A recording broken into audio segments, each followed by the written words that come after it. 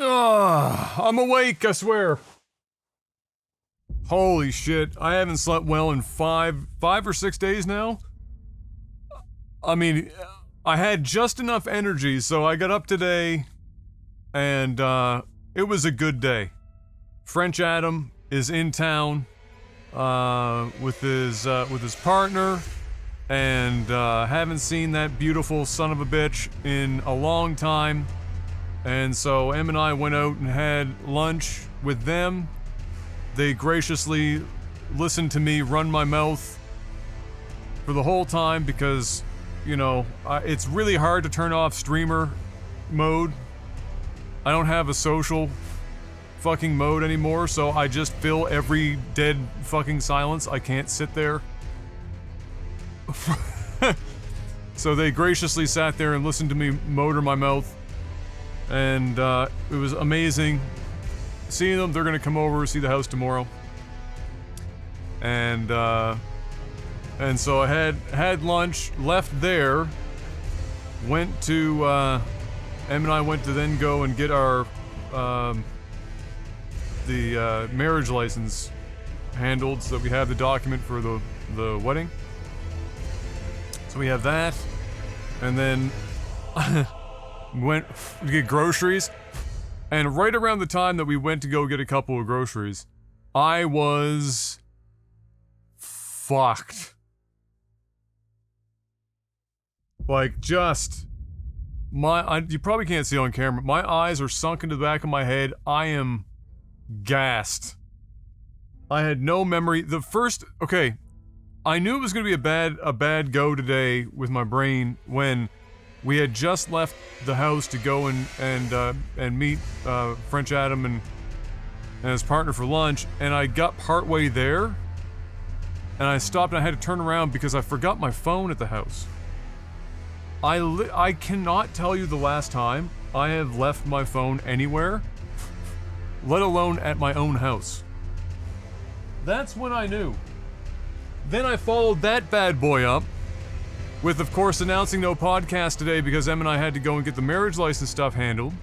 But then I messaged Jeff and he was like, "Bro, I just landed in Vegas. Remember, I'm in Vegas this week." I said, "Word?" I forgot.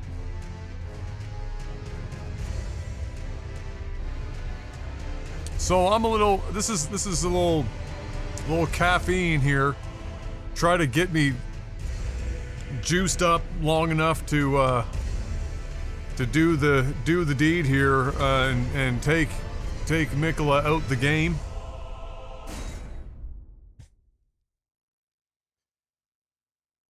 "5 days since having a good sleep. What's that like?" You start. Well, you would know. I suppose you start. English becomes difficult in spoken word. Your short-term memory doesn't exist. It's a figment of your imagination.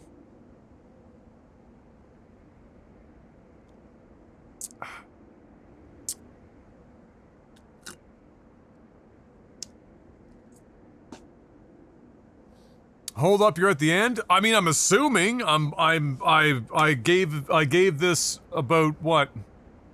About 7, 8, 10, somewhere in there, attempts last night, falling asleep in my chair, just to get an idea. He's bullshit.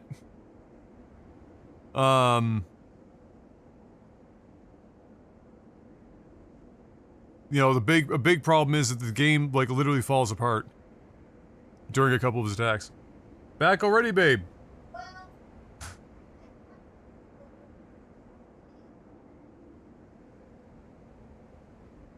Ah, I see. You gonna do some weeding?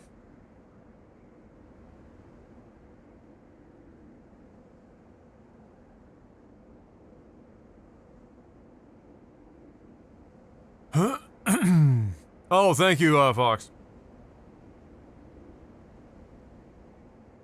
Pal World, after the update. Yeah, I haven't decided what I'm gonna do after this. I haven't decided if I'm gonna do Ribbon, or if I'm gonna do that offline. Might be kind of neat to hop in and see what Pal World is up to. That might be fun.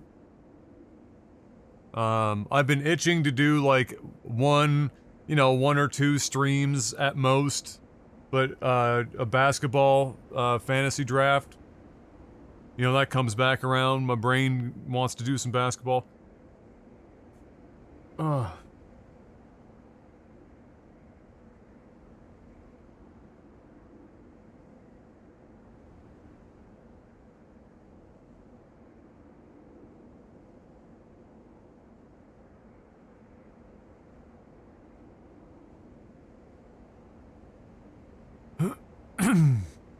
Physio. What are you in physio for?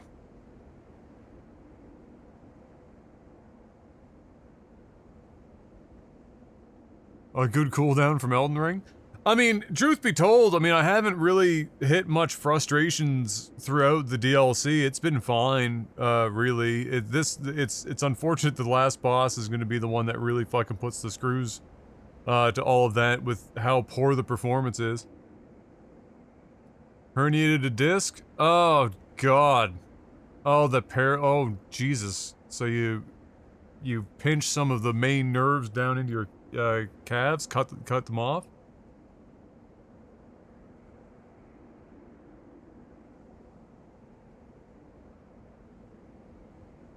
Yikes!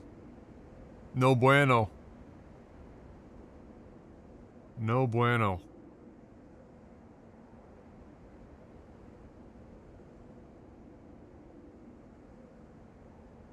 Fell asleep after stretching, 10 minutes later woke up. You herniated a disc stretching? Or was this like after you had already herniated?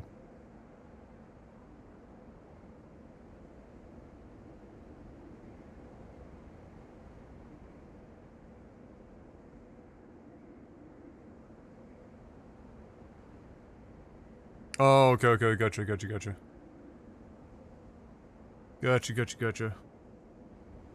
It was bad? Well, no shit, it was bad at that point.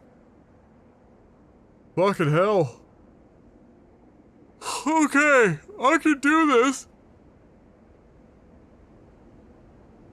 Ah! Right? This is exactly this is where you want to be.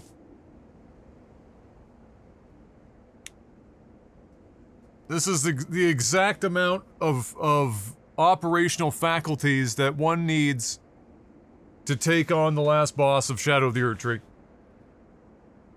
Oh. I don't know what happened when I fell asleep. Were you just laying, like, back flat? Were you on the floor, or were you in bed, or what?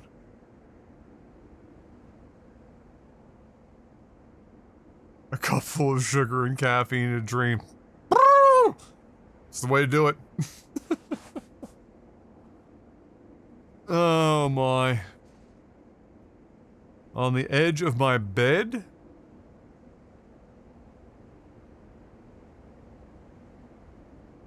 Like feet on the floor, like bent at the hip? Oh, your tibias were hanging up. Oh! Oh, I can 100% see how that fucked up. Oh my god. Bro, that puts a comedic amount of strain on your lumbar region. That's... You... As an extreme... Okay, so as an extremely tall person, let me give everyone a little secret at home if you haven't figured... Yeah, you used to do it all the time? That might be why your back was in a position in which it was weak enough to herniate to begin with. Listen. You want a little secret? As somebody who's very tall, there's 6'3". Oh, bro, there is a mile between 6'3" and 6'6" when it comes to beds. You can still fit on a bed at 6'3". So, when you sleep in a bed and your feet, even just your feet, so let's say that you just get it so that your Achilles is hanging over, the end of the bed. Pretty much any amount of drop off the end of the bed, in any way, shape, or form, will load up your low back. Whether you're on your back or on your stomach. It's worse on your back. If it's just your feet, then you're on your stomach because there's more support.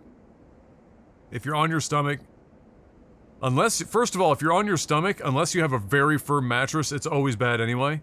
But if you have, like, enough that, like, let's say you're, like, halfway up your fucking leg, is hanging off the bed and you're on your stomach, oh, it's a lever. It's a lever that your body's primary muscles that stop that lever are up in your low back.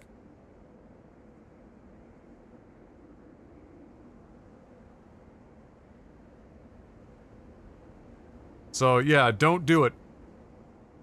Because it might be cool for, for a while, and then all of a sudden it's no longer cool. Because a lot of the injuries, a lot of what people perceive as sudden injury in their 30s is not because they're 30 years old by itself. It's because they did shit since they were 15 that has had 15 years to accumulate, and then just so happened to, needle, or the straw on the camel, in their 30s. Yeah, that one's no bueno, for sure. You definitely want full support all the way down to your heels on a bed if you're gonna, be sleeping. 'Cause that's a bad time. Speaking of a bad time, let's, get this first death out of the way.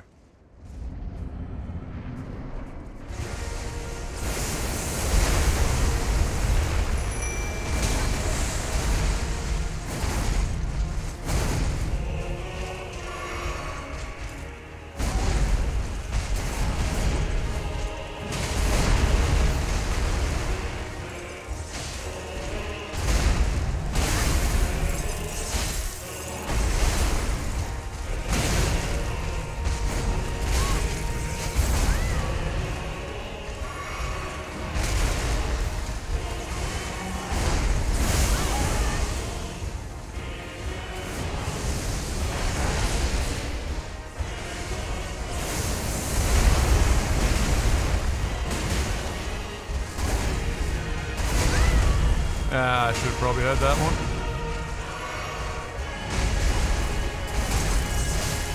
Cutscene.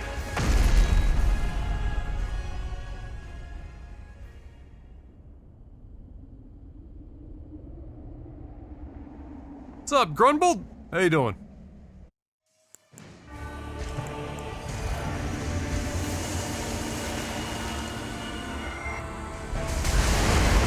It's a little later than that.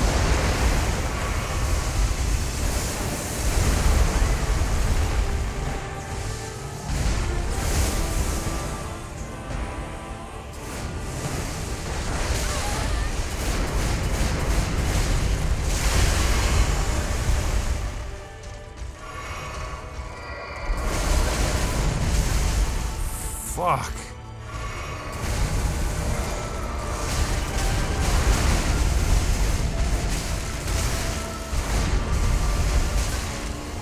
Holy shit. This is me doing no damage. I'm just trying to survive to get to the next heal. I promise you. I haven't had a window to attack. Guided by compassion. I've just been running.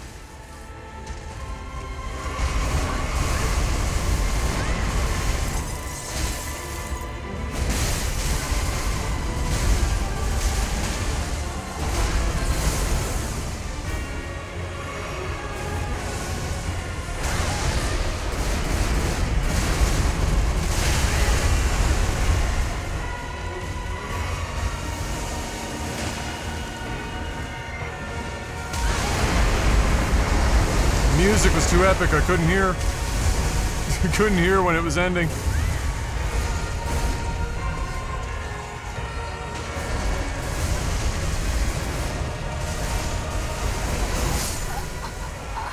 Oh. That's a arena-wide AoE. So, like, the good news about that run was I had a lot of great dodging and stuff. He just didn't give me any opportunity to attack in that second phase. It was just a non-stop barrage, one after the other.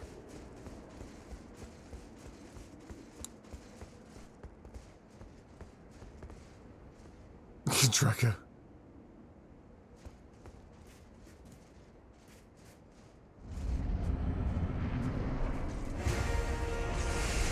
Oh, I thought he was gonna give me the time.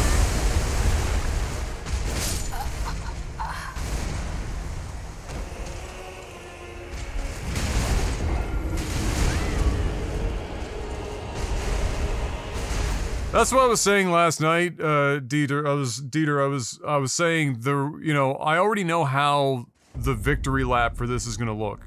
Like, I know how it's all gonna play out. It's going to be, almost entirely based on how aggressive he is in Phase 2. There is no amount of skill that I'm gonna ever have that's going to dramatically improve Phase 2. Like, if you saw that first fight that you just watched me do, like, there's no room to attack. And there are some attacks that even if you frame dodge perfectly, there's a non-zero chance that you're not going to have enough time to get the second dodge going in time before you just take damage. So sometimes you're just taking damage in this fight, I'm convinced of it. If there is a way to dodge every ounce of every damage that he doles out with his follow-up AoEs, I won't personally be the guy doing it. That'll be somebody else that's been snorting Adderall for the last hour and a half. So I know it will be largely dependent upon what series of attacks he chooses to use in the second half of the fight, and how close I can stay to him in the second half of the fight so that there are more opportunities for both the Mimic and myself to hit him and proc Frost and Bleed. That's pretty much it. Otherwise it's just me getting to the second half of this fight with a reasonable amount of potions and hoping for the best. That's all this was gonna be. Which makes it kind of a shit boss fight for me, but you know, it's whatever. Wait, what the fuck? Why did that... How did I not dodge that last one?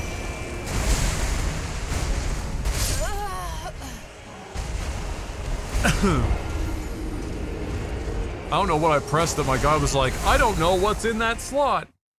Maybe I pressed, like, 2 directions at once somehow? I have no idea. Plug in a second... I did see Tuna today! I was so sad, though. I wasn't able to spend any time with her. We were just leaving. Actually, it was when I came back to get my phone. And, we were already late getting downtown, and she was sitting out on her owner's front doorstep, and I was like, just thinking in the back of my head, I was like, please don't run over, please, because I'm gonna feel so guilty if she runs over and then I just leave. And she didn't, thankfully, because it was not like raining hard, but it was like a little drizzly, so she wasn't like sprinting to come out into the rain. I don't, like that one, like how do you miss the damage there?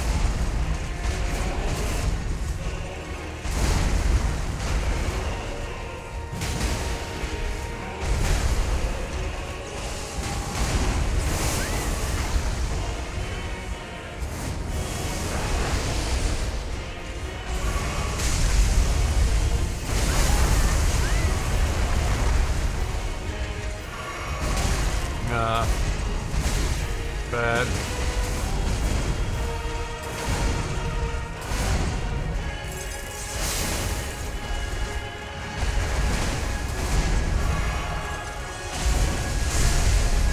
Again?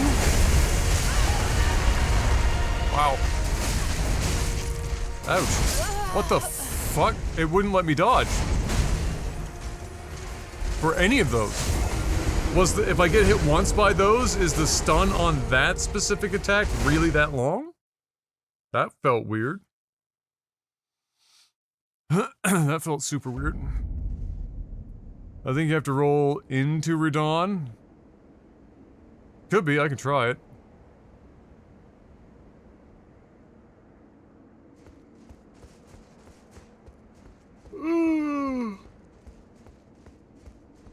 It's the last boss of the DLC Korean guy, and this guy is hella cheese.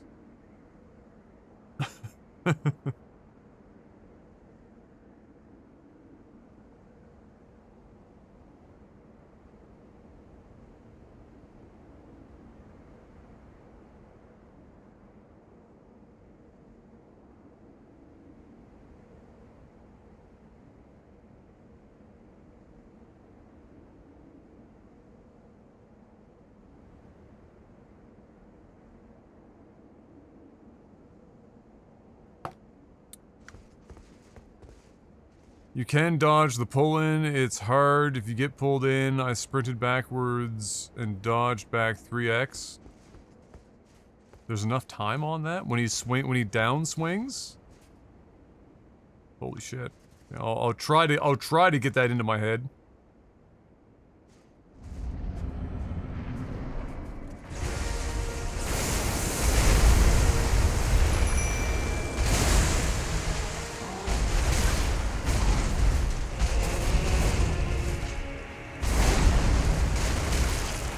How did that hit me? What the fuck?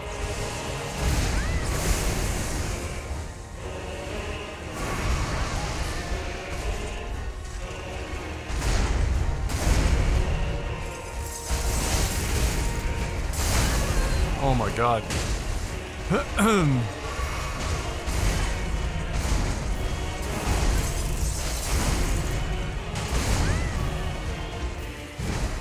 That's an unfortunate miss. 3D. Oh, he ran. What the fuck?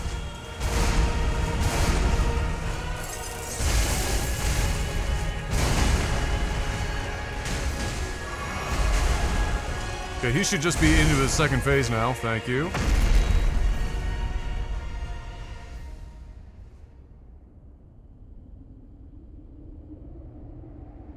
We did discuss actually making Scarlet Rot bombs and stuff to test it in phase 2. But apparently it seems like some people have tried it or played with it. His resistances to it go way up in phase 2.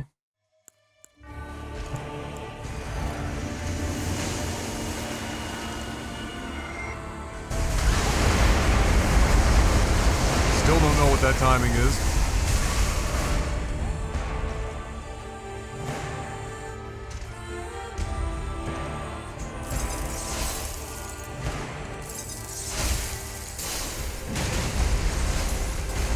What is this camera?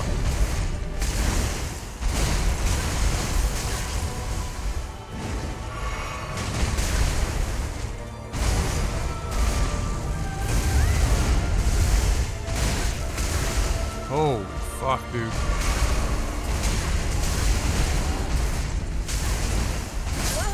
How? Okay. What pisses me off about this second phase is I've tried dodging left, I've tried dodging right, I've tried dodging back, I've tried dodging forward, and the AoE follow-up to these attacks hits me in all 4 cardinal directions. So I don't know, I've been trying to figure out what direction you're supposed to be able to go to not be punished.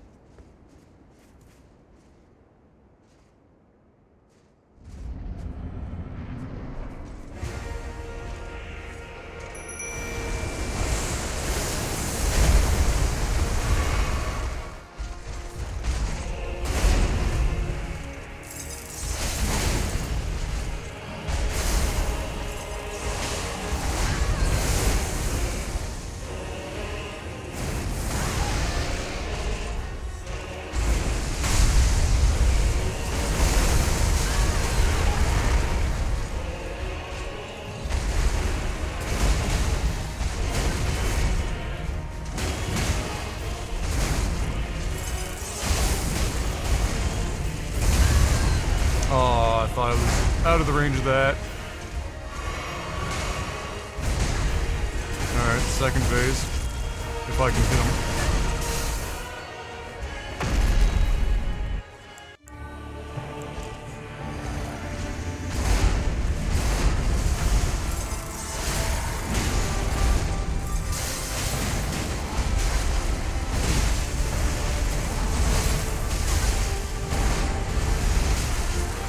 God, he still follows around to the side on that. Did you see how much dodging I did there and I still got punished for it? Like, that's what's depressing about this. Still not the right time.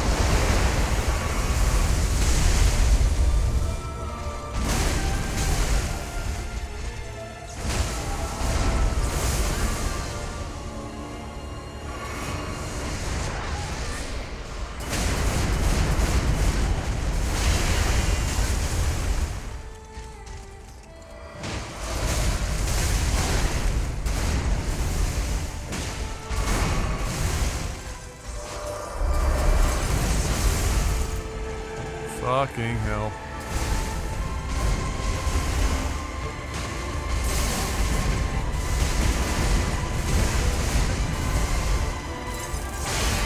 He's gonna jump out of here. We have to fucking hit him. That's bad.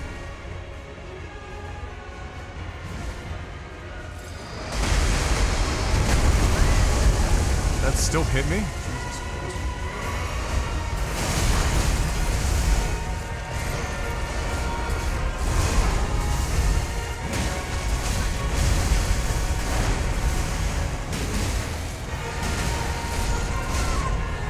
No shot, he didn't just pick me up there. You didn't! You didn't! Oh, he missed. He fucking missed. He fucking missed the swing. 1 HP, this game's a joke. This game is such a troll. Wow. Somehow missed all of those swings. Any one fucking meme, and he fucking gets the 1 HP. Miyazaki can suck my Miyazaki. Remember what I told you about it doesn't matter what level you are, or however many stats you have, or whatever it is. Like, remember, just for a moment, that I told you that there is, without question, a fucking way the game is programmed to randomly serve you a magic pixel. I'm fucking telling you. You could have 99 all stats. It is mathematically going to serve you a fucking goddamn magic pixel, and it will be the most disgusting fucking time imaginable that could happen. That was the run. We just beat him. And we were robbed. And asking about unfortunately there's no time to pot there, because you don't know what attack he's gonna do. And if you pot, and at the second phase you pot at the wrong time, he can stun lock you and kill you immediately. All I had to do was hit him once. It didn't even have to be double hit. Any singular spike on either of these, he managed to inadvertently sidestep a fucking jump attack. Wasn't even intentional. It was part of a setup. Complete RNG. And like I said, the second phase, it will be RNG.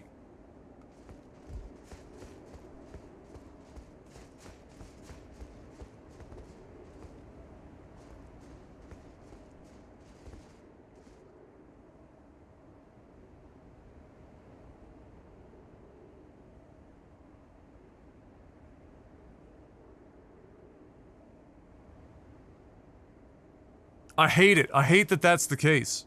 And you know they're doing it. Nobody, you could tell, you could have a developer look me right in the eyes and tell me they're not doing it. I will spit on my hand and slap them in the mouth and tell them they're a liar. Don't lie to me. You do it. There's no other game no other series of games. It's in every one of them. There's no other series of games that I have ever played where that happens with that level of frequency. It's nutty.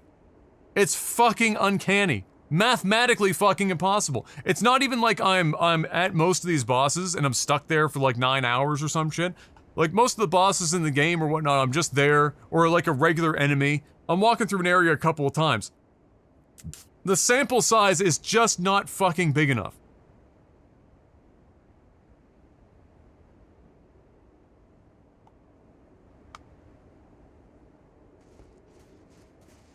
They're like trying to fabricate these epic moments by doing it.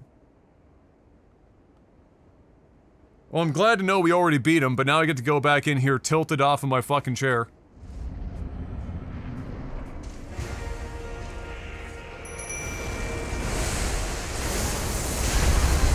That's the wrong button, Adam. Because you're tilted. The fuck? And now you're gonna play bad for like the next hour and a half while you try to come down off of your tilt. That's like the fucking, Nameless King all over again.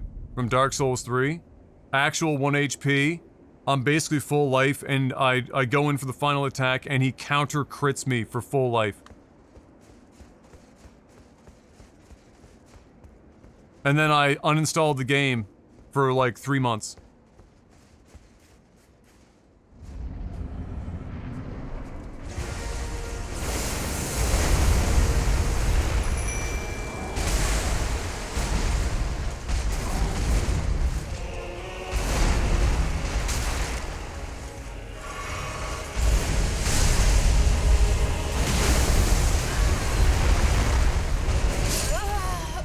Yeah, rolling into him, by the way, not the answer on that attack.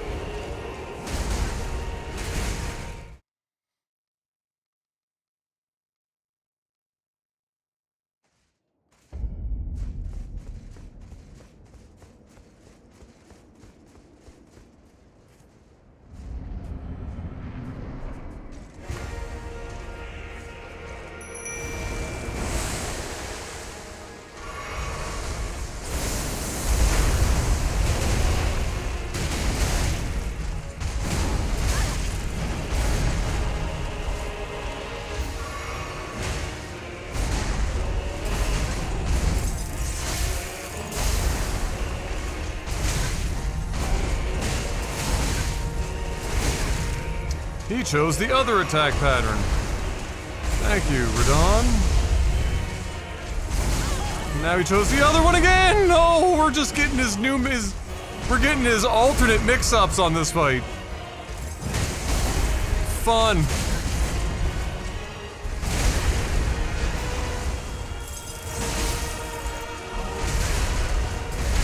Is this guy gonna, like, kill me before the second phase when he's, like, actually 1 HP on the second phase, too? Is that gonna be the story of the day?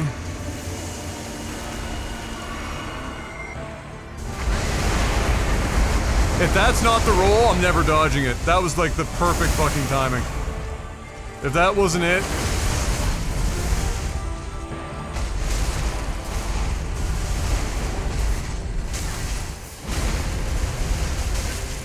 Holy shit. Perfect dodge and rewarded with with damage at every single attack.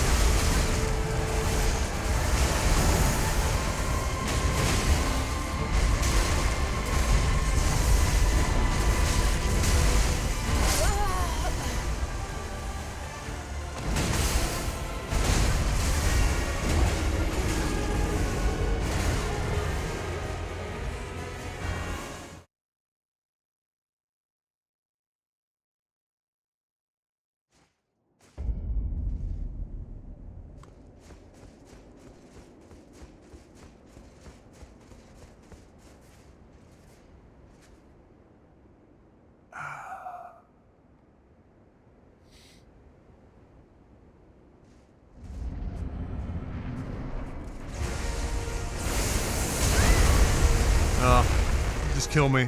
I wanted to itch my ear.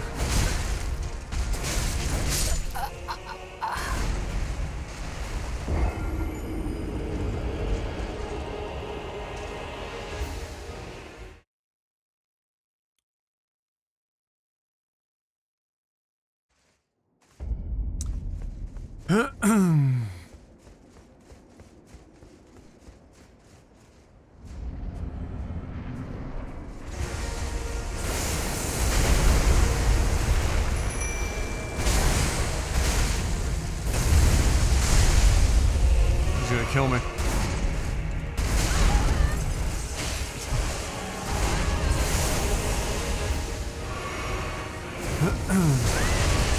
going into full cocksucker mode on this run, I see. You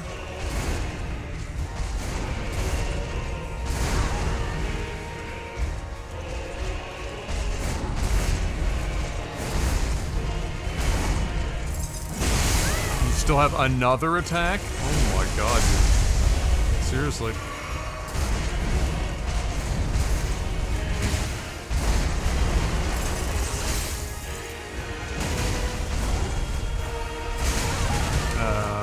It's the two-handed fucking side swing.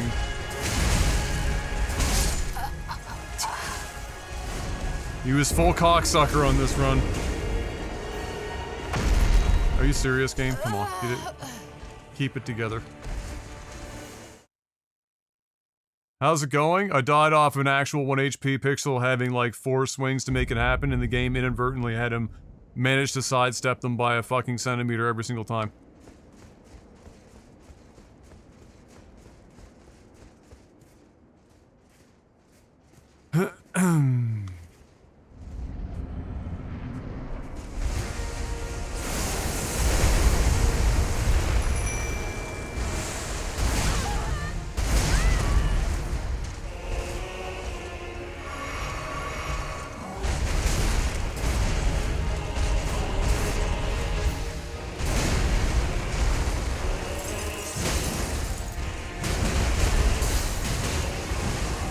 Where are you aiming?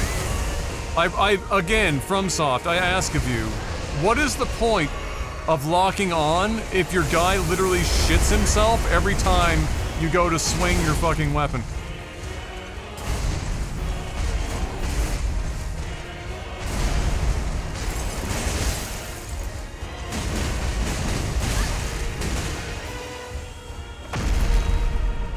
Like, what is the point?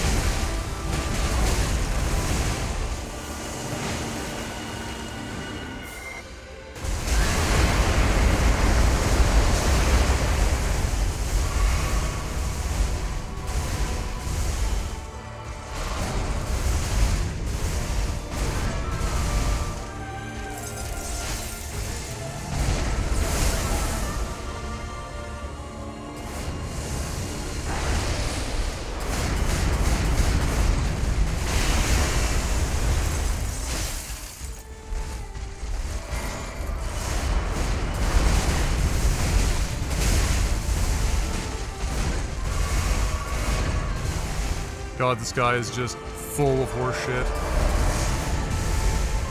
I just crammed absolutely full of it.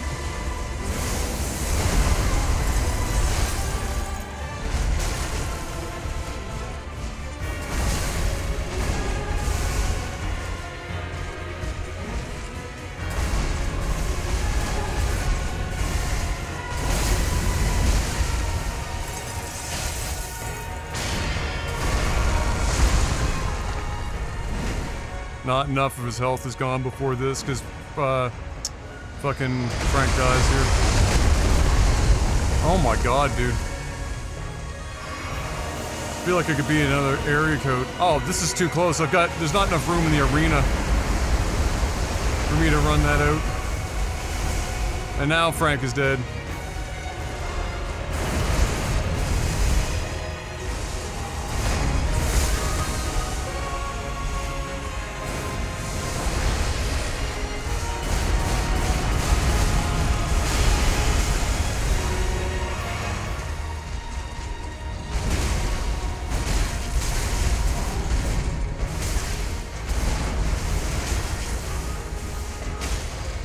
Oh, I have no magic left. I promise you, a 1,000-year voyage guided by compassion.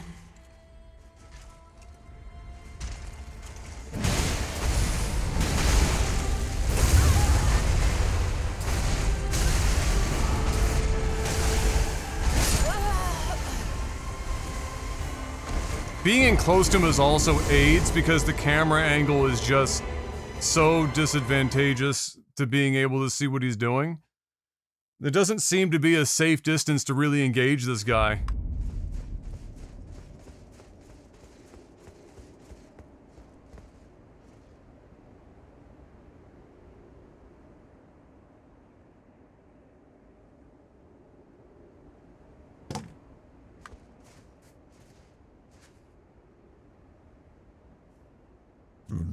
Excuse me. Basically, if you don't have him down to, like, a really small amount of health by the time he does his big, huge fucking, you know, shooting star meme, there's no way. Yeah, unless you've miraculously dodged basically everything up to that point.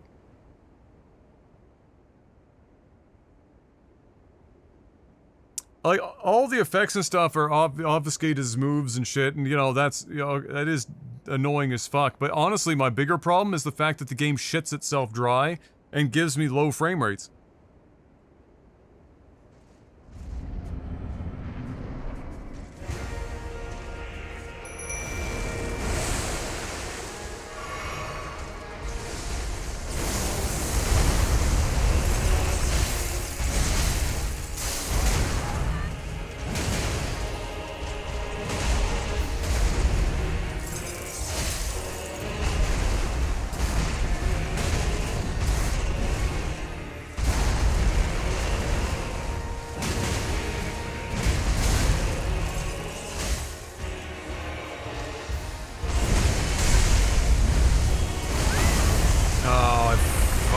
Into it.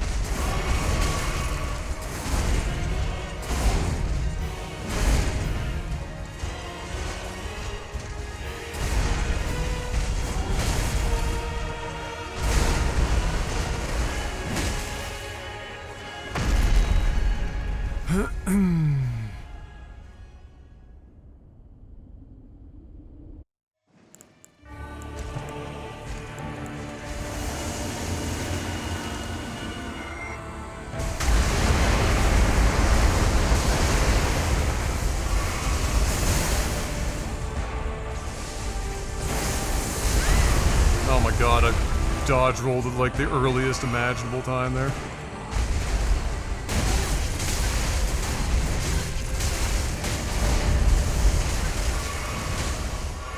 Yeah, already used my flask there.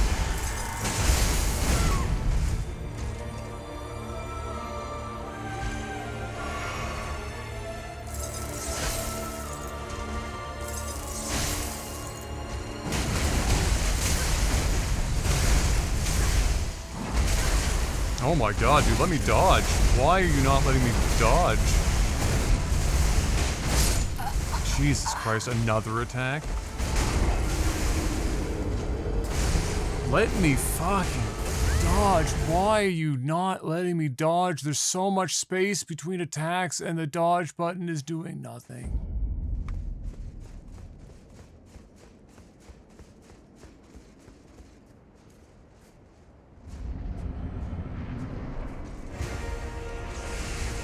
I thought he was giving me the time.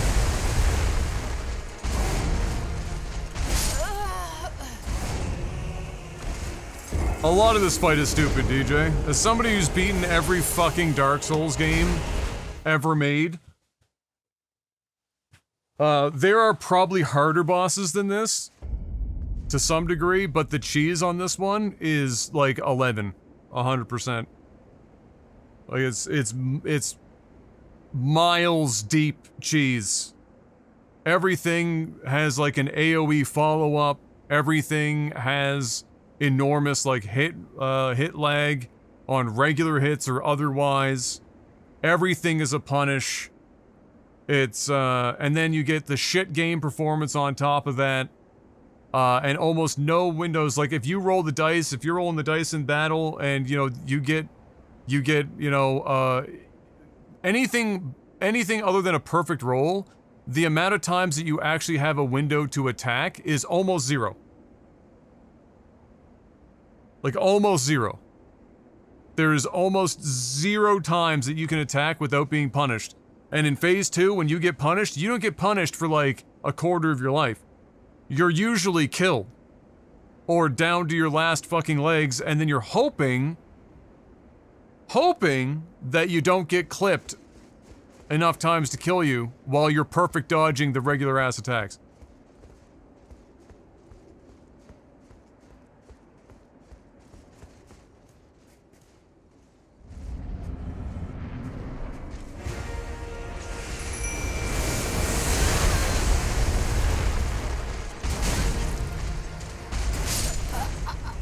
Dude's being a real fucking asshole in these last couple of starts. Like, he's feigning like he's not going to immediately charge in, making me think I can get Mimic out right away instead of waiting for him to attack.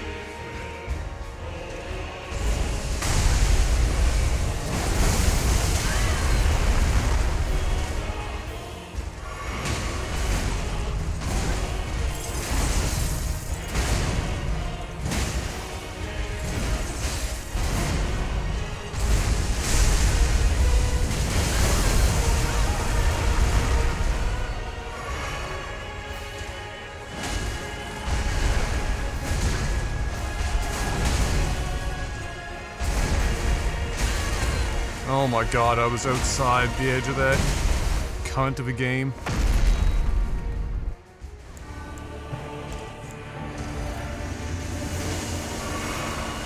Now I just get to take free damage.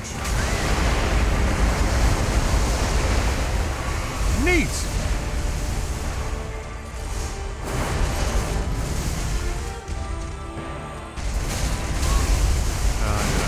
Uh-huh. If he hits me with one of those, he hits me with all of them, and there's nothing I can do about it.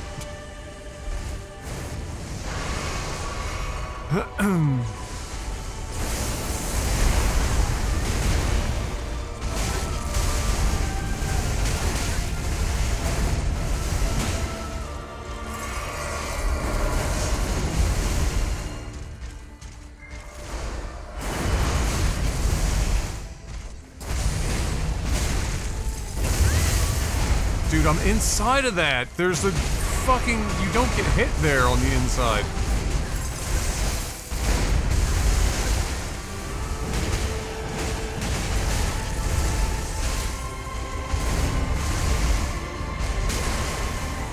Holy fuck, dude. The range.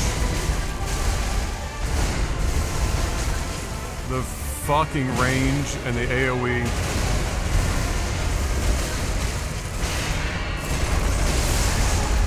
Alright, okay. Oh, I've got no flasks left? Alright, Frank, just hit him once. Is he really gonna get free fucking damage on that?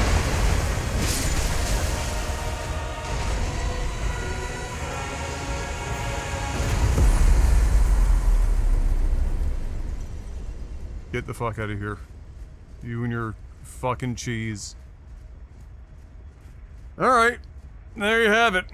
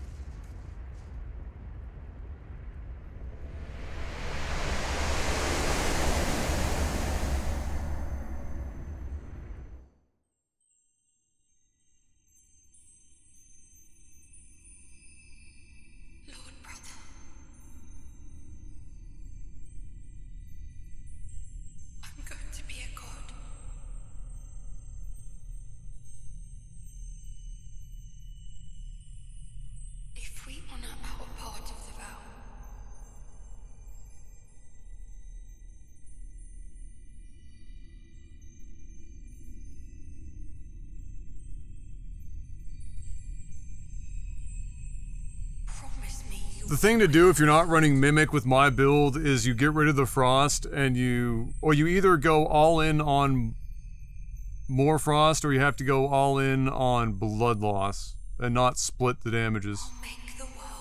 Because you need consistent procs.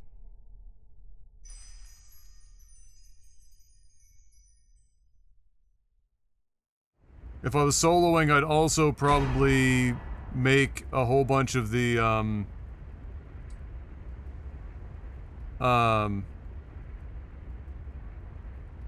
you know, the holy and whatnot boosts items defense.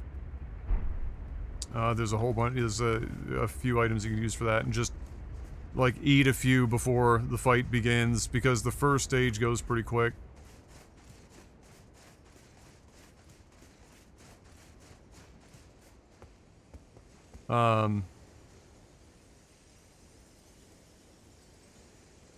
First phase of him for parrying is probably not bad. You could probably learn the parry on the first stage pretty quick. Second phase would be a fucking nightmare. I don't even know like how much of that you can.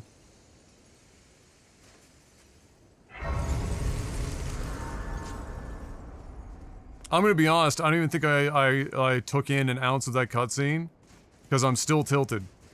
I felt no satisfaction beating that boss. Just kind of like, all right, it's done.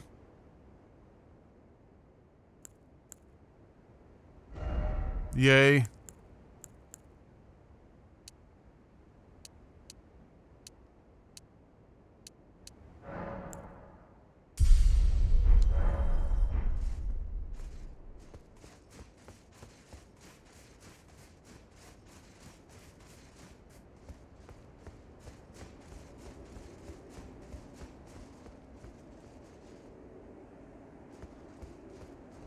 His first phase attacks are slow enough and telegraphed enough that it's probably not too bad. The second phase, though, with all the extra holy shit and whatnot,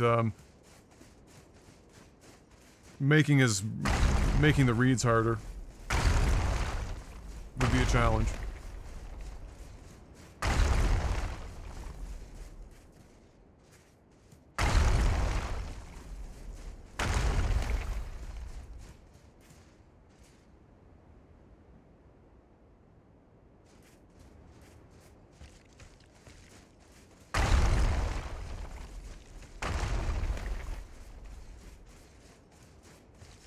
Yeah, exactly, Dieter. That was what I was talking about last night.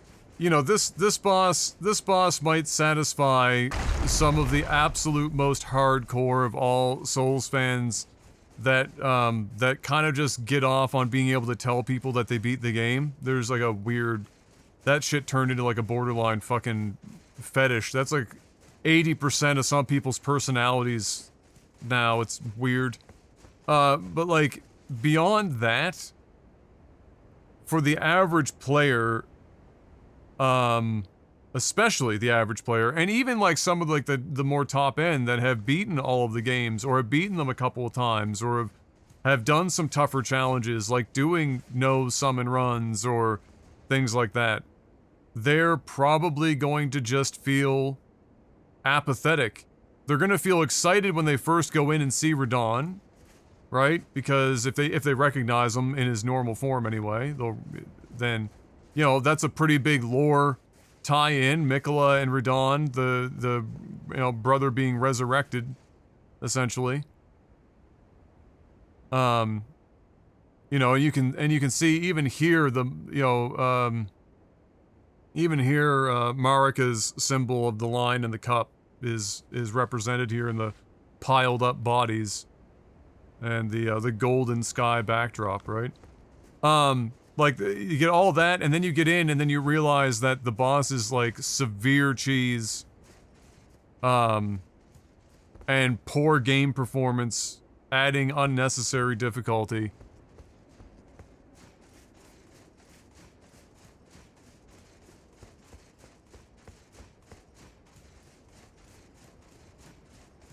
Yeah, it doesn't look like any other cutscenes. What did Mikola even say in the cutscene? Can somebody fill me in? I'm dead serious. I was so apathetic to the whole thing. I didn't even pay attention to the cutscene. I was still tilted. I was still just angry.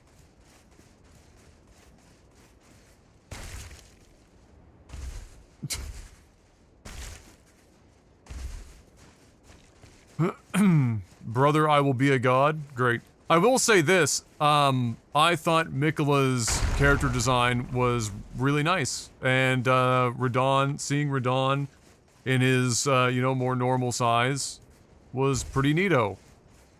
The way that they did the second phase, though, it all still kind of felt like Radon was not himself, but just a puppet, you know what I mean? Like he...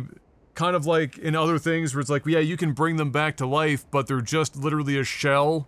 They did this in BG3 to some degree with that, they had that little like side questy thing with the wife and the zombie.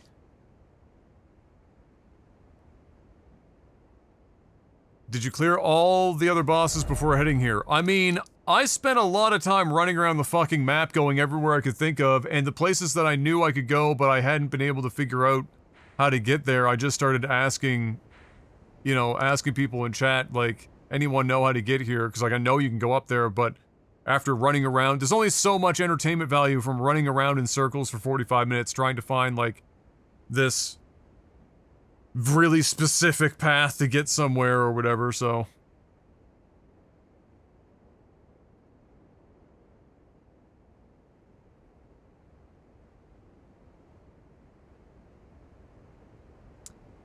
you have Mikola's broken rune, by the way. That dispels the grab charm. Oh, really? Interesting. How did you get, to that temple on the island to bottom left? Okay, so this was...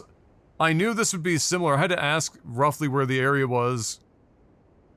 Although I knew, I just looked at the wrong cliff face.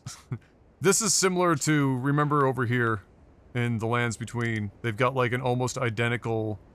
situation here. Where was that other... There's an island that has an almost identical, meme. This one. Right? So, I knew that there was probably just a cave or something, and there is. It's down here, I'll show you. It's down on this cliff face, on the other side of this tree, and then there's a cave system. It goes two ways. It goes up underneath here and comes out onto this boat. And there's an item here. And then you go the other way and it brings you out at the island.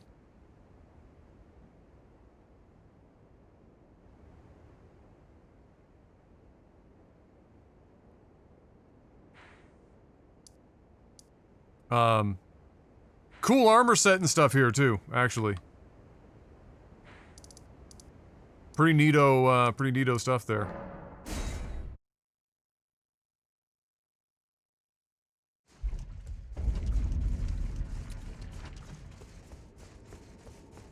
Let's, pay a visit to, Mikola's sister. Oh, would you look at that? She's happy that we, stopped them.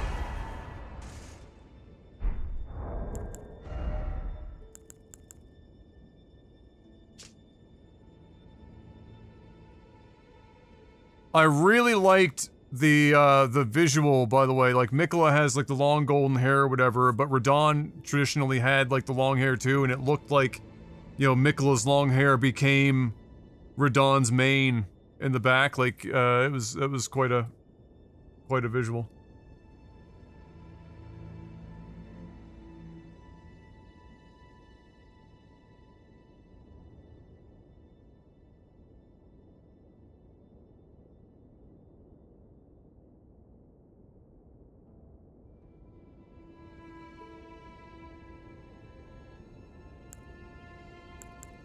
Top 3 bosses of the DLC? Give me a second, I'll talk about that.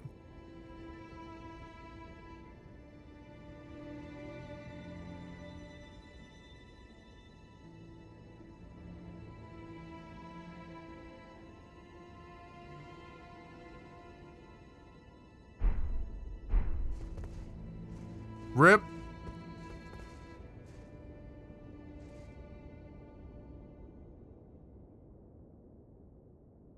Was she only the top half of a body? In the first place. I was trying to figure that out. It looked like it. Being cradled by this flower.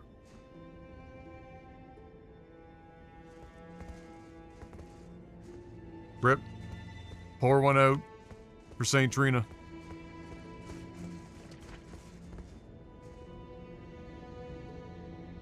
The NPC quest info, by the way, is that Mikola stole Moog's body to revive Radon inside of it. That's why he had that one blood flame slash move. Yeah, that was my assumption after a while. After I saw Radon there, I was like, oh, okay, so Moog was to... My first guess before we got to the boss was that I was like, I wonder... Because I didn't know anyway, maybe we had more lore to that. I thought that perhaps by the time Mikola got to where he was going and he had discarded all these parts of himself along the way, that he was going to then use Moog's body in place of his own, but he used it to resurrect Radon instead.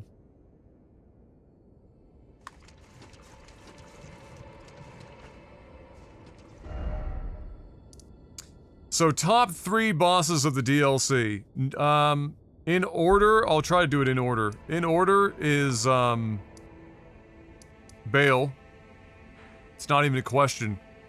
Bale shits on all other boss fights in this entire DLC. I mean, it's first place, but there's like a chasm between first place and second and third. So, Bale, for sure. And then everything else below that, I don't know, it's kind of a tough call.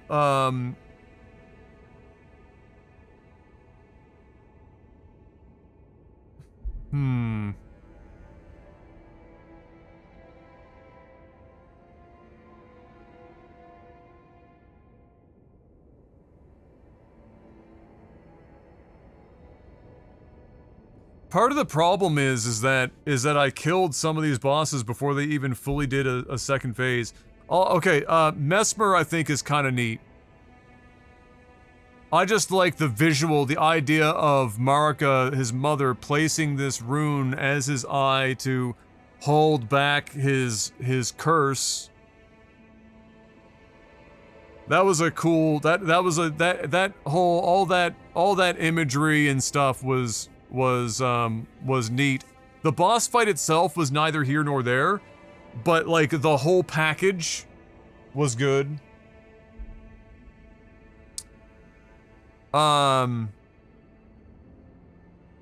There's like a female version of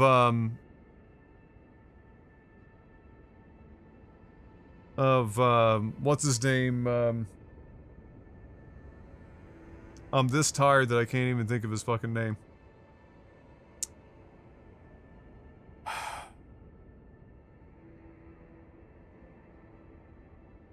Come on, brain. Stay with me. Bronny James to the Lakers has happened? Oh, good God, it's happening. Okay. Rolana, yeah, Rolana, who is like the female version of, like a sort of female version of, what's his name? DLC Dark Souls 1. I don't know why I can't think of his name right now. That's crazy. He's like my favorite boss fight of all time, basically, other than Bale at this point in the series. Artorias, thank you. That's how tired I am. Anyway, so she kind of gave me Artorias vibes.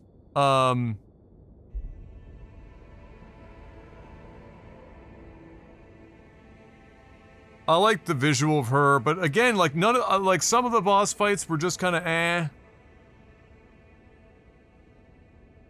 But at the same time, in fairness, I mean, we are now, you know, Dark Souls, if you don't count, I don't really count Demon Souls in this list. Dark Souls 1, 2, 3, Bloodborne, Elden Ring DLC, right? We've had a lot of bosses. It's getting really, really difficult for bosses to not just feel like you're playing a boss that you've fought before.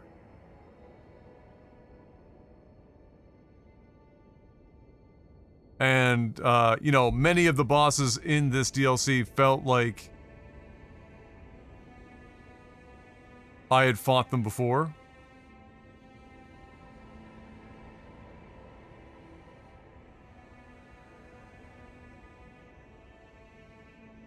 No, it was the end, D-Mystic. It was the end.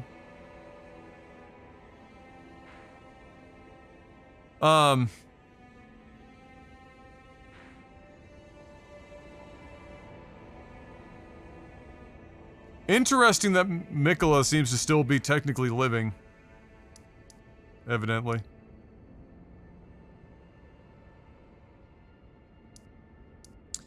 So yeah, like even, I mean, I think it's telling that for me anyway, trying to come up with 3 top bosses, I don't know if there are 3 deserving of being listed. I think it's basically Bale and then everything else. Man.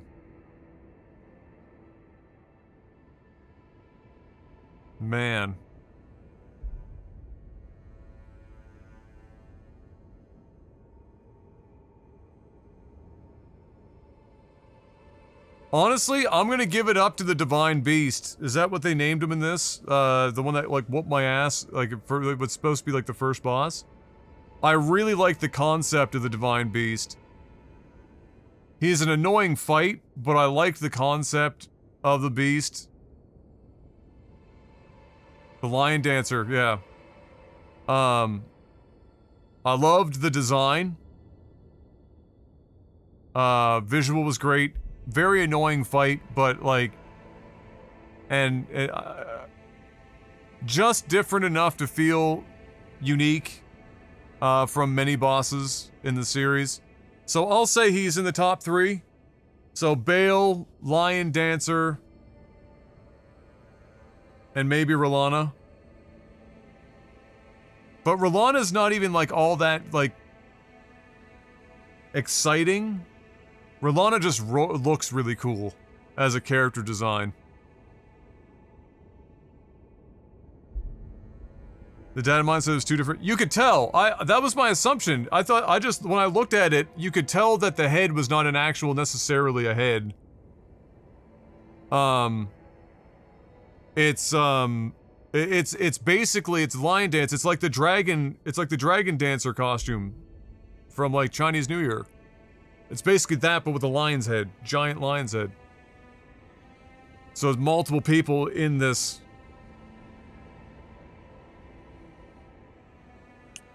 So who would I put in 3rd, though, if it wasn't Rolana? Because she's just kind of, like, neat looking. Bale. Lion Dancer. Mesmer is probably shortlisted, for sure. He'd be like top 5.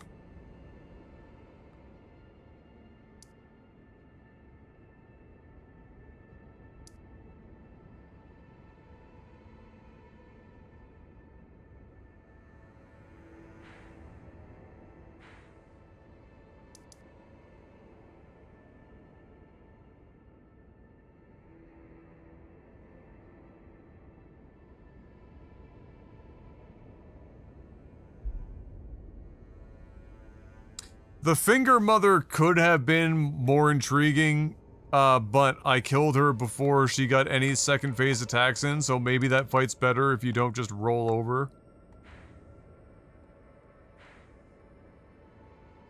Shadow Tree Avatar?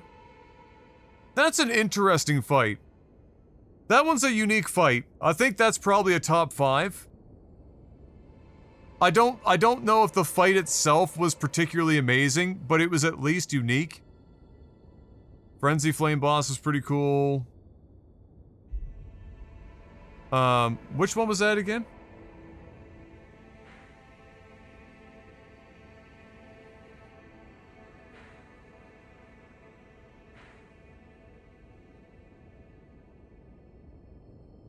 The one down in the woods? This one? Oh, the one where he, like, pulls the fucking his own, like, the thing out of himself?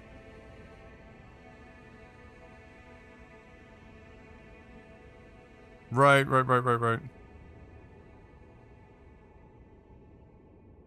Yeah, the fight was whatever. I kind of wish that there was more lore to the area and stuff, because the closest we got was like the painting that is a illusory wall is showing this area before it went to shit. Right?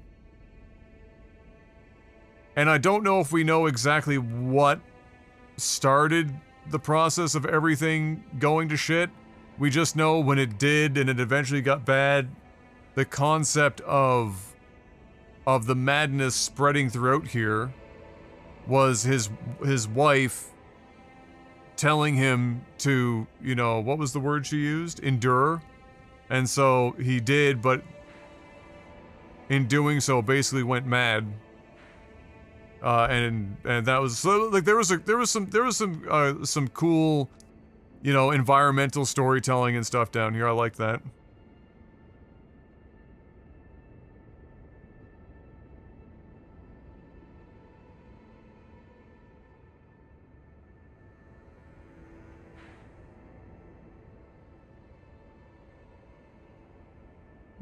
But I mean, honestly, the peak of the whole thing was Bale, by a long shot. That fight was just the right amount of difficulty and visual flair. Somehow the Bale fight didn't destroy the frame rate as bad as Radon Mikula.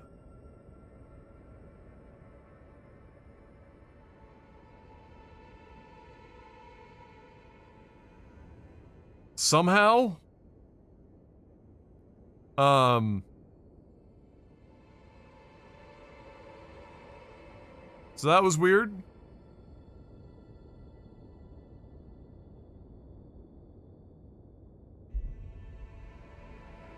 So I will give, you know, for the DLC, the exploration part, I'm gonna give it, I mean, I don't, like, this isn't like a typical Adam review, but if I'm just gonna break it down, the exploration, I think, part is probably an 8 out of 10.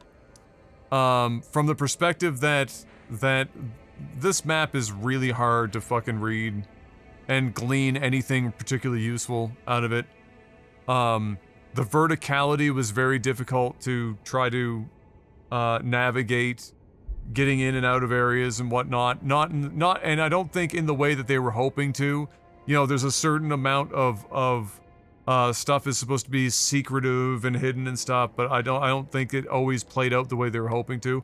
So I'm gonna give it an 8 out of 10 on the exploration. I'm gonna give the level, or not the level design, but the art direction in this is a 10, easy. There is a ton of amazing visuals, both from just entering areas and a million different directions. You could look in almost any direction and it looks like it was crafted specifically for you to be looking at that one angle, even though you're just like, you could spin 360 and just stop randomly and it would still look good. So that was great. That was amazing. That's not you know, that's not shocking though. Their art team has been hitting home runs for ages at this point. I enjoyed that they used this DLC to elaborate a bit more on certain aspects and lore bits of the main game. I think that they made it quite interesting while still leaving a few question marks. I'm sure there will be like 5-hour, 12-hour, 18-hour long video essays trying to completely dissect everything that we came across here and have seen. But I thought they did a pretty good job of tying it together. Some stuff felt like it might have cheapened it a bit though. Like fighting the Mother of Fingers, I feel like I didn't need to do that. The whole finger thing, as far as I was concerned, was they were like, you know, quite literally, you know, next to God. And so to just walk into a fight and just pub stomp the Mother of Fingers felt weird. And it didn't really add a lot of lore to it. It did add a little bit.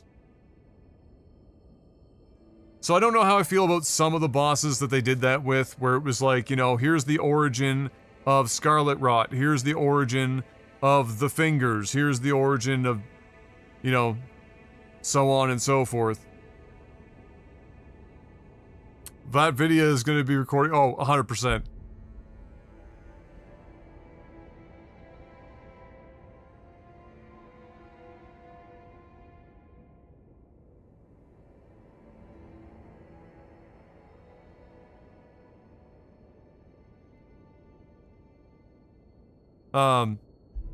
The weapons. Some of the new weapon styles and stuff are quite, look like they're quite fun for people who are really into trying different builds and stuff.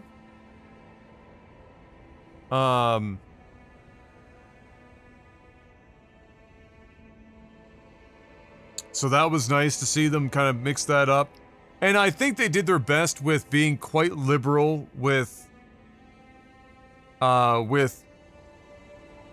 stones and whatnot for actually upgrading weapons, to see, you know, try to entice players to try new ones. You know, they're pretty heavy-handed with them, so, you know, they did their best. It's still not perfect. It's always going to be difficult for somebody who got far enough in the base game with a certain style to get Radon and Moog beaten. Like, in order to beat Radon and Moog, most players have to have found something that they really, really like and have upgraded quite a bit. And so convincing those players to change, even if you provide them with the materials, is probably quite a challenge.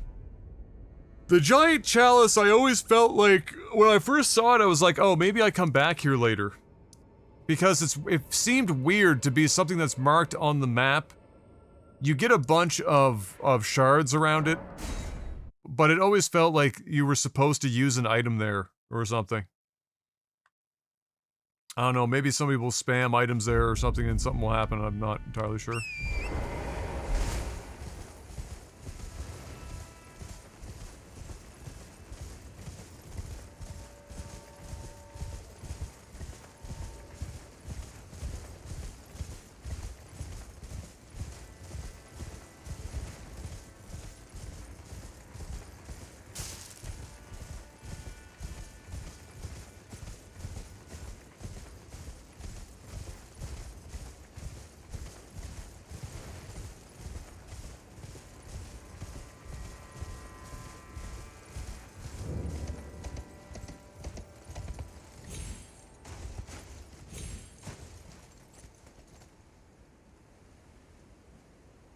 I mean, it's called a chalice.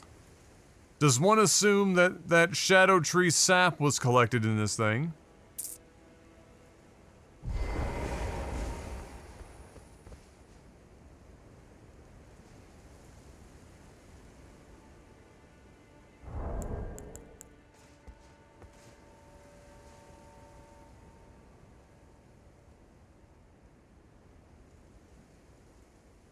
I want to see Alexander here taking a bath. Lol.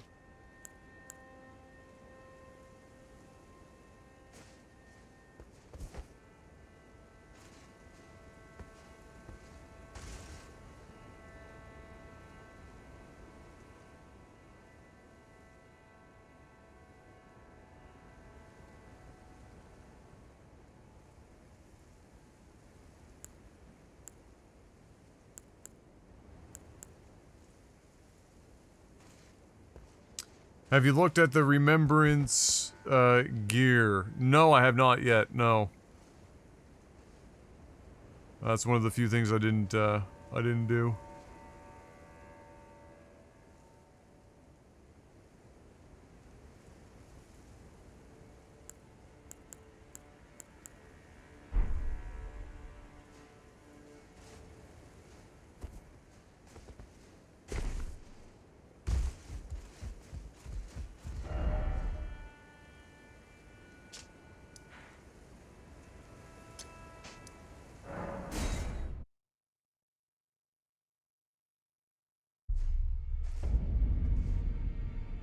I'm still early, but I wish runes felt more plentiful because I have all the bell bearings and can get stones to bring normal weapons to +24 and the special ones to +9. Yeah, I mean, there's definitely ways to farm runes pretty quickly. But it can, when you're trying to accomplish some things, it can definitely sometimes feel like you're starved for runes. No question.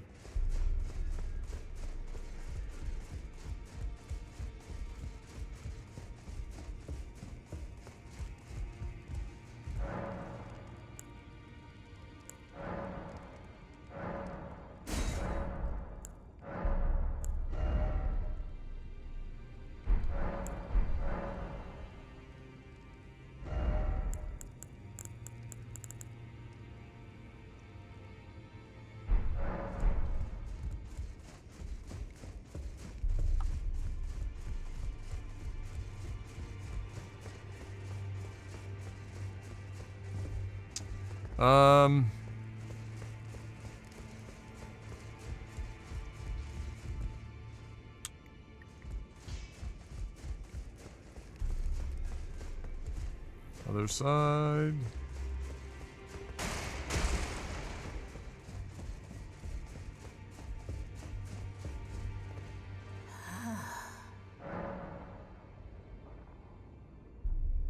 Queen Marika is the vessel of the Elden Ring, carrier of its vision. A god in truth.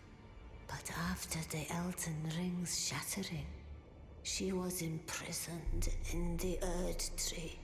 A grim punishment for shattering the Order, despite her godhood. The fingers speak. Marika's trespass demanded a heavy sentence. But even in shackles, she remains a god and a vision's vessel.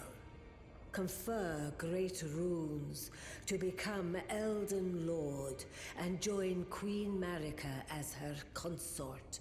The fingers have willed it so. Now you may go.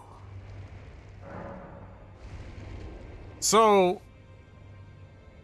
if the Greater Will wanted us to be Elden Lord as Queen Marika's consort, but we end up killing Marika. You know? Hey, what's up, Link? Not the best, consort in the world.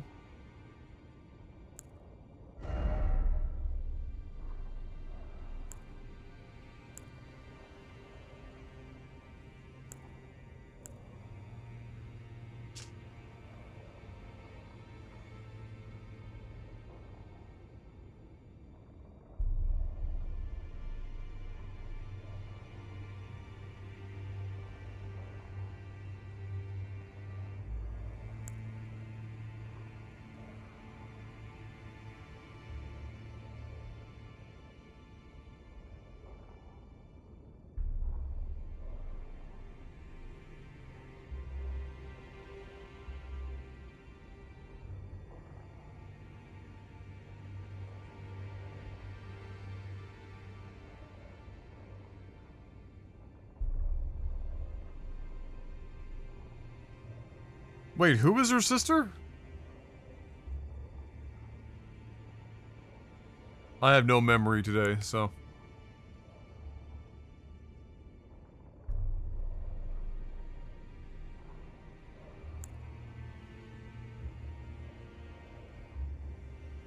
Renala? Oh, right.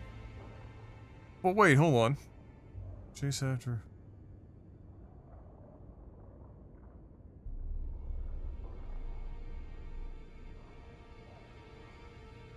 Renala chased after Mesmer, but ended up with fucking what's-his-face instead?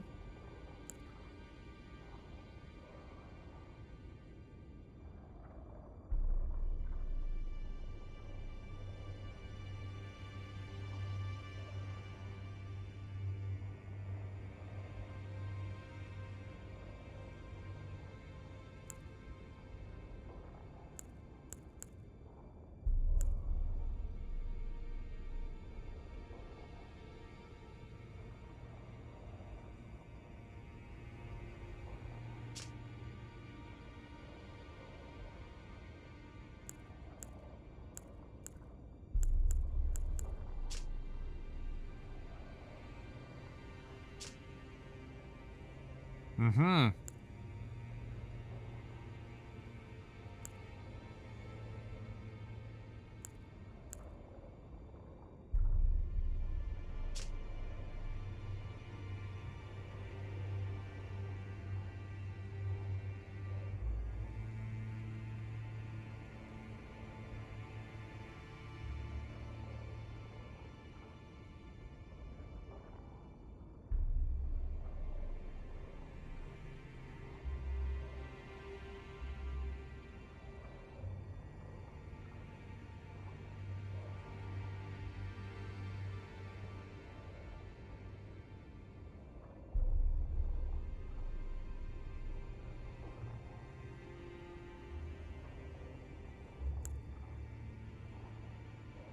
Intriguing.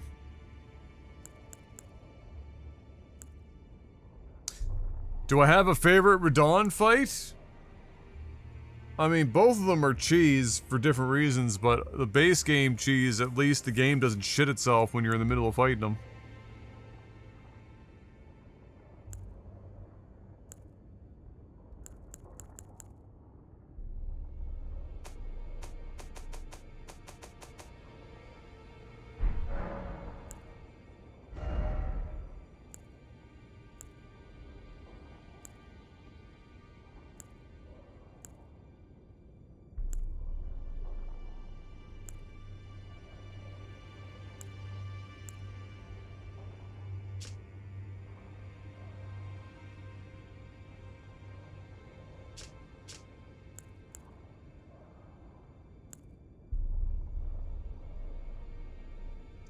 Ah, you can get her swords. Cleaver. Sword lance.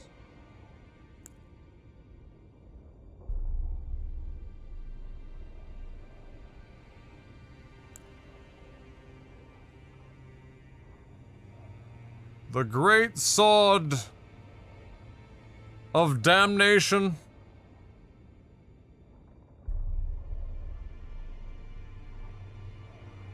Yeah, unfortunately, I guess I fucked something up along the way where instead of having their help, I ended up having to fight them all in the arena before getting to Mikola. I don't know what I did to piss them all off.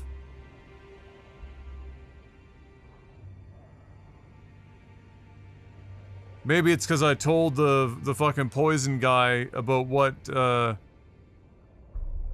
what's-her-face told me, and then he ratted.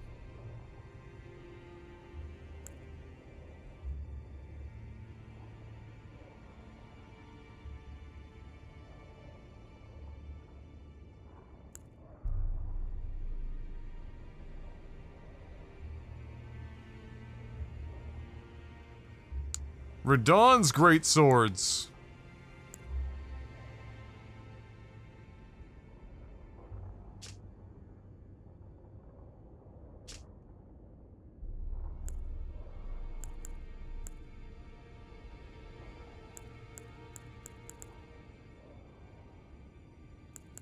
No, I haven't used any of them. Just raw dogged it.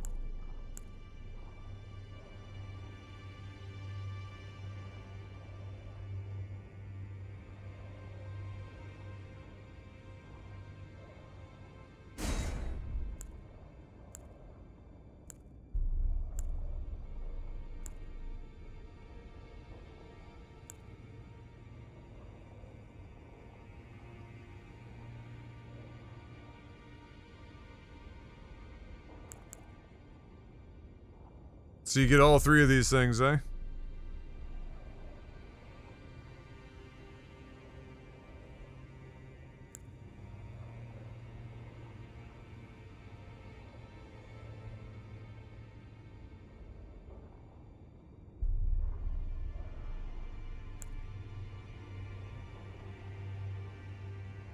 Oh, yeah, you gotta clone the thing.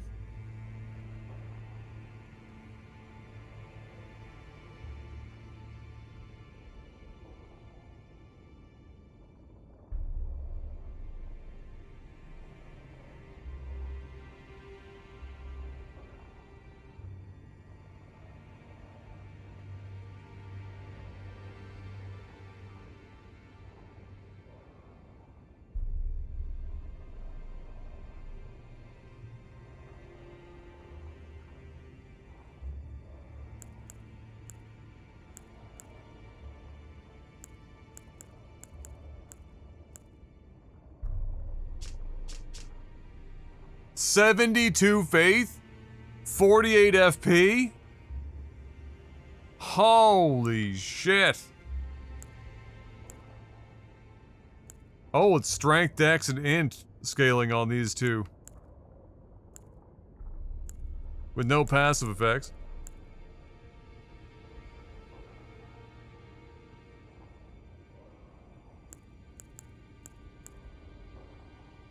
"32 strength, 24 dex. Holy fuck.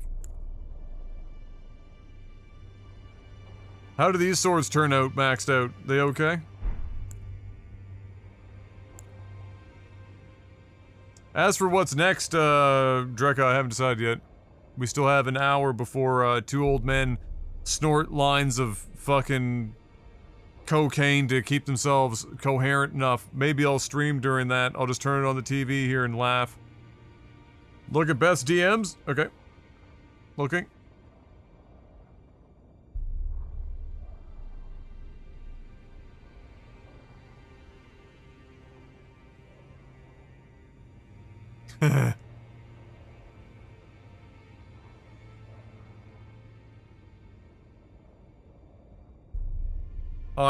I already knew what this was gonna be as soon as I saw it.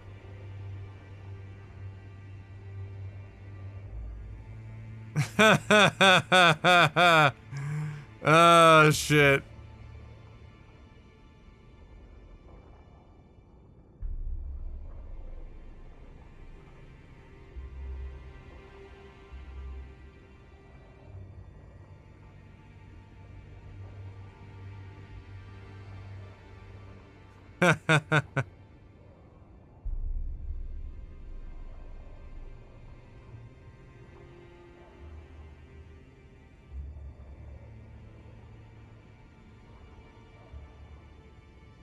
I was told on the internet that Adam puts his pants on like any other man, one leg at a time, and I say that there isn't a pair of pants that Adam doesn't wear, like capris or shorts, so no, he doesn't put his pants on like any other man.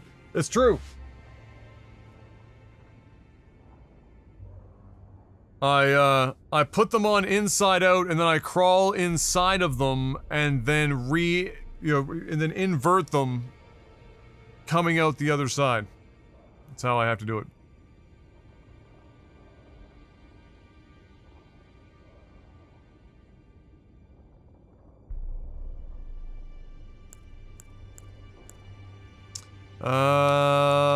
Let's see.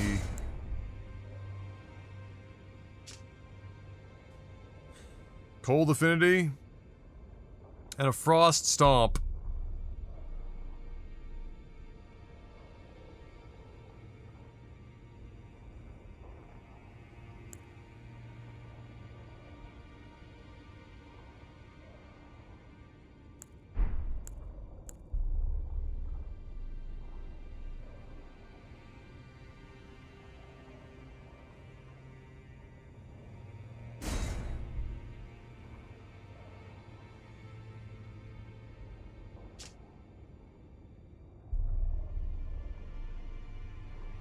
Oh, interesting. Strength, Dex, Arc, and this one is base Frost buildup. Okay.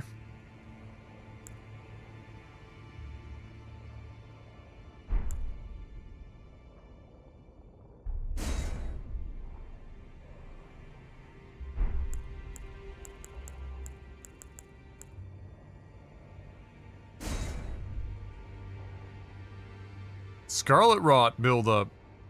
Oh, God, I've got no arcane.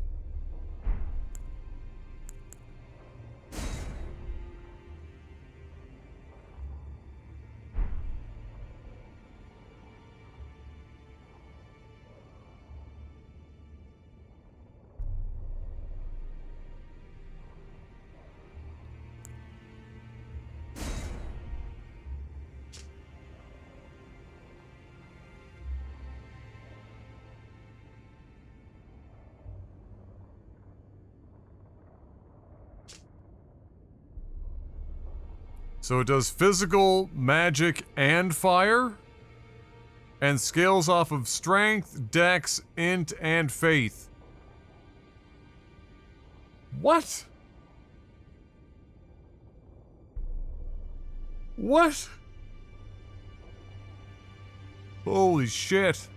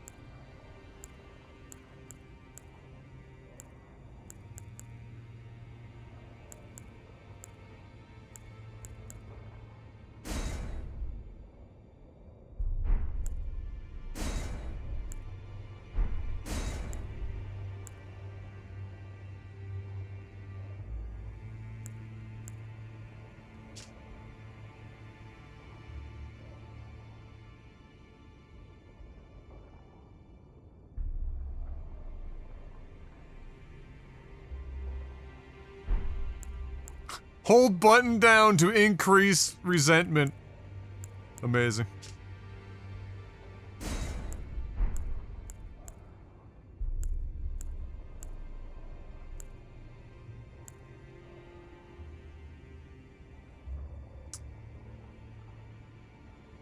Oh shit! Alright, DJ. Godspeed. So I'm kind of interested in Relana's and Radahn's. But I gotta dupe to get Radahn's weapons.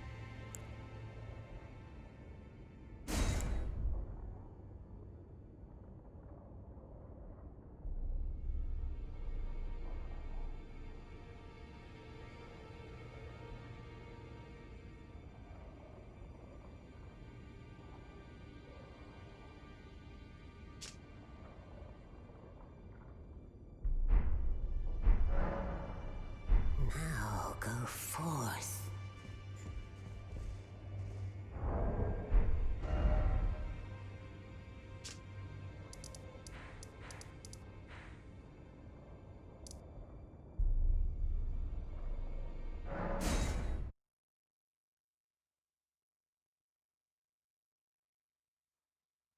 Apparently Amazon is working on a Temu and Shein competitor. Oh, I read about this. Yeah, where they're basically, they're gonna absolutely eviscerate dropshippers by providing a direct from China subsection of the website.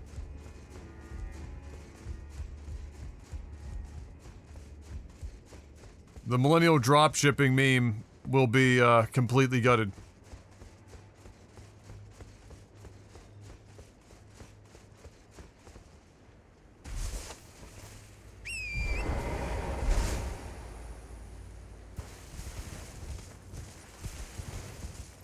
Subprime? I could get behind that.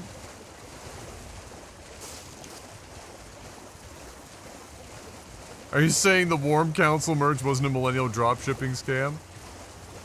The Warm Council is still one of the greatest marketing names for any merch I've ever done, and I stand by it.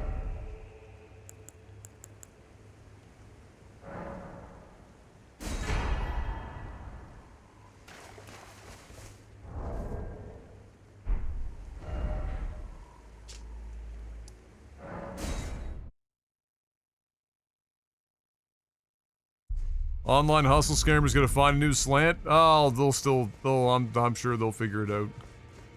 Those slimy fucks always find a way.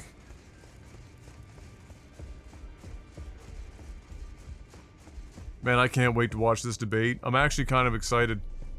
It's gonna be such a shit show. I love watching the West burn. It's my new favorite pastime. Let's see.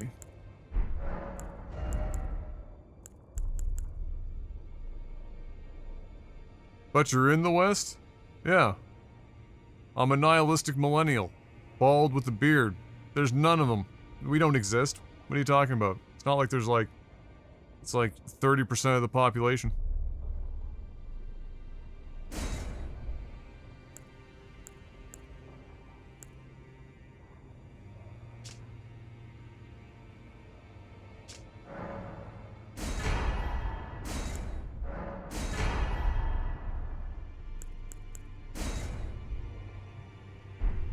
Can you dupe more than...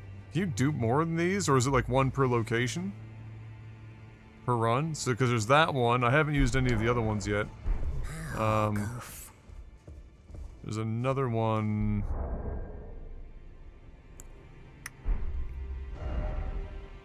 I still maintain that he won't show up. Be unfortunate. One per mausoleum. You don't say.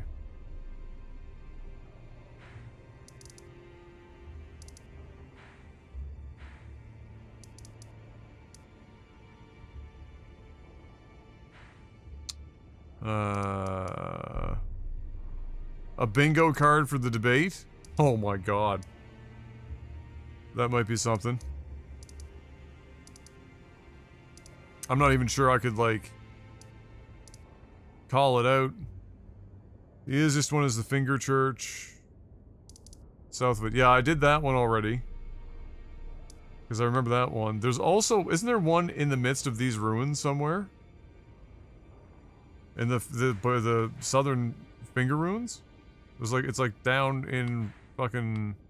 over here or down a cliff. Yeah.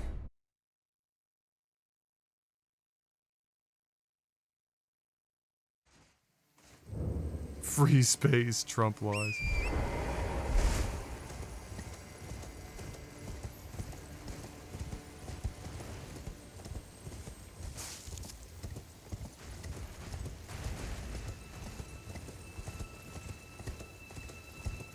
My iPad just came in and it's super thin. 1 in 10 men. Don't worry about it.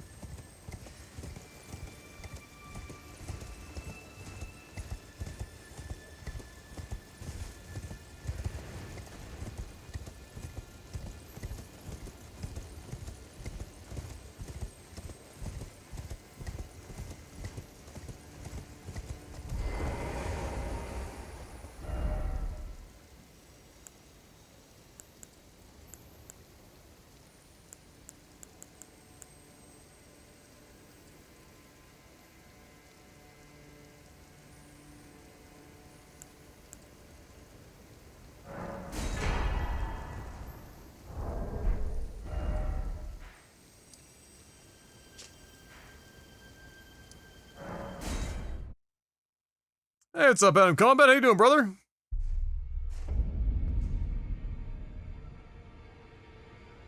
Let's just do a drinking game where you take a shot every time you feel like democracy is dying during the debate. It'll be our own little J-Town. 5 minutes in, we are literally all in the hospital getting our stomach pumped.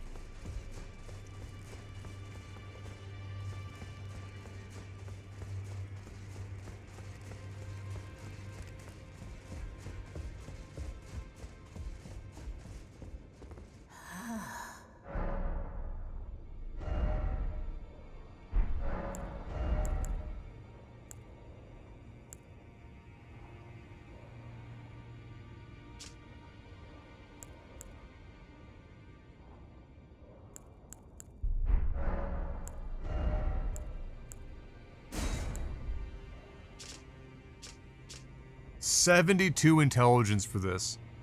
Fucking... LOL?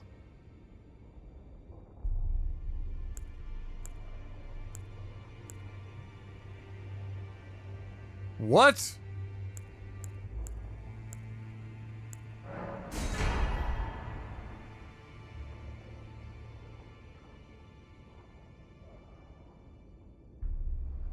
That's 8 points off hard cap.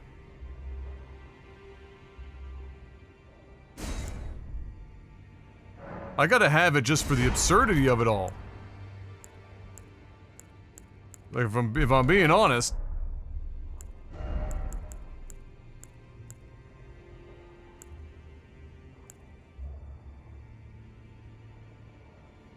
Yeah, 72 faith for Mikola, yeah.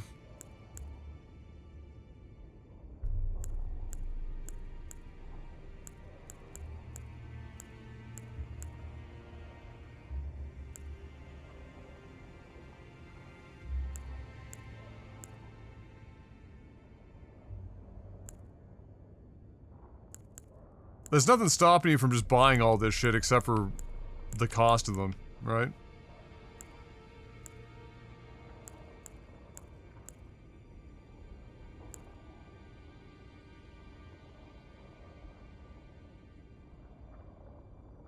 Um...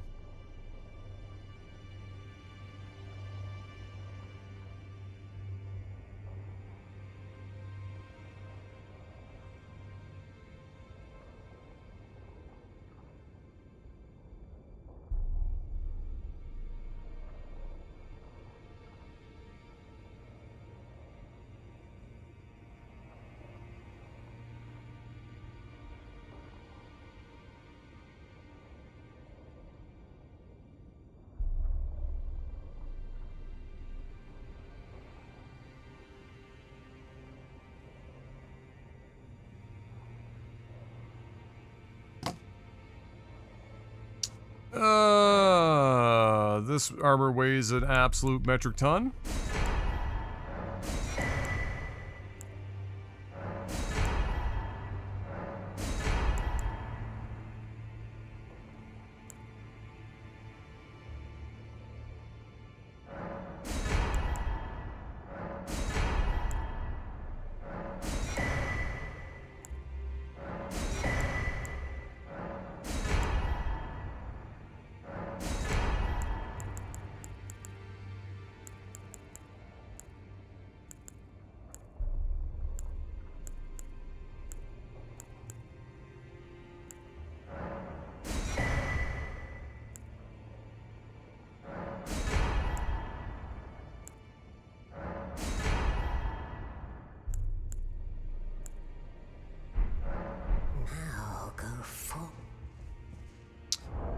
Alright, let's see this armor.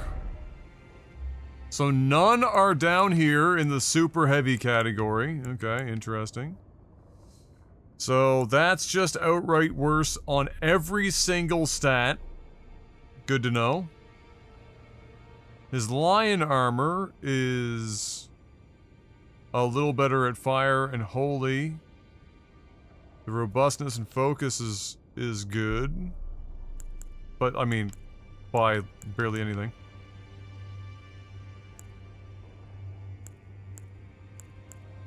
Oh, I already had his lion armor. Fucking Omega lol. Gaius's armor is actually a reasonable improvement.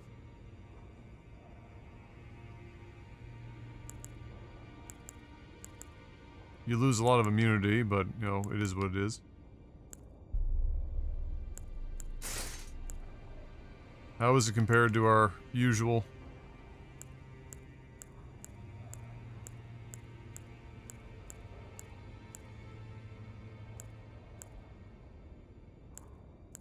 A bit of a downgrade, but nothing crazy. If it looks cool, we could rock it.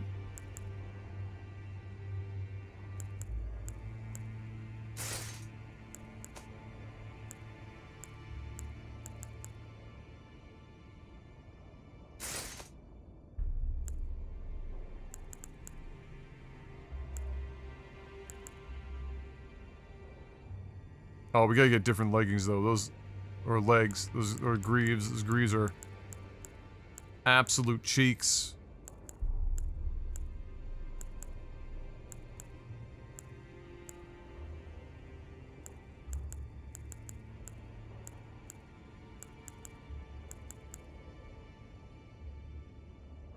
I might just stick with these ones. Alright, what do we got here? Oh, the helm was actually quite good.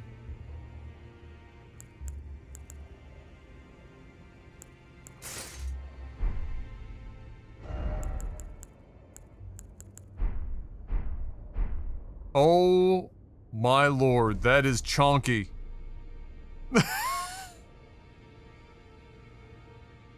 Wow. That is a chonky boy.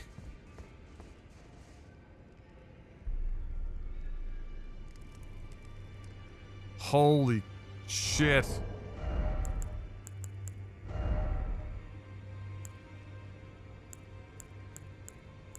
Wow.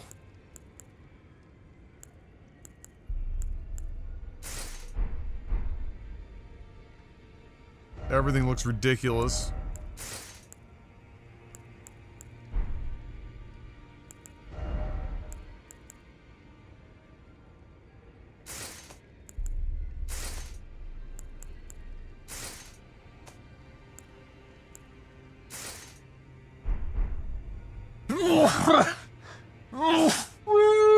Excuse me.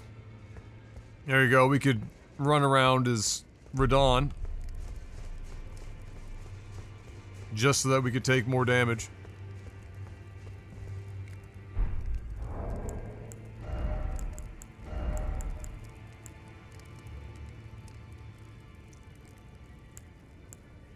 I bet you the Royal Knight armor looks really good with the rest of R'Lana's gear.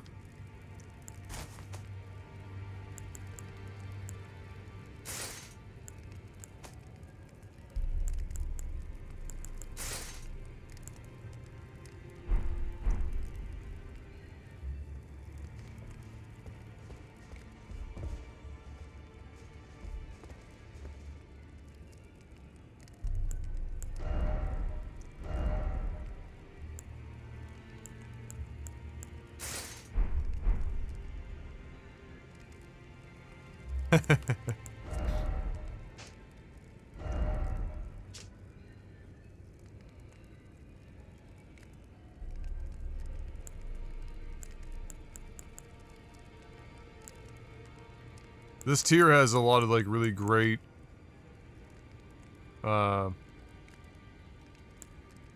great helms.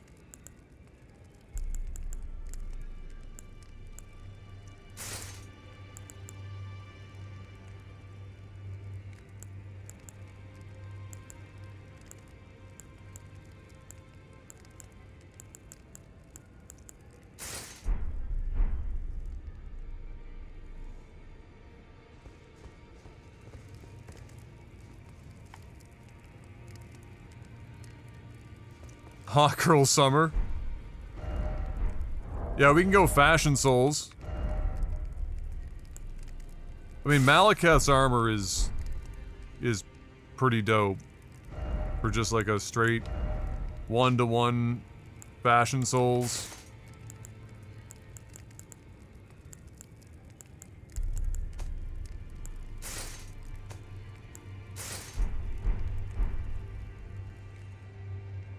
It's pretty hardcore.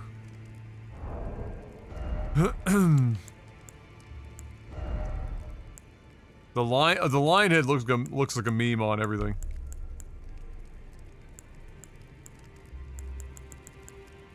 What was the...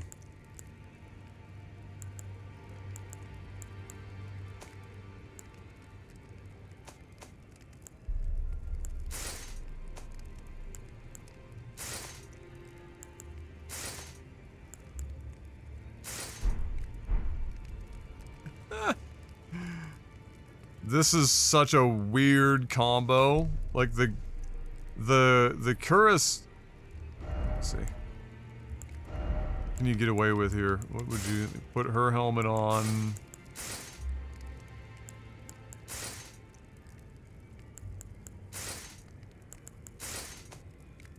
And then you'd have to change like the... I don't know if you can get away with doing anything because the... It's such a chonky chess piece.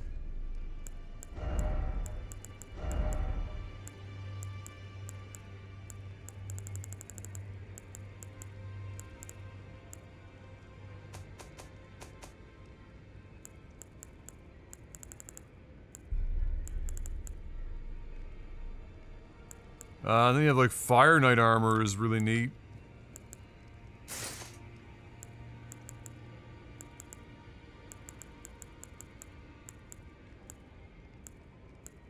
Good luck finding all the friggin' pieces easily.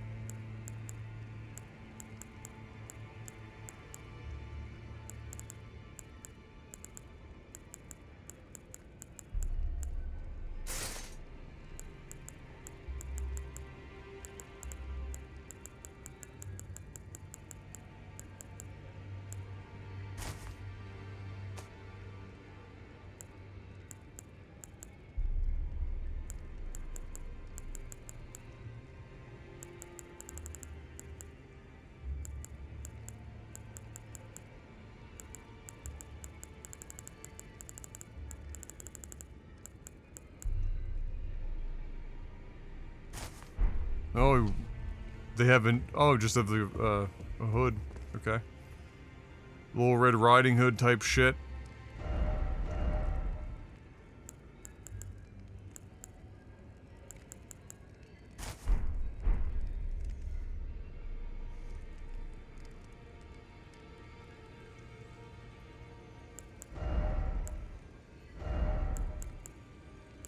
Depends on the thing about Fashion Souls is that you are undoubtedly going to have a bad time.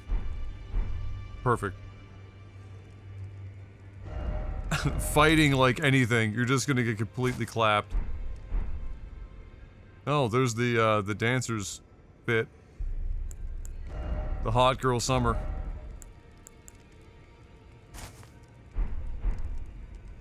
Perfect.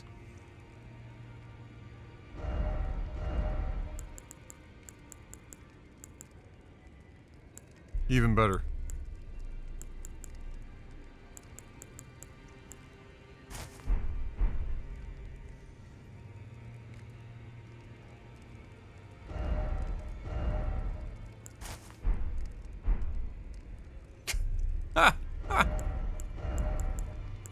Even better.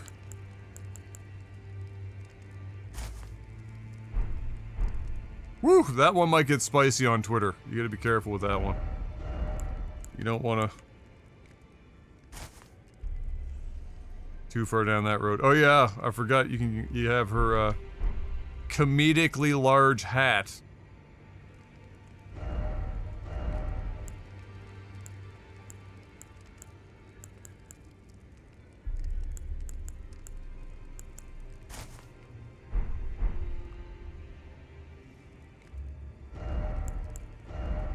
I don't even remember who this is.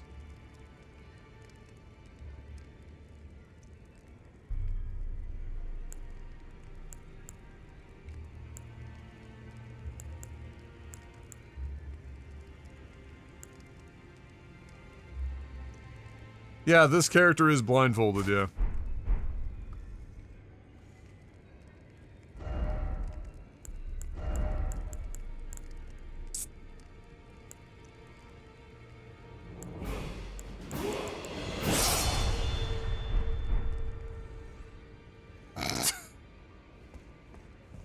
Yes. Perfect. This is what you look like when you're smuggling a third child into the movie theater.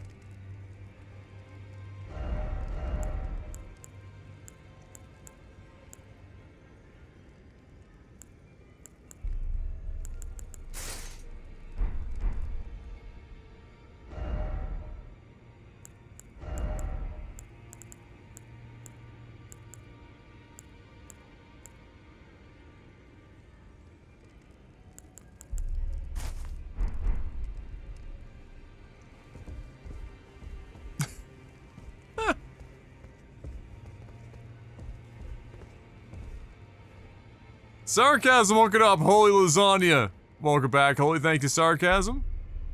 Just saw a list of pizzas. Say between Pizza Hut, Domino's, Papa John's, Little Caesars, only Papa John's is better than Costco pizza. I don't know how Costco isn't number one out of those. I don't know if I've ever had Costco pizza. I think I've eaten everything else there. I don't think I've ever had the pizza. It's never looked that good to me.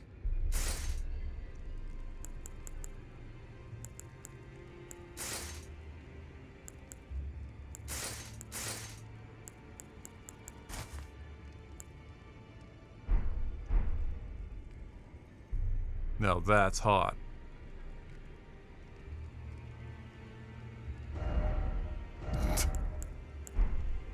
If you squint, that's actually Joe Biden's face.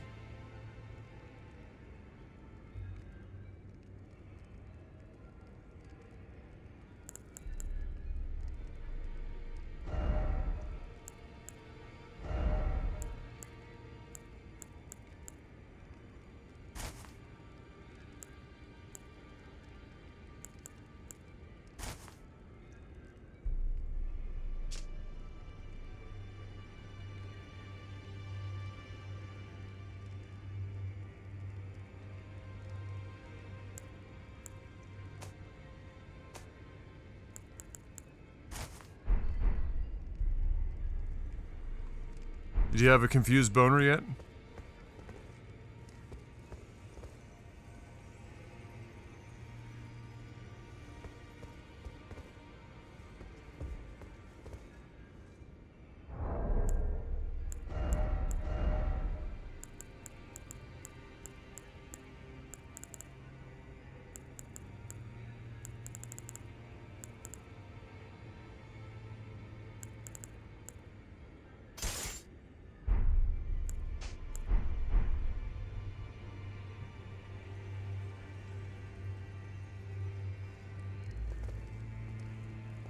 So there is like a Wolverine build here. A couple of optional Wolverine builds here. Hold on, let me just go. Out here. What's my favorite style of pizza? I mean, we don't really have like... We're not so... Like, our pizza culture up here is not like it is in the States. I would say... I mean, I know I like thin crust. No doubt. Perfect. Fashionable.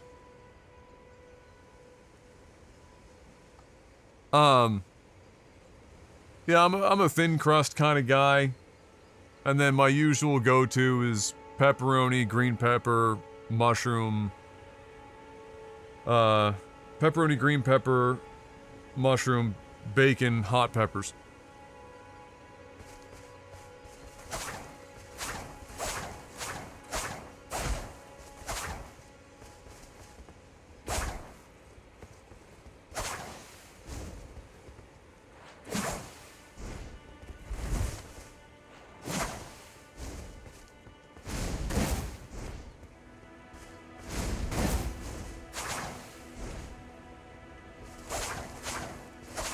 Super cool claws. Love these claws. It was a dope pickup.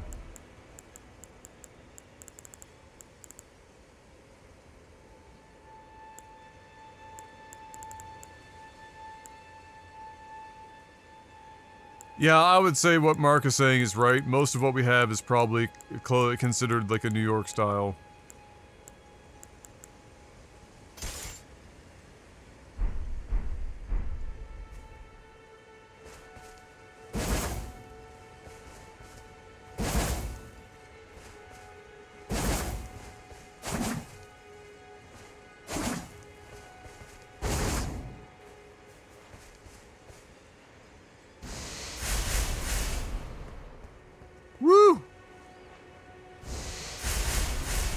That takes a lot of FP. Holy shit.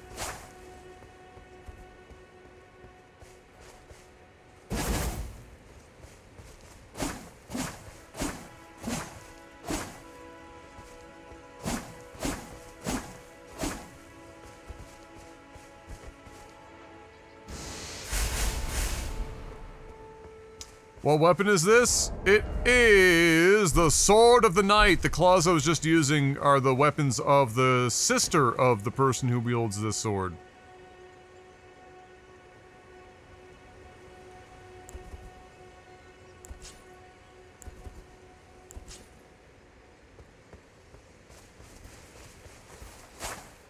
They are only partially of this world, which means they can't be blocked. 100% of their damage can't be blocked.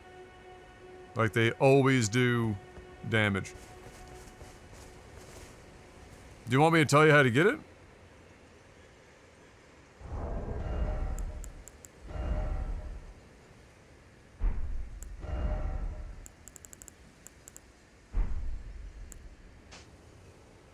Oh shit. It's a katana, so it's blood loss innate, and it's pure dex strength that also, or dex scaling that has magic. So it scales magic damage, also scales off dex. You can use pots, so you can distribute how much of the pots are healing for your health versus your magic. Elemental buff. It should be able to, yeah. It would just be like the it would just be like my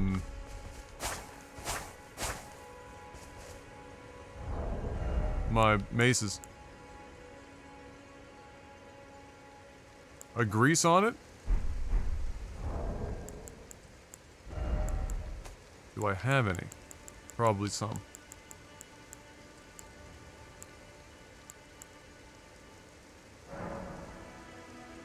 Oh. Can't put these greases on it.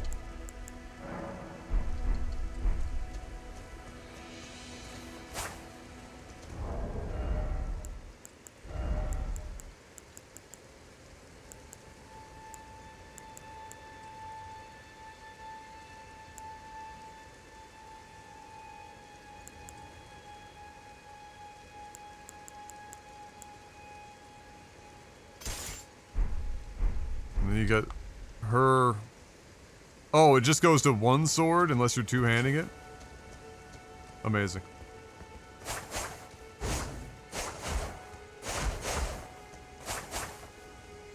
Right, so these are considered, I guess, the moveset more or less of the light greatswords.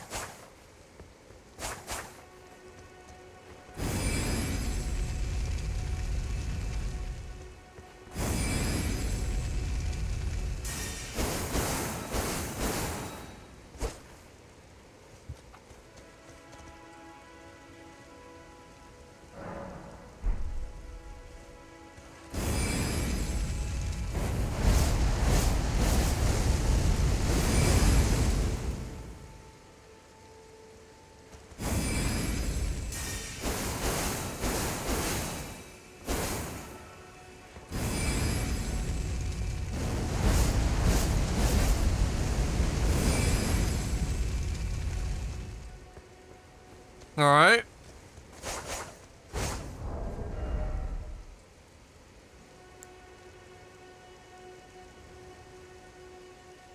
Why not?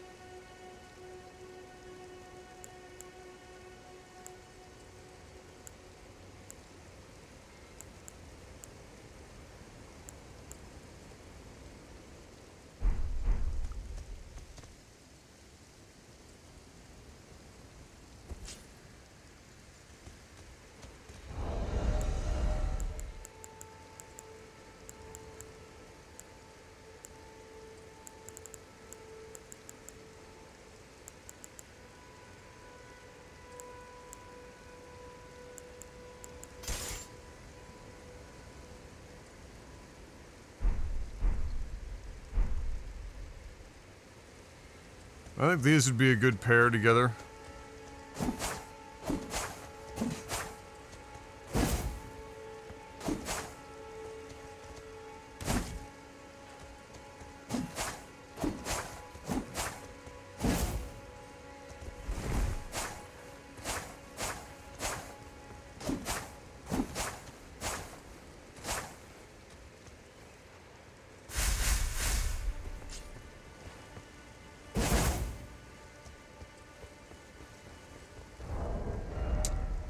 If you wanted to go dual katana.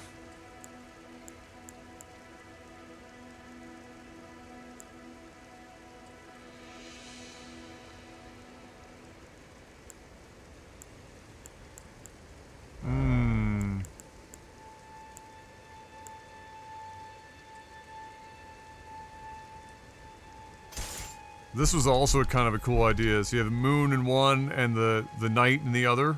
The light and the dark. This was another cool combo.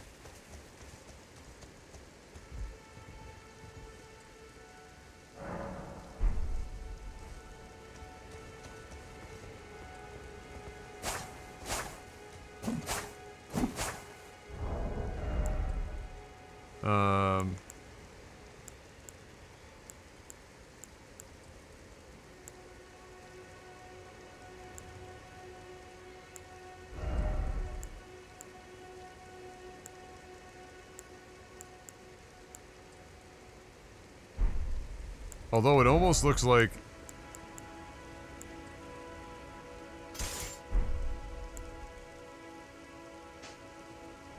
Oops.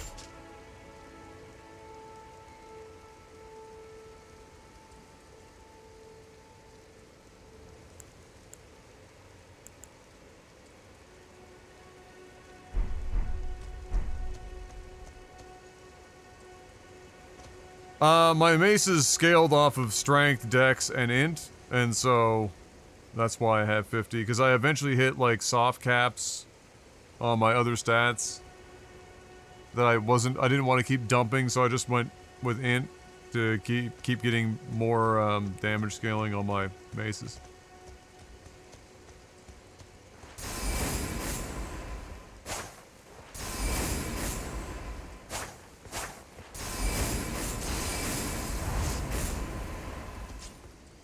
Holy shit.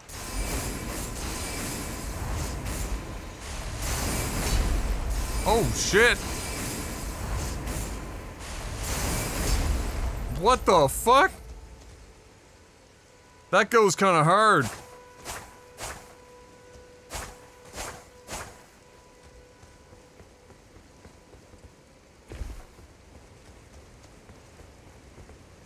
I tried those claws you used earlier on a boss. The bleed proc is wild. Yeah, because they attack so fast.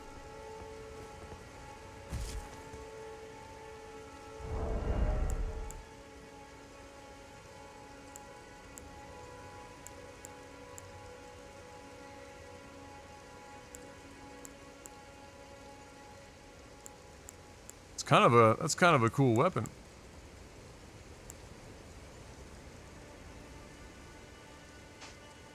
Oh, I did it again.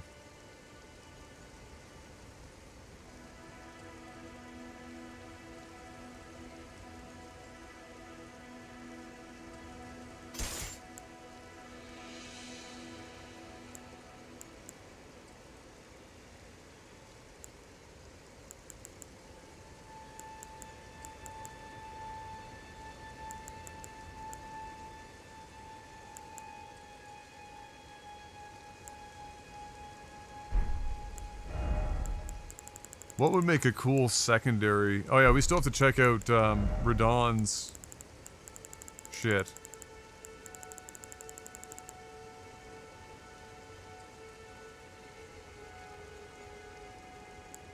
Yeah, where you just like, you're throwing the claws out in front of you. Yeah, they look like they're crazy, possibly crazy broken, honestly.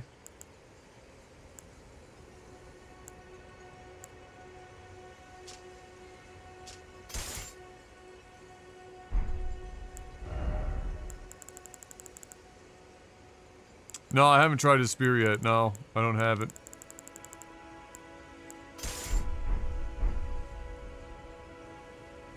Woo!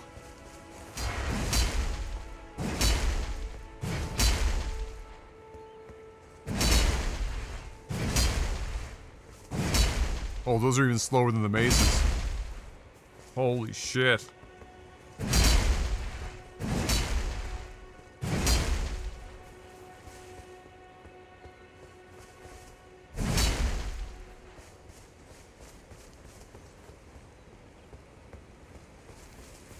Alright, let me see what the weapon art is like.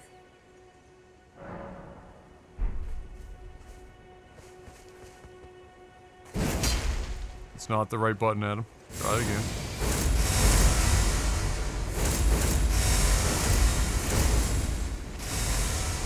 You get that.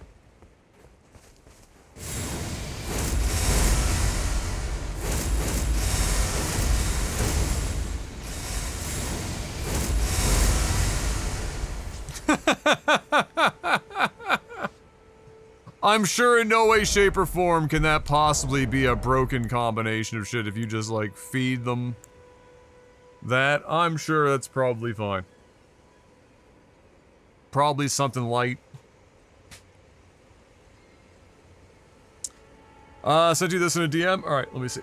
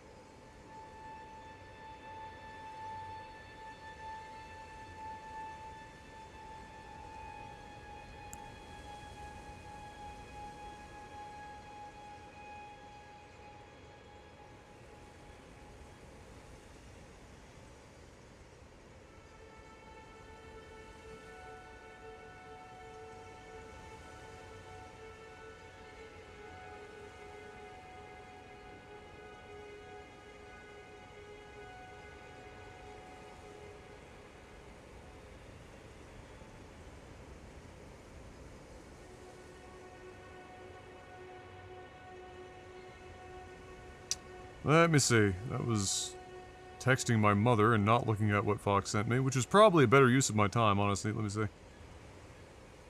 Let me see here.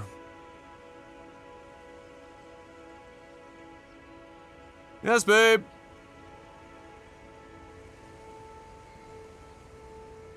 What, babe?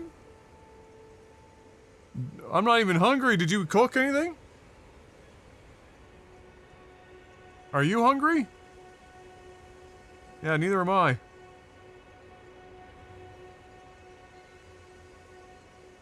I mean, any time we want to just put those in the oven, babe, we can. I don't think we need to do a bunch of extra stuff. If you just want to, like, if you want rice for yourself, we can just put the chicken in the oven. The frozen stuff. Do you want me to come up and do it? Alright, let's take a look.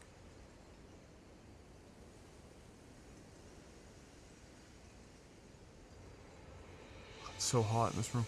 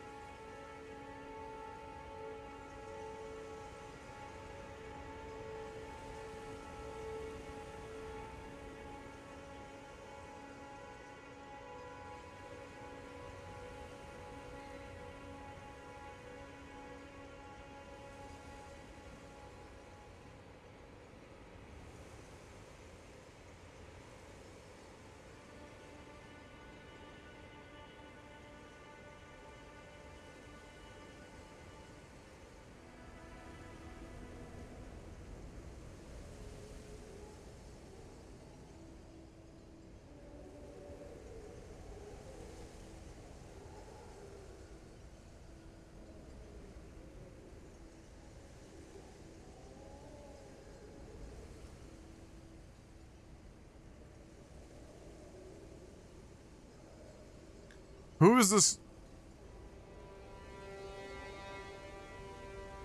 Oh, it's an ex-employee, ex-Twitter, Twitch employee. I see, I see. Yeah, that's a fucking yikes. If true. Like a lot of the problems that, you know, I mean, everyone's already gonna drop them anyway, right? Sponsors are gonna drop them and whatnot, at least for a time. I mean, they even went back to Kanye after a while, but the hurdle is going to be until, and at the rate that things are going, I feel like it might even happen until the messages are actually out and it's not just I heard or I recall or someone told me. Then it's going to be a real fucking bitch. It's going to like perpetually be a meme. Oh yeah, he's removed from 2K. Like anyone that he was affiliated with, because they have to. They don't have a choice. I mean, you'd be insane to not. That's a guarantee.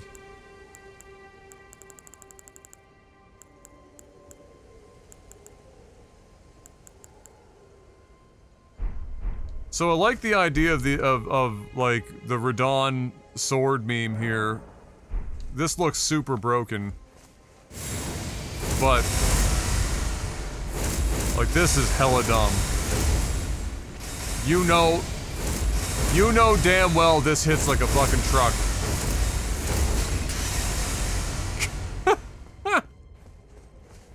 You know damn well that hits like a truck.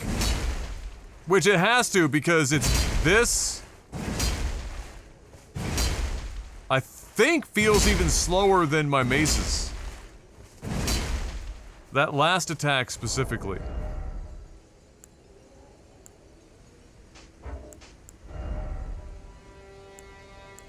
$40 miners, Jesus Christ. panic. Oh my god. For fuck's sakes.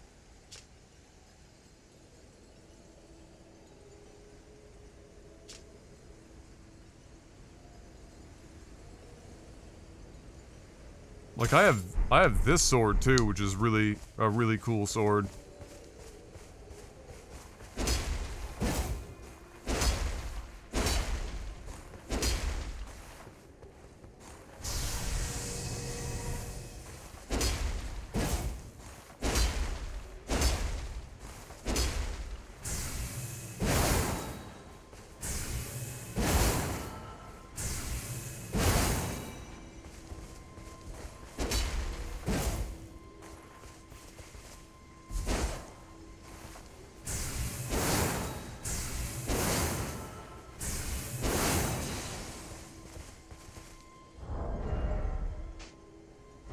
Oh.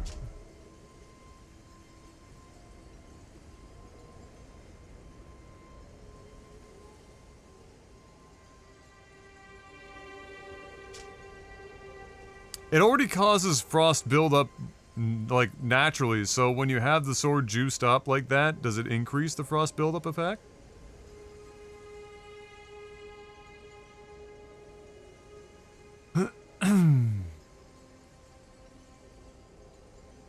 Oh, from a moral standpoint, like, let's say she was 18 or 19. The moral ground here is he was like 30, what would he be, 35 with a child and a wife? Like, that's, morally, it's no matter whether she was, whether this person was legal age or otherwise, it's moral standing point, just ass. Right? It's just ass. The real, like I said before, and if that Rolling Stone article is now true, or what they said is true, and he did know and continued on, then the biggest thing remaining was, did he know and after knowing, continue?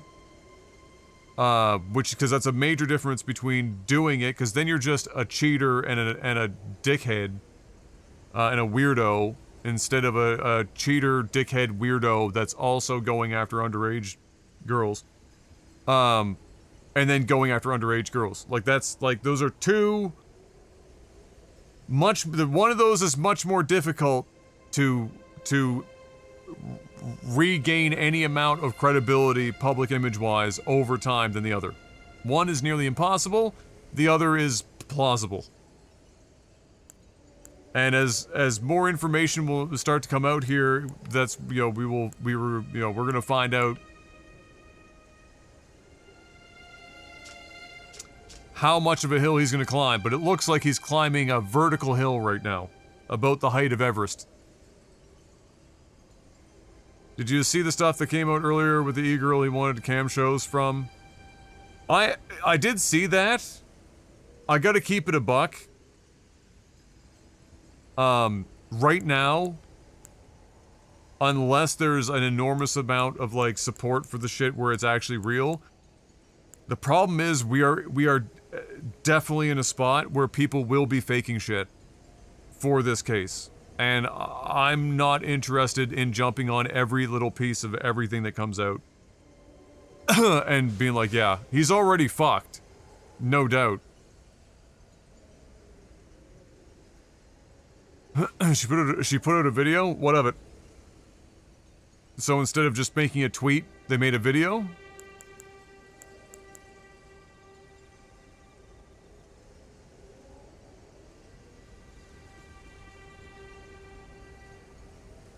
Like, is there any particular reason why she showed them besties from all the... Okay, great, let's... Then that seems to indicate that he was horny on Maine. There you go.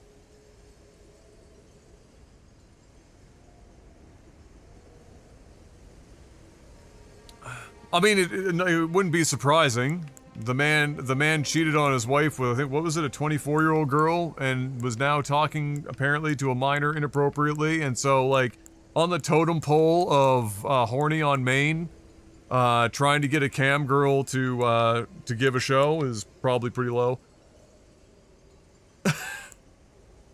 it's still fucked. But in the list towards the bottom. It was a trans cam girl? I mean, I don't really care if it was a dude.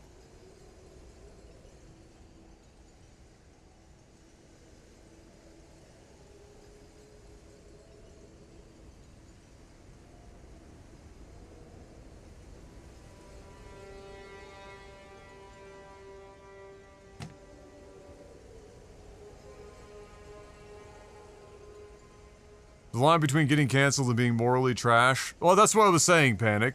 Like, that's what I'm saying. Like, the difference here is, did he know he was talking to a minor, and once he found out, did he continue that line? And what were their, what was their age? It will forever be, even like in this, because again, he's 35 with a wife and kid when this happens, right? So the age gap, even at 19, is 16 years. That's still, like, most people would look at that as being weird, but because society here has drawn that line at 19 and not 18 and 11 months, right? You know, that 4 week difference means nothing in the grand scheme of things. It's a 16-year gap with a dude that has a wife and kid, but it allows people, that extra 4 weeks allows people to call the person a pedophile. People get real, like, because when you conjure up, when somebody says pedophile, right, that conjures up a really specific image, and it's not typically someone who's 17 or 16 even. Like, a lot of times when somebody says pedophile, like, oh, they're going after 11 and 12-year-old children. Like, it conjures up a really specific image.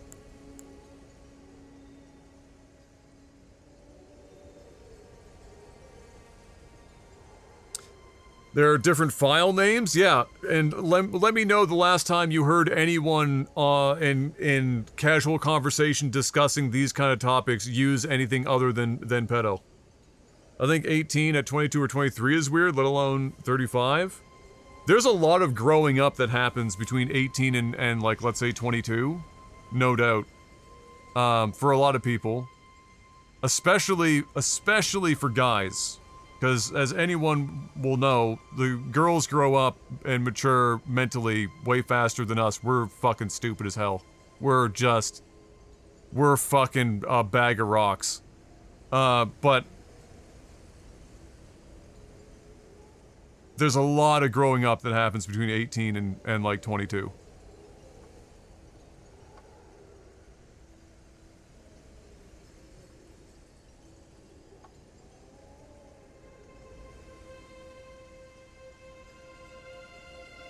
Like, most people, by the time they hit 20, anywhere from 23 to 25, have more or less leveled out, and they've, like, that's their personality, that's their worldviews, like, that's it, and they stay pretty static for a good long time after that. The difference between that and, let's say, 35 at that point is just how much taxes you've paid and how much you hate the government. It's kind of what happens after 25.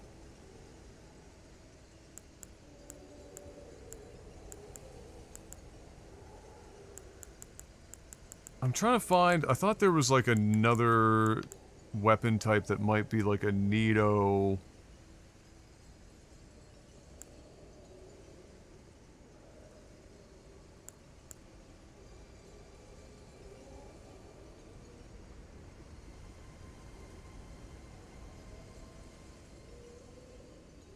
So you can run 2 of these, or 2 of the same styles.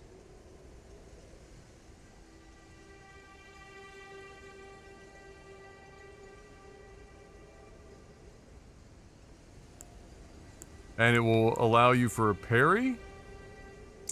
So as long as it's a dagger, I guess.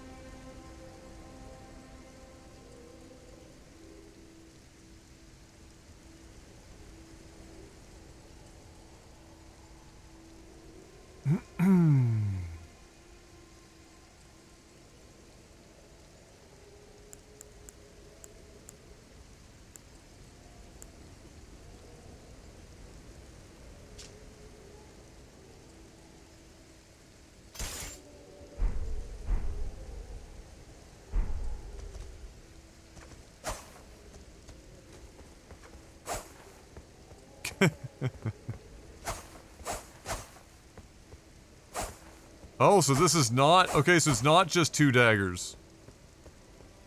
Oh, interesting. Okay. Huh.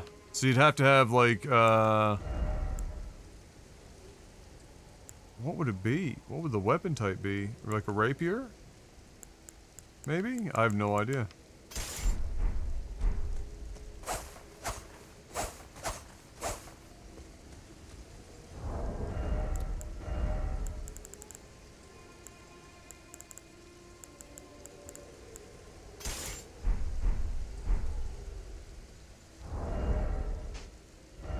Shit. I keep thinking that this is the screen.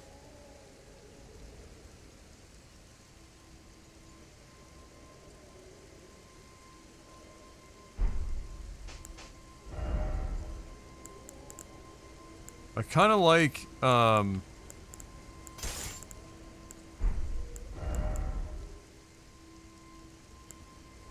it's a cool kit. Where did that go?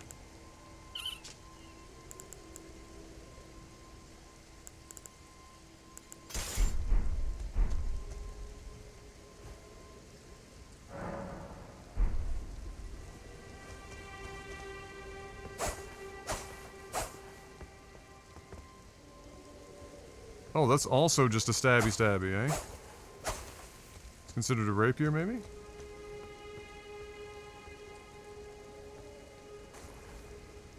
It doesn't have any guard. Look. Huh! Oh, wait a minute. That doesn't do anything.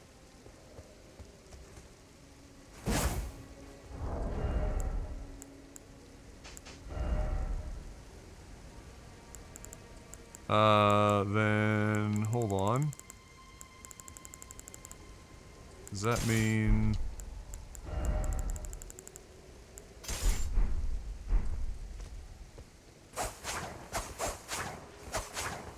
Aha! Found it! Okay, so it's a... anything that's a thrusting sword. Okay.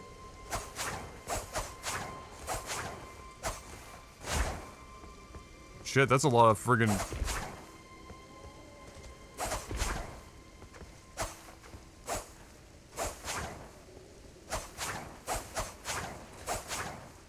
That's a lot of attacks. Holy shit.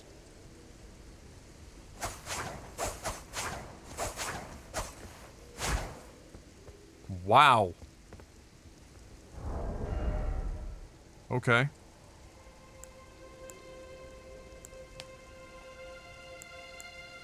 Interesting.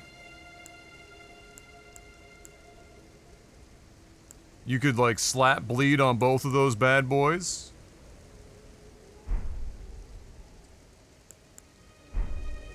Perhaps.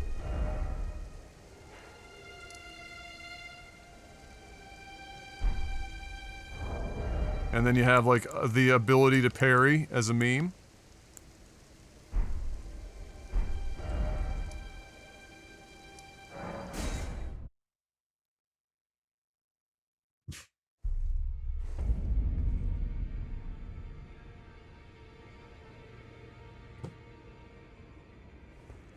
What's the old mathematical fucking equation people did, like the half your age plus 7 or whatever the hell it was? That unironically never seemed like a really bad basis. It seemed like a almost a reasonable. Because for me, I mean, I'm gonna be 36, which would make it 25, right? Which is definitely, I can't even fathom. I mean, doable, but, like, I can't even fathom. Even when Em and I met, and I was, what, I'd be 31, I was 31 at the time? 30 maybe. It was probably just before my birthday. No 30. Oh no, I'd be 31. No, I was 30 because it was just before my birthday. So, yeah, like of those dates, one was 24, and so that was like 6-year difference. I was 30, she was 20. No shot. Not a chance. No, everyone is different, but like that was just like I felt like I was in a fucking time machine. Oh, I can't apply anything to the other one. Fair ball though. So I could at least apply either magic or bleed. 57's an interesting.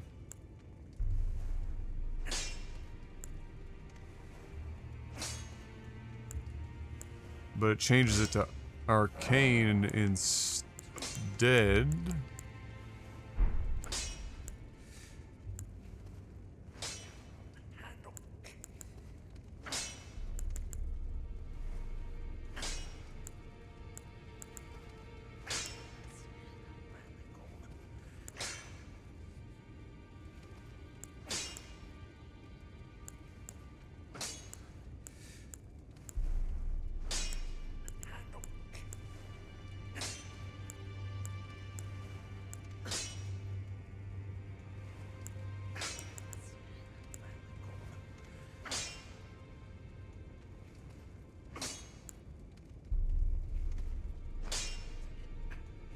My Frank killed the Elden Beast right after I died. Oh no!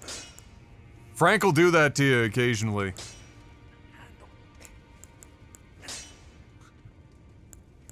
Frank will do that to you.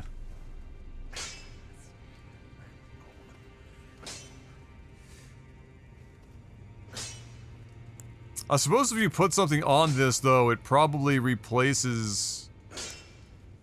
Yeah, it would replace the parry. Unless you, chose one of these other ones just changing the scaling. You give it cold, give it frost build up, and then keep the parry. Oh no, that changes to Storm Stomp. Hold on, yeah. Is there... So you'd have to keep the parry on this. You wouldn't be able to, I guess, add anything without losing the parry, which would be unfortunate.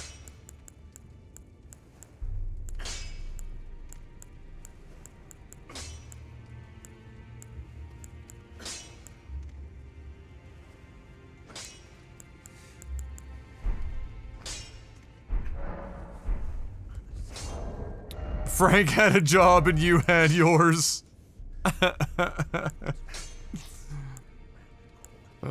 Shit. I guess it would be any thrusting sword would work with this.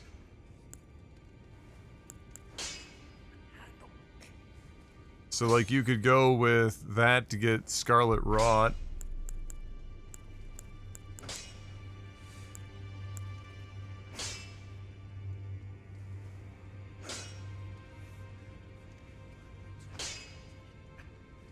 Instead. Back over no matter. Holy shit, this one can have Scarlet Rot Plus?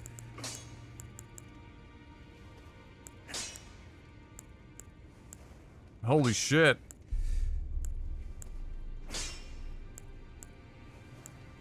Wow, okay.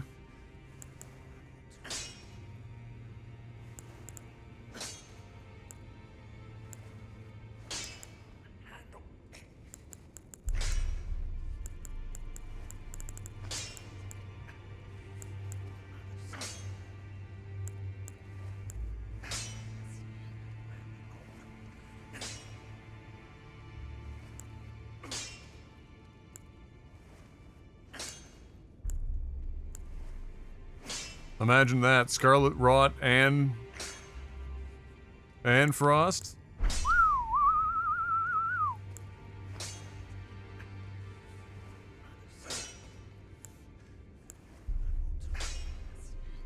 It just sucks that in order to get any extra stats on this beyond just like straight up, you'd have to lose the parry, which would just...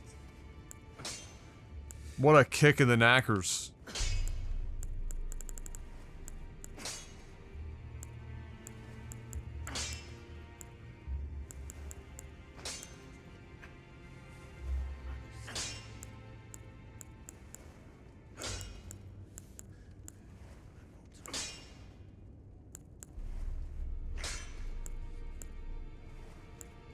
Because that'd be like half the fun of this build is how fast you can attack and then still have the ability to parry if you want without having to use a shield.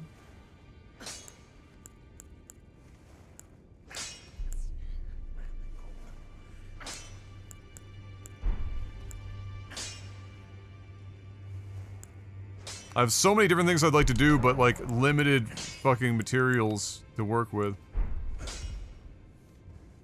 Like I like the idea of this build. But I'd have to fucking dick around with stuff quite a bit.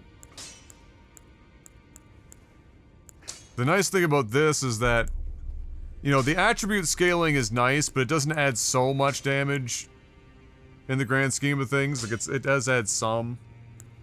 So I wouldn't have to necessarily like go and change my character all around. I also just really liked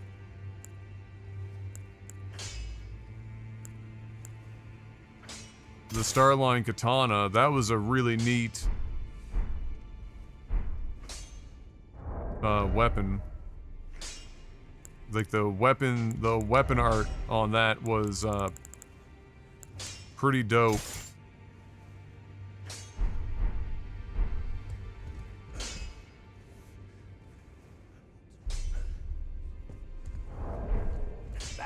Matter.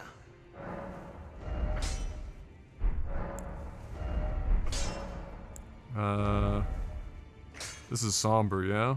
Yeah.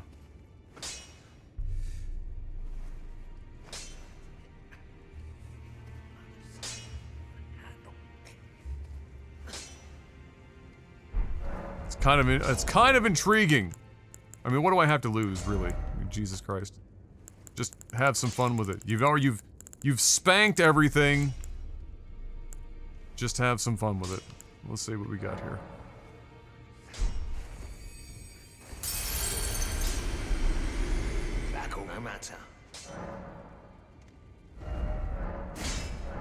I might not even have the fucking shit for this.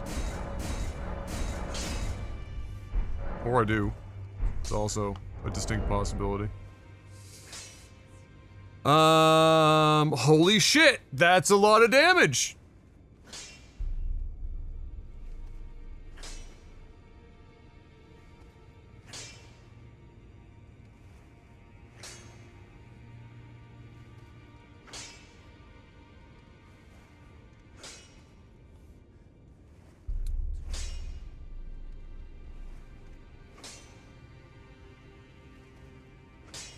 B dex scaling is okay. Like, if I went and flipped my dex and my strength stats, I don't think it's adding, like, a dramatic amount of damage. Is there any, like, calculators online to tell you what the actual, like, added damage would be at certain levels? Last hit, Elden Beast at 1 HP. Let's go! Let's go.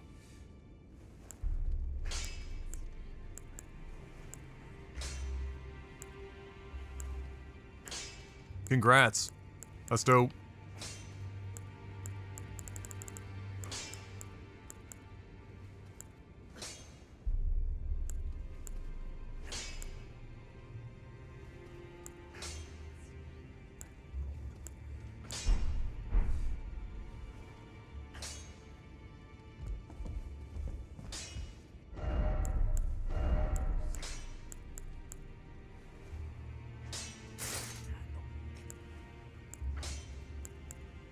Now, what do we use?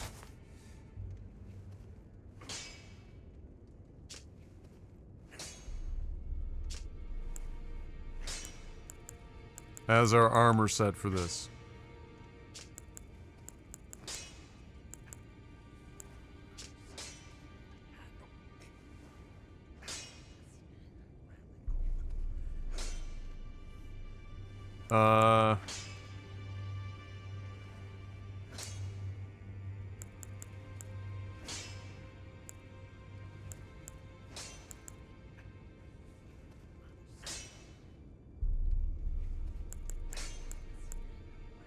Of course, we only have 2 minutes before those old men meme themselves.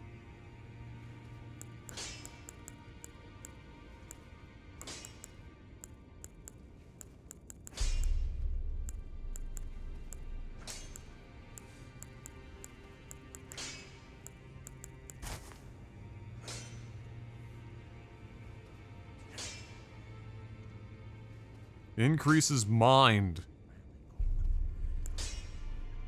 That's the amount of FP that you have, yeah?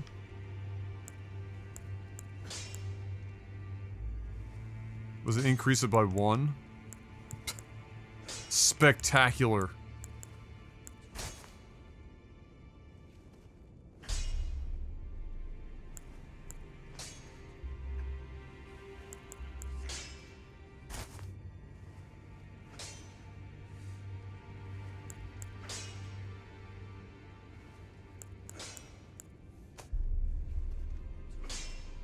Oh, is it 9 p.m. Eastern? Oh, okay. I thought it was 9 p.m. I had it in my head it was 9 p.m. my time. Great. We've got more time to fashion souls and chill then. Spectacular.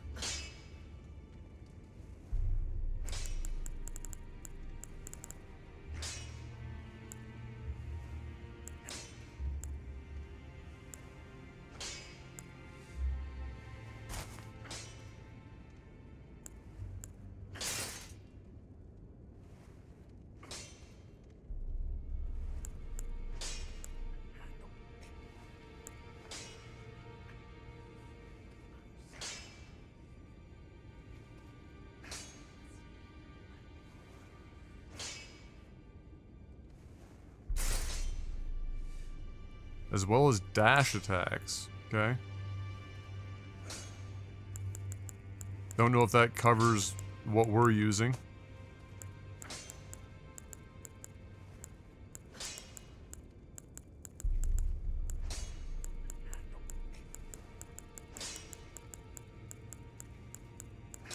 Is late as a whole set? I don't think, maybe not.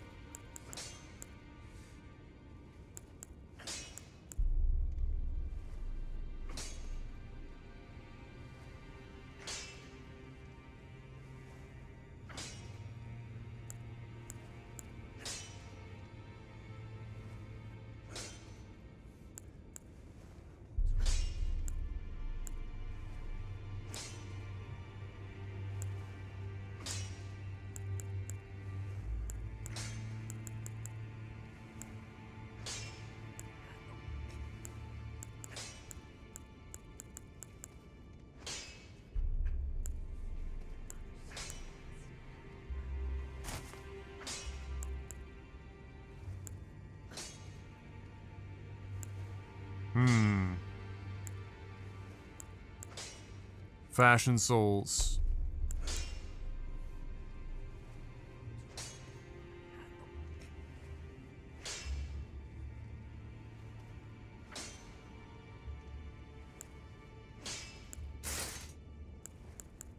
Fashion souls.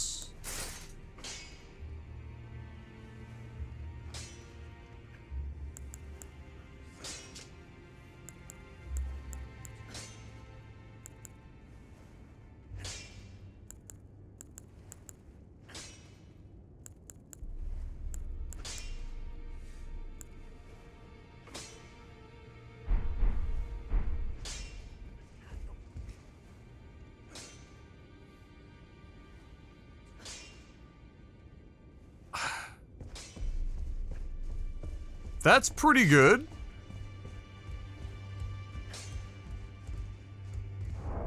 me, fucking Drekka. Fucking God.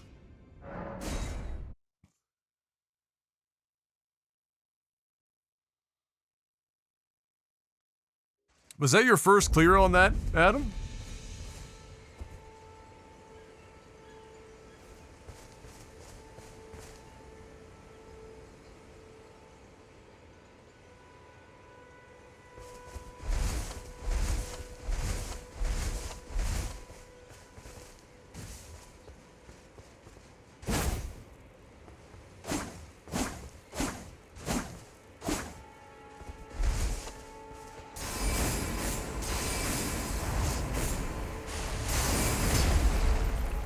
That's so badass. What a combo.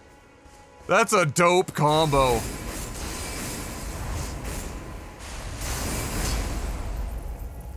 That's crazy. Too bad in this armor, in like anything, you're gonna get like Omega clapped.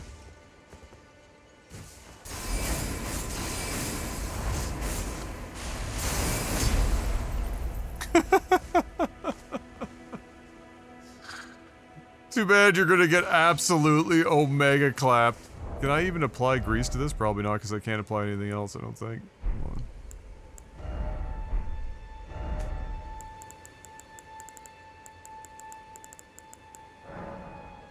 No.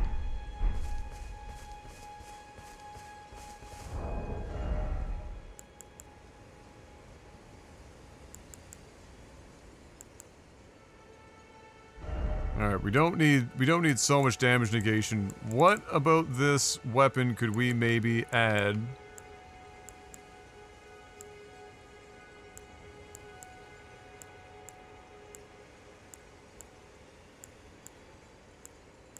Oh, these all are +5 boosts. So you could like raise Dex 5, which would gain us a certain amount. Does blood loss? Yeah, I could use the white mask. Do I have that, though? I don't know if I have it. Hey, look.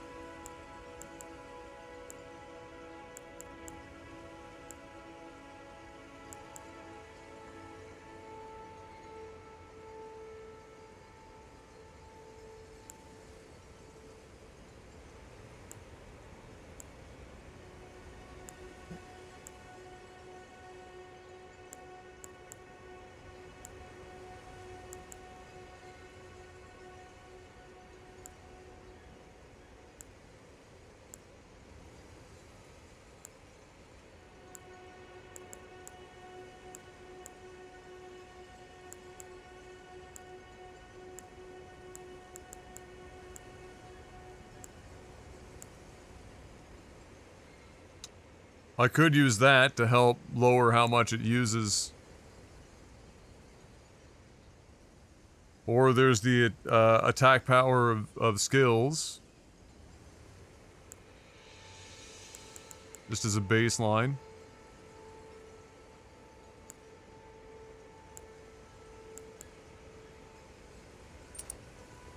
Like you could go Alexander.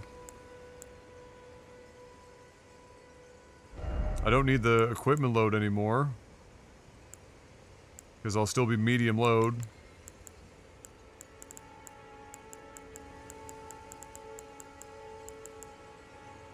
And then lower the FP cost.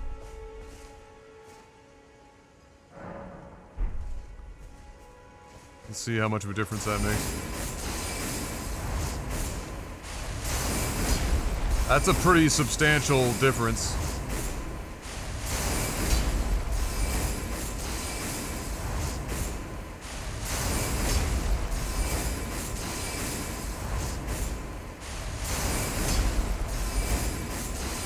Given I have, like, the most base amount of FP, really, and that will refill it fully, like, that's a lot. But I feel like I'm insanely brittle with this. I might be able to get better gloves for this build. Hold on.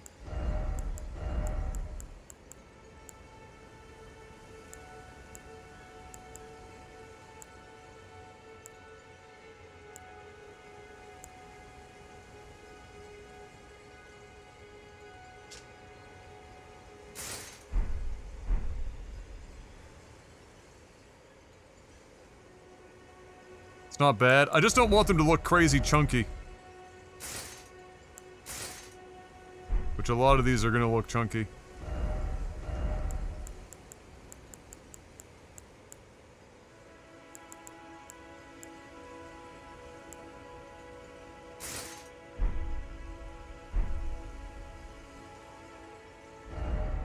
You almost need to have them be like really dark. Or even that.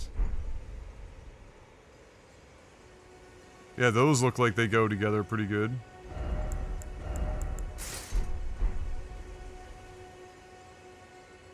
That's not bad either, but they still kind of look, I don't know, a little odd.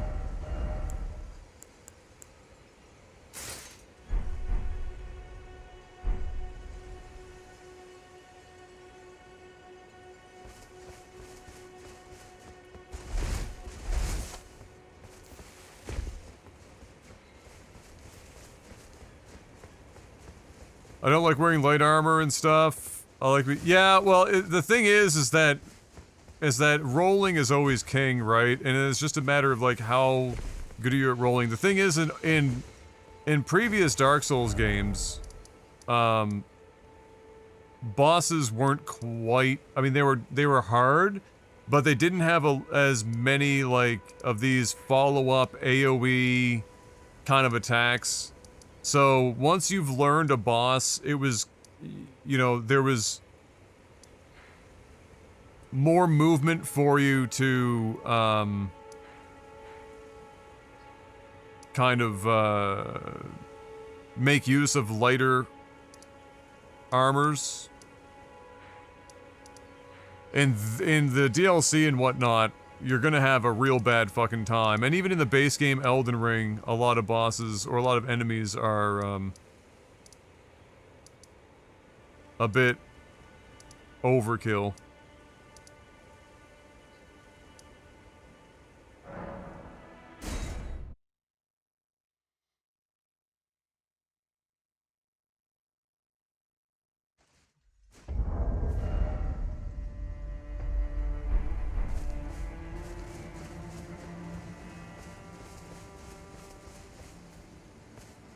Like, with this armor, walking into this crowd, I'm probably gonna get clapped up. I have to learn my new weapon, too. But let's just see what happens if I just go in and just start. That's already a bad sign if, like, normal attacks, so yeah, you'd have to go...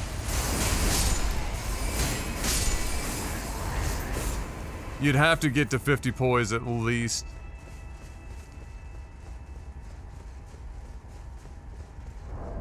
Let's see.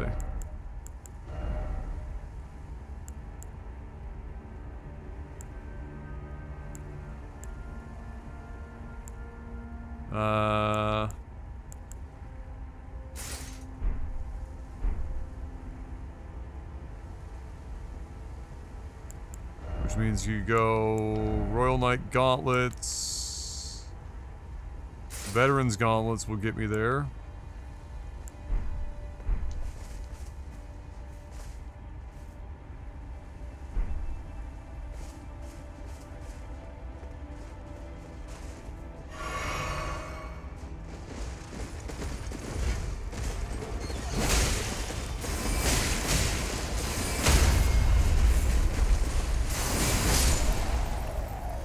Woo!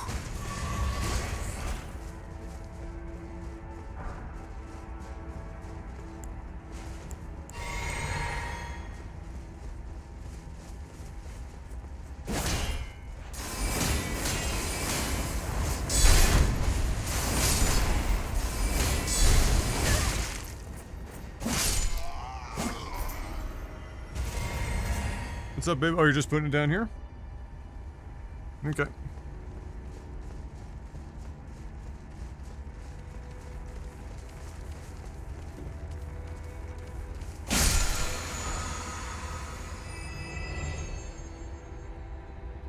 I knew that was there, totally.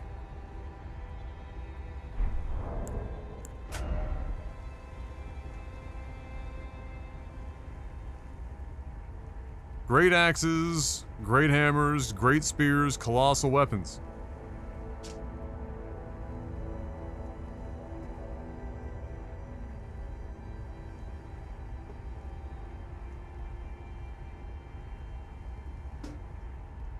Huh. Okay.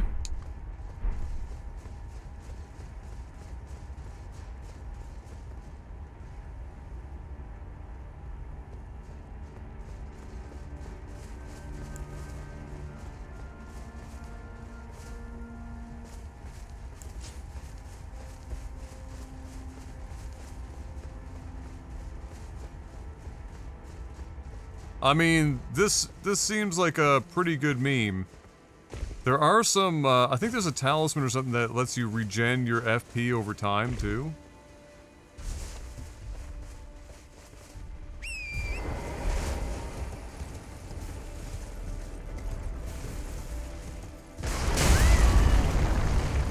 Good work, Steven.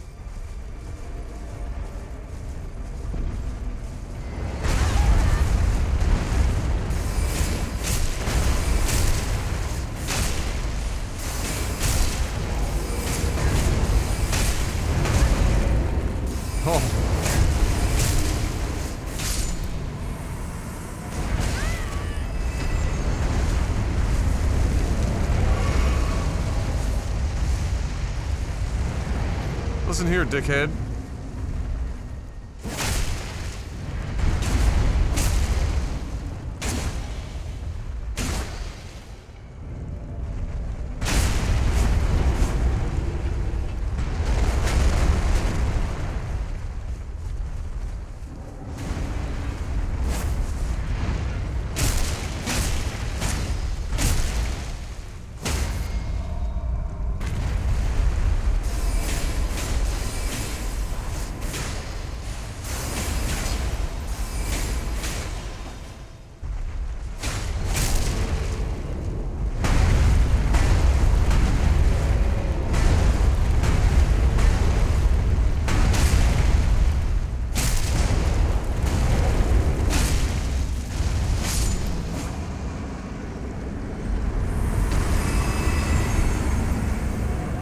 Hard to tell if the bleeding is proccing off of the skill? Yeah, I have no idea.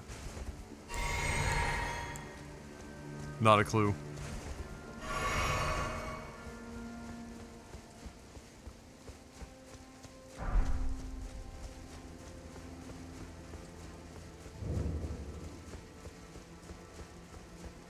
I feel like that would be super broken if the skill actually also applied the bleed proc instead of just regular attacks.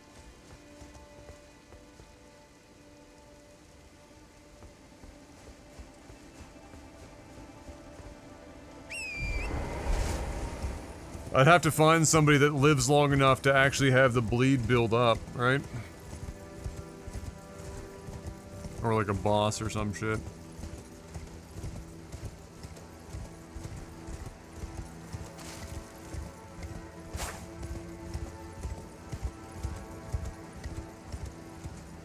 It's a pretty dope armor set we got going on though. Not gonna lie.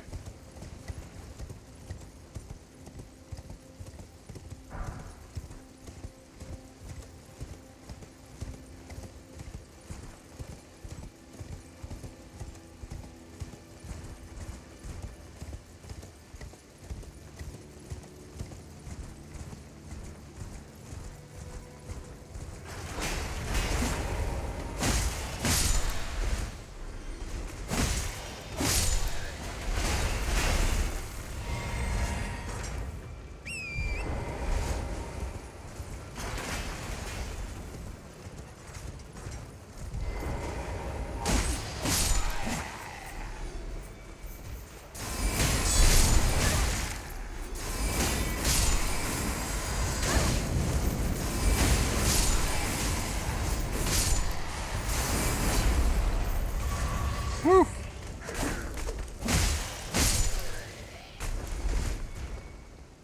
Spicy.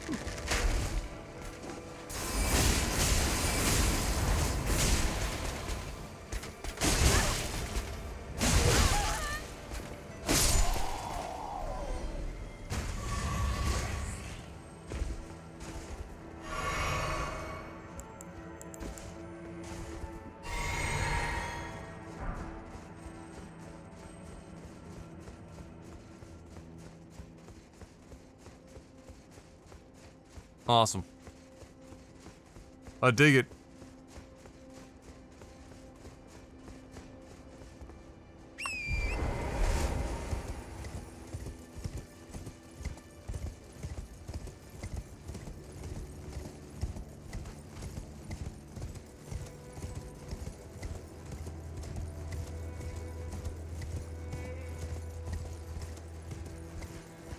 Dragon Katana ended up being kind of whatever.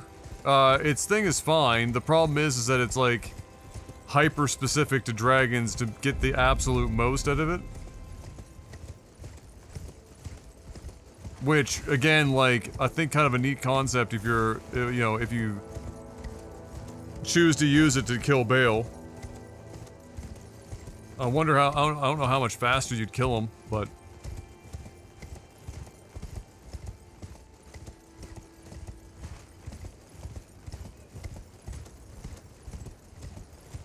Yeah, like I have it max leveled and everything. It's just kind of like, eh. I maxed that one out, I maxed the Great Katana out, I maxed, Milady. I could not, I mean... just for the meme alone.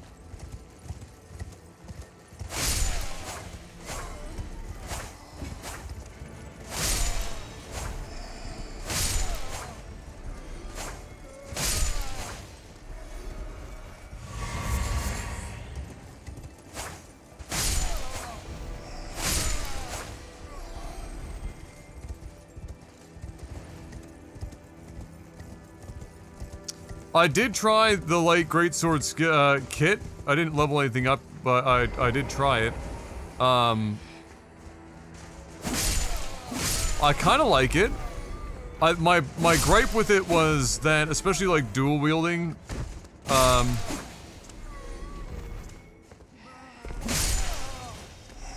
it didn't feel fast enough versus the maces to be like.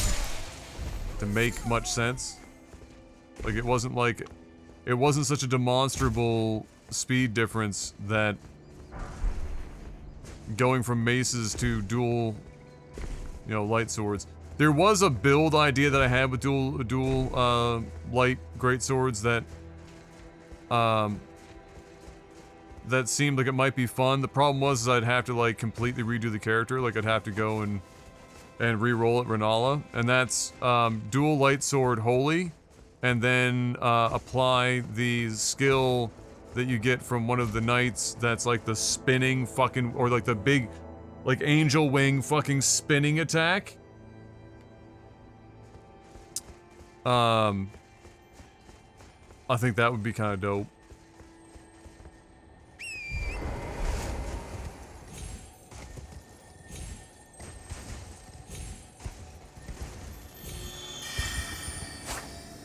Holy shit, you really gotta sneak up on that bastard. One thing's for sure, this is a very fun weapon. Highly recommend. And not hard to get in the DLC either. It looks cool, it's got a cool fucking weapon art. Can confirm.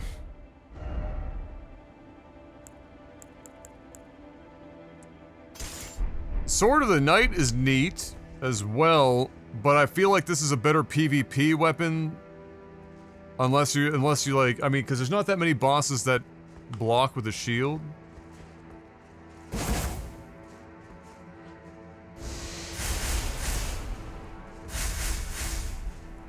Like, this doesn't have a chain attack, that's just what you're getting, is this. Which looks really cool.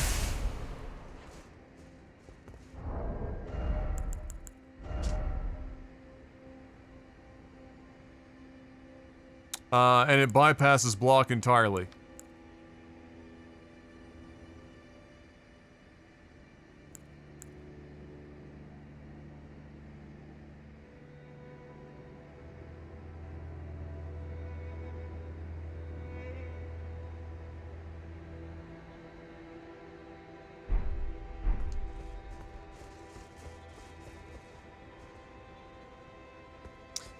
When you picked up Freya's gear, did you get it twice or just once? I think I just got it the one time. So if you get it twice, that's a meme. Yeah, so here's the Dragon Hunter's Great Katana. It looks super dope. For sure. And it actually does a lot of damage on its own. Right? It's like 700 damage on its own. And it would do more if I had higher dex. Not dramatically more, but it would. And it does blood loss. But on its own, this is not any faster than my maces, really. And my maces do like 600 damage each. That's the heavy. Right?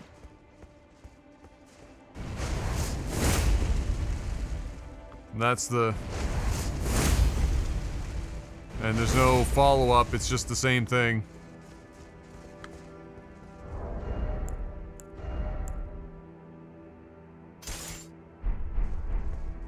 And then the Great Katana is this one.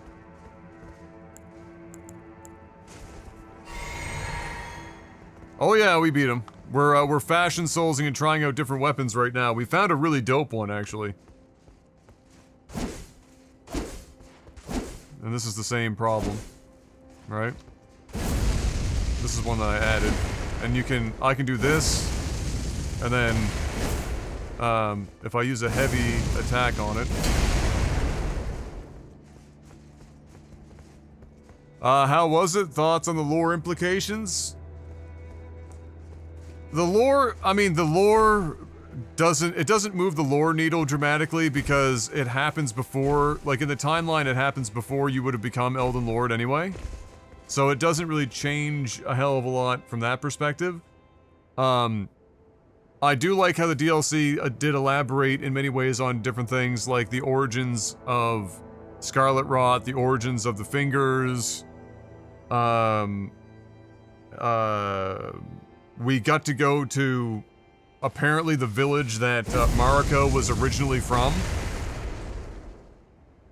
So that was pretty dope. So there was some nice stuff hidden around, but it wasn't, like, as far as, like, the lore implications for the main quest line, it wasn't huge. The implications for LeBron's legacy. It's still shit. Speaking of, I'll be right back.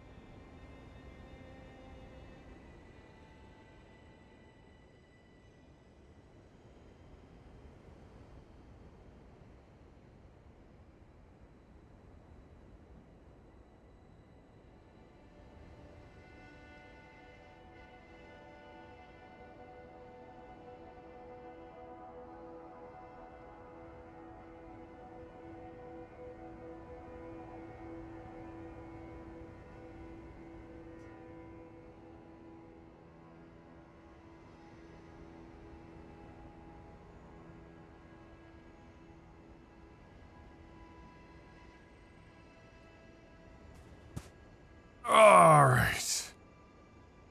I'm back. Now.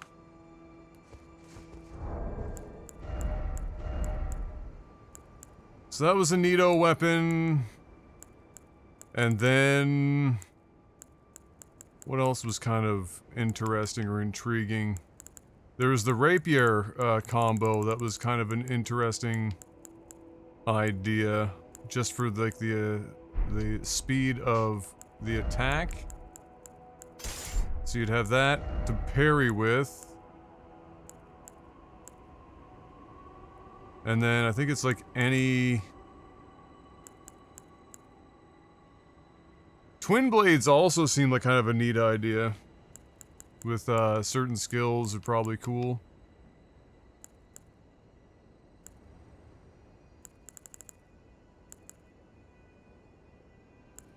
So I think it's any... I don't know if the heavy thrusting swords count?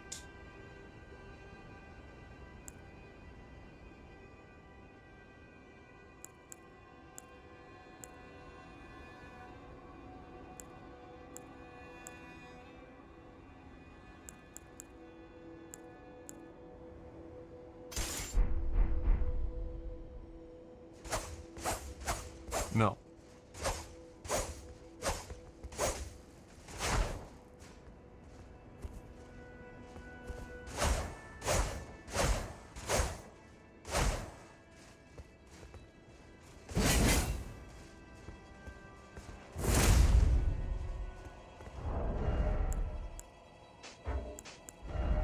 Oh, shit.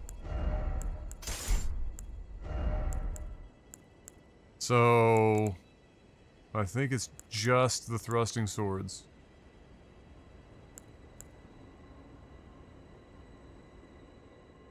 Does that mean that if you do 2 of these, that it unlocks the same...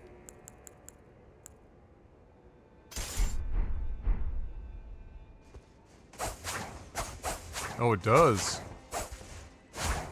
So, no ability to parry, but you can freely add whatever you want to these 2 swords.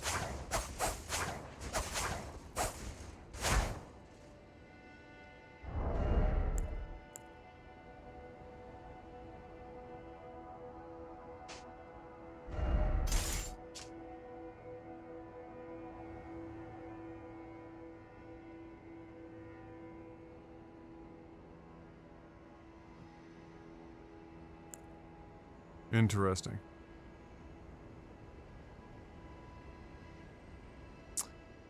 When are we watching the geriatric debate? I believe that starts in about 20 minutes.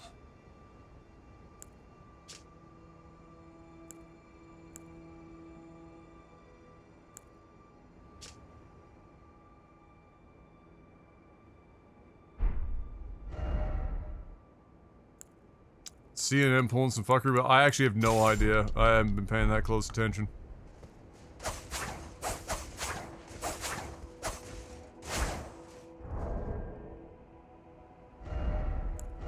To be completely honest with you.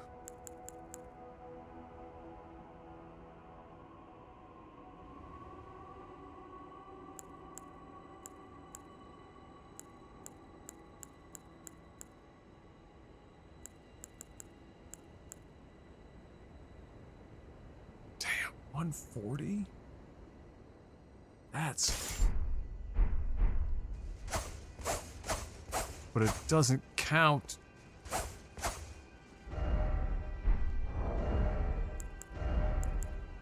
And double daggers apparently also don't do anything. No, they're not. But you could put parry on it, but you're not getting like any real major benefit out of it.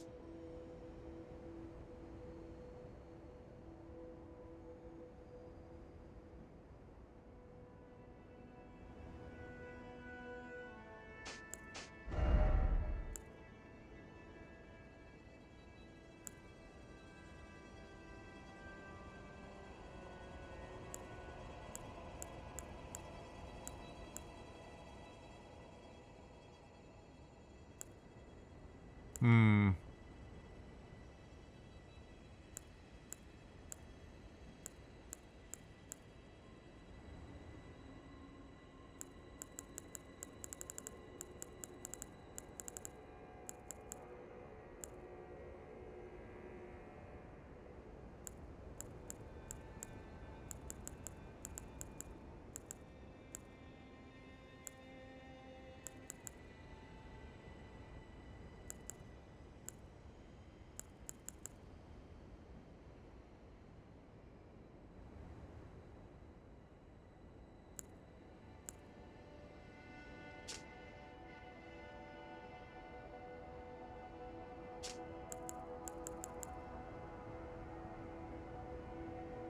B Dex is fucking crazy.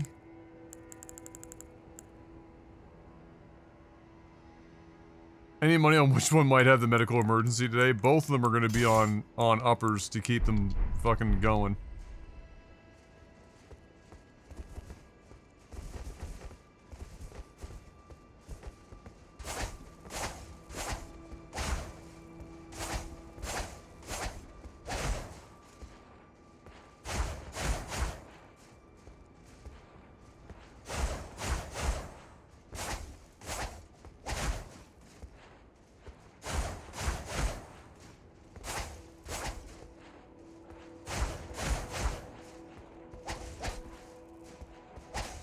Oh crap, one sec, babe.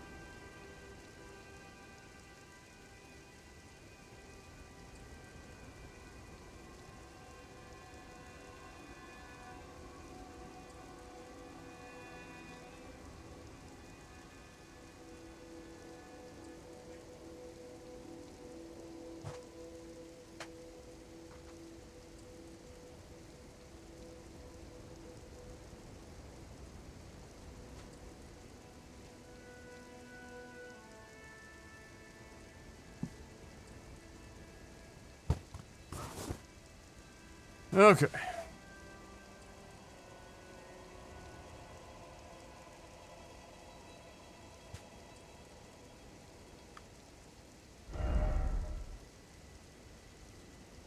B deck scaling is fucking bonkers.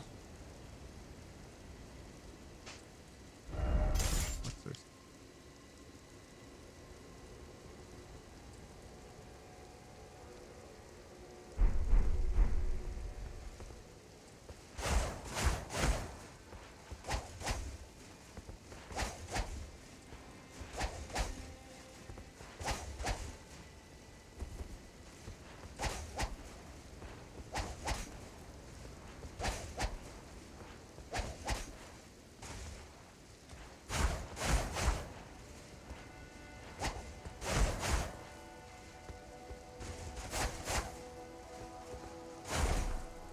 Hmm.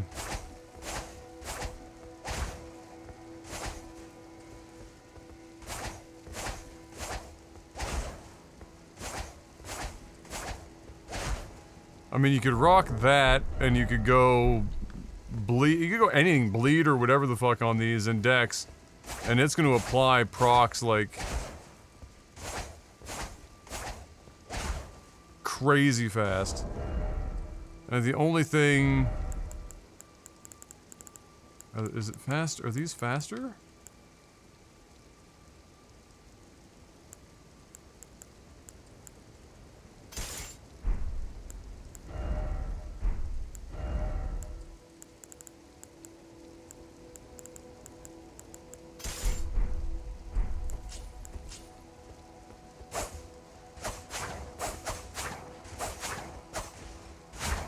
Oh yeah.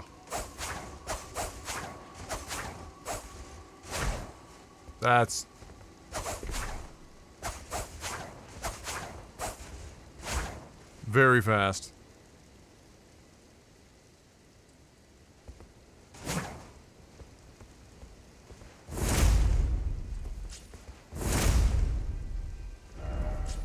I've been trying a few things for fun. That's just to see other weapons. I did level 1 all the way up here because I really liked it. Here, let me see. I don't know if you were here for it. Let me show you.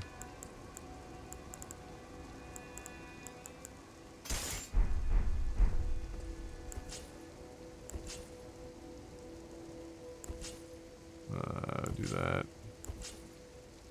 Oh, there's... Oh, hold on. So this... And then I have a build where it's, less FP use on skills and higher skill damage.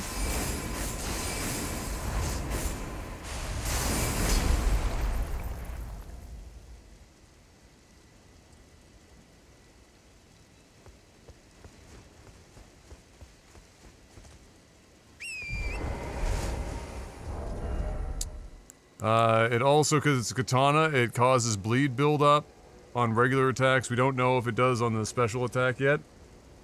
And does, you know, like almost 700 damage.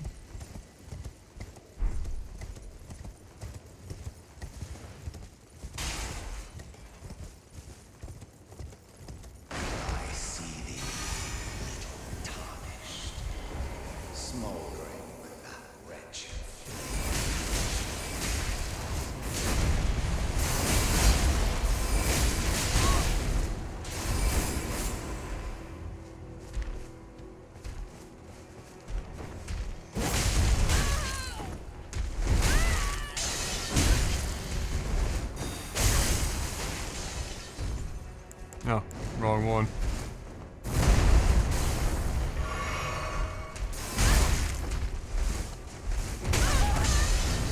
Still a dickhead you are.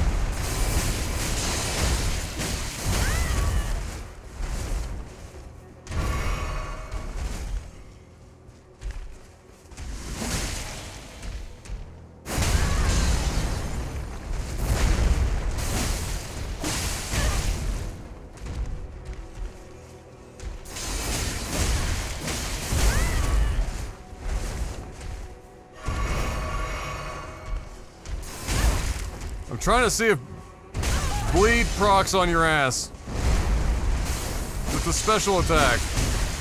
Stop being so annoying.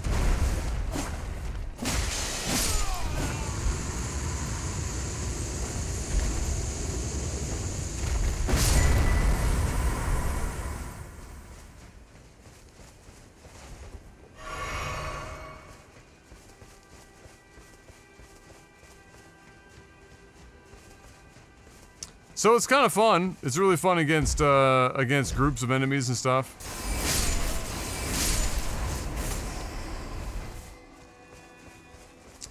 But then there's also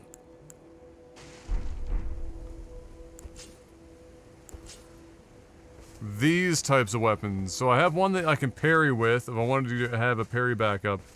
But if I have parry, I can't apply anything else to it. These are blank canvases.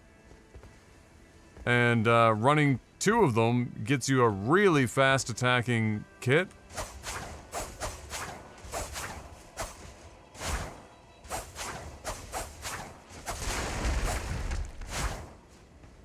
So there's a good chance you could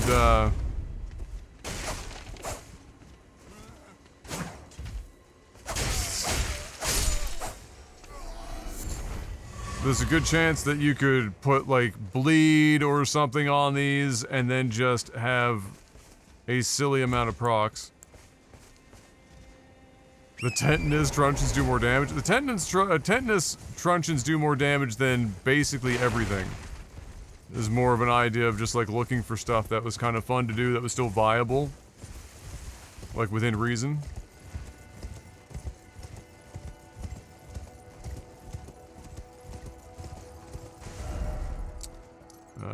Let me go back here and fight some guys again. We got 10 minutes before the old men do war. Go to battle.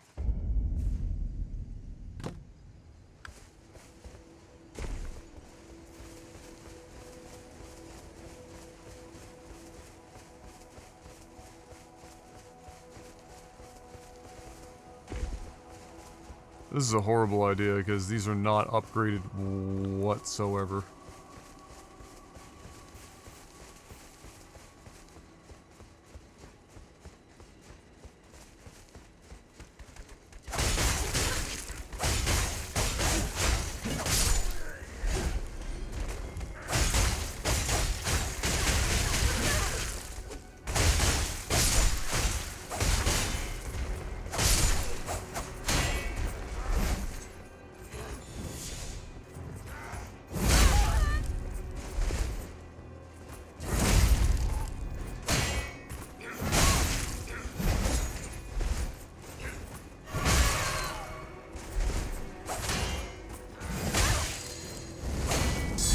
I think those claws too would be really cool.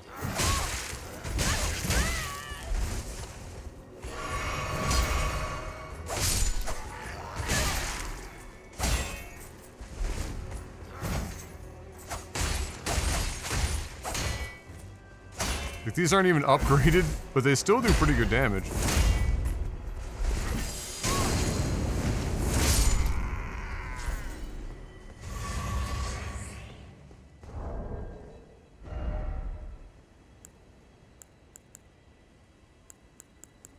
This weapon's bonkers because it starts at Dex B, which tells me there's a non-zero chance that it ends at S tier Dex scaling. Which would just be very silly.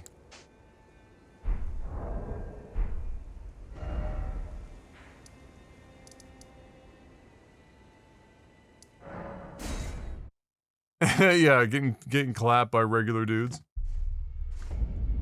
The duality of man.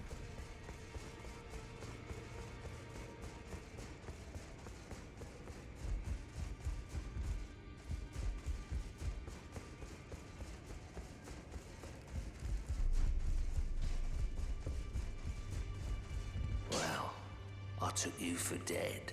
Yeah, because I was fashion soulsing. So we're moving quick.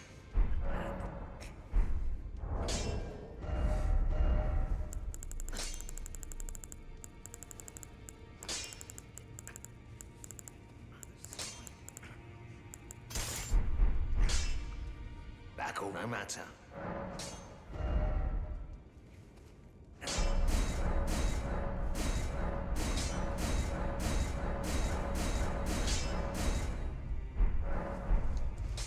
Hell yeah, brother.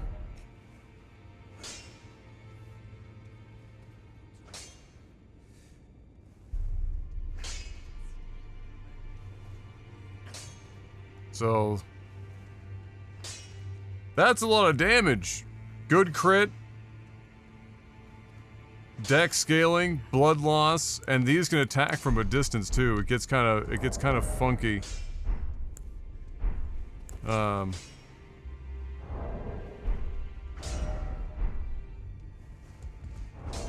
Let me see. So it was that. And then the other ones. Back all no matter. What does it use? More sombers? Oh my god. And, oh, it can't take. Interesting.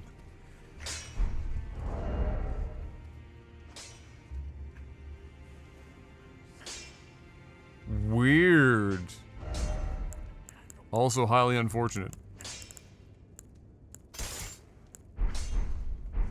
Back all no matter.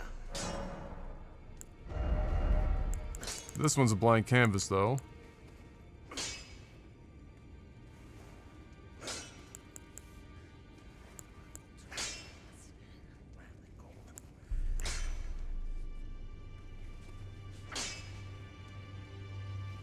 Like, you go duel for the frost or the bleed. Frost is really good.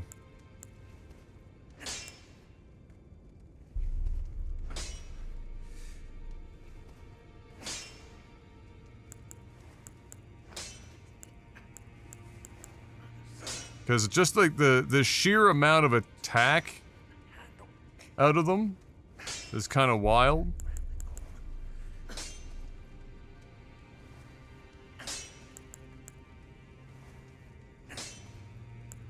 The perpetually gruff immortal Canadian build, yes.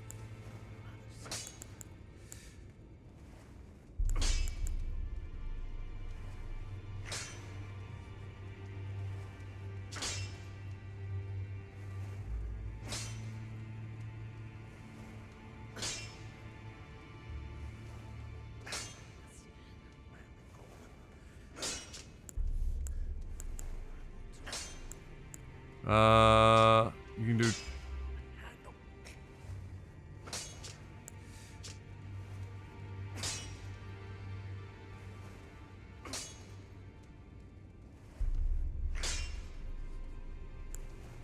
Uh-huh.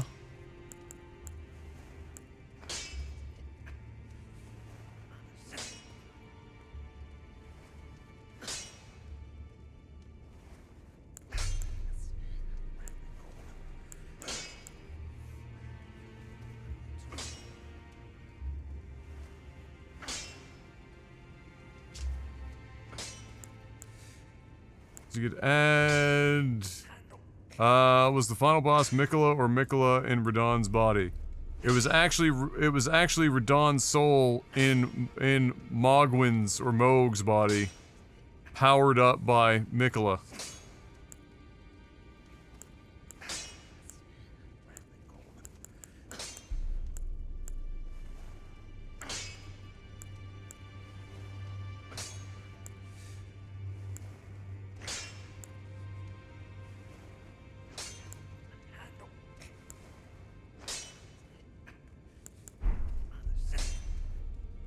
Is this just a random, like a regular shit?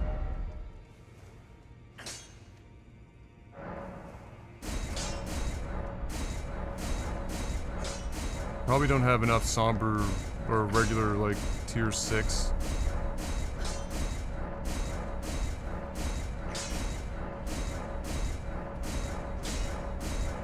Or I do. Okay. So where does that end up? C and D. Wow, it scales with strength more than dex. Interesting. So with no other additions, by itself, it does, what is that, 367, 451?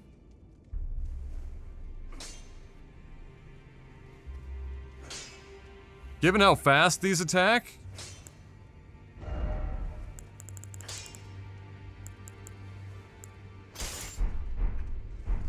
Back already. No matter.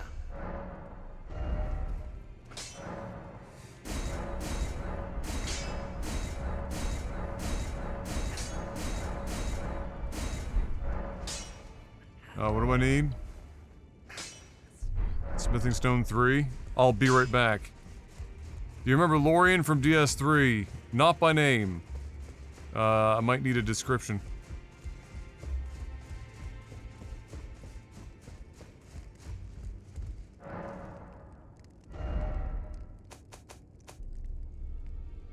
Oh shit, I got 1 minute before the boys go to work.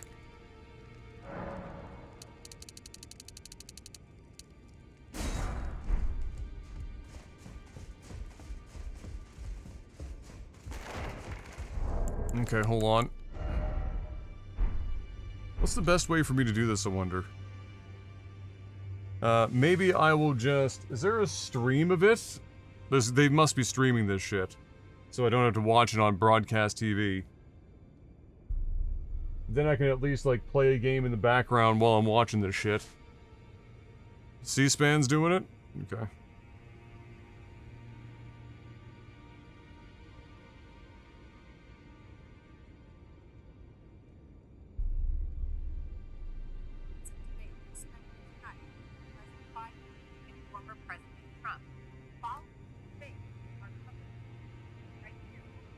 Alright.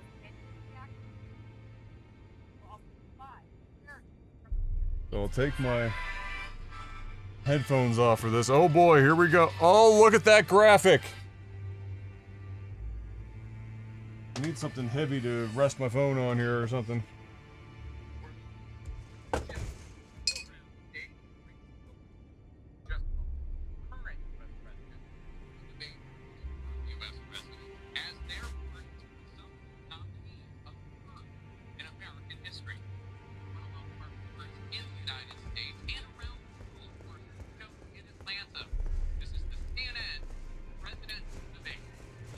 Fucking buckle up, boys!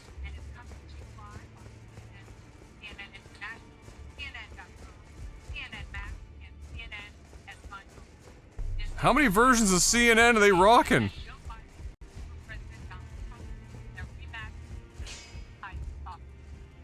Why is this being billed like a boxing fight? Already. No matter.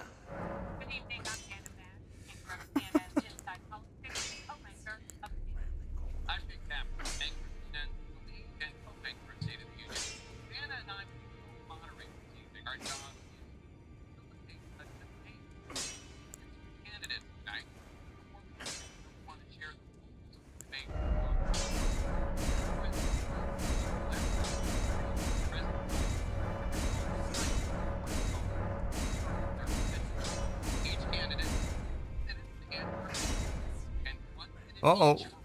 Smithing Stone 8.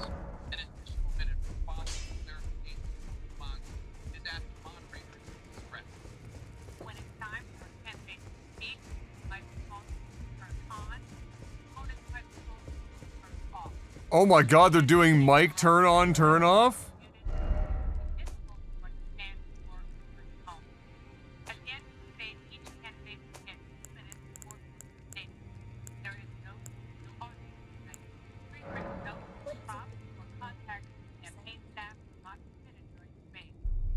I think it's recycling tomorrow.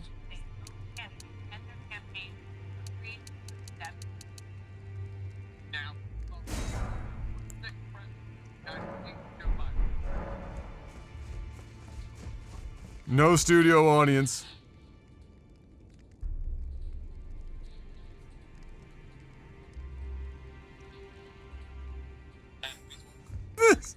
This looks like a Grand Theft Auto fucking, like, you know, you turn on the TV and watch it at the like in your house.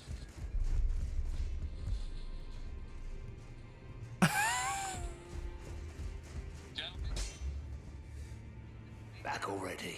No matter.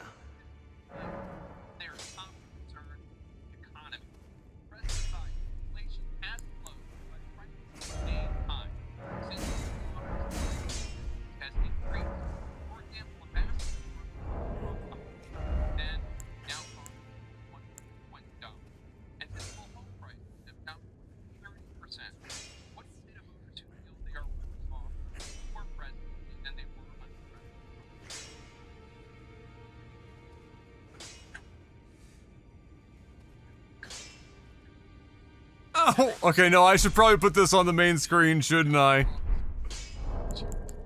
Hold on.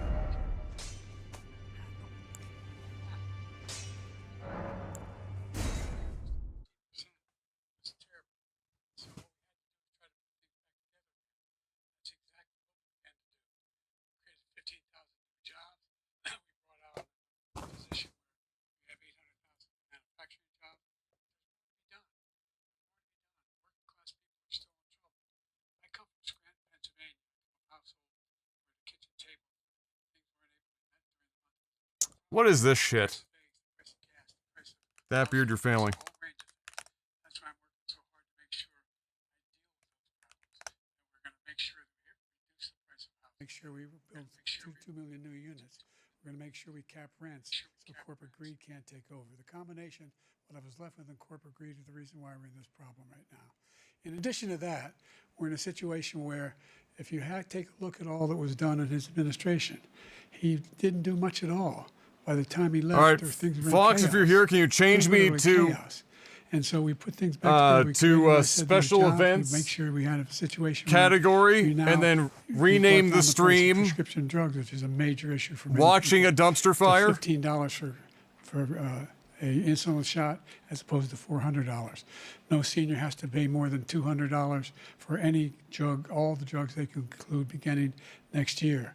And the situation is and we're going to make that available to everybody, to all Americans. So we're working to bring down the price around the kitchen table, and that's what we're going to get done.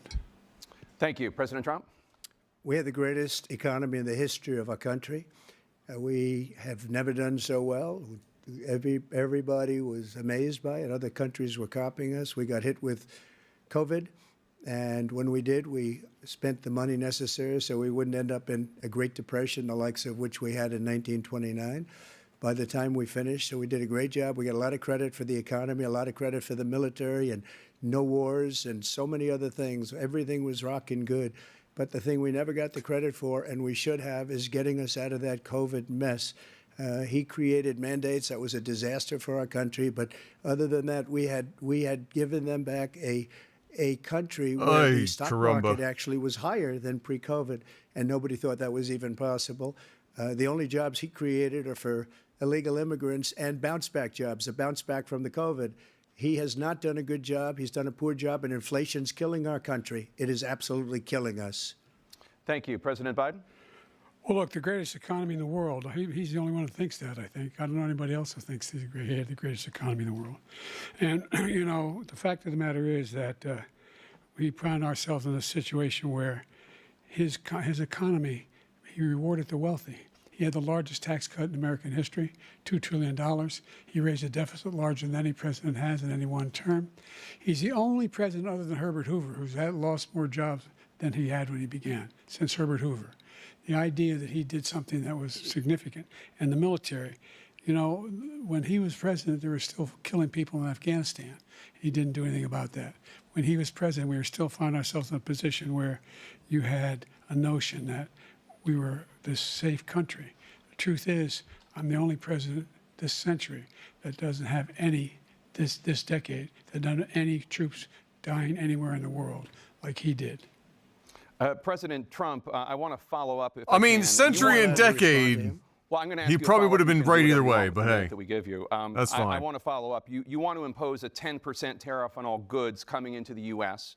How will you ensure that that doesn't drive prices even higher? It's not going to drive them higher. It's just going to cost countries that have been ripping us off for years, like China and many others, in all fairness to China. It's going to just force them to pay us a lot of money, reduce our deficit tremendously, and give us a lot of power for other things. But he made a statement. The only thing he was right about is I gave you the largest tax cut in history. I also gave you the largest regulation cut in history. That's why we had all the jobs.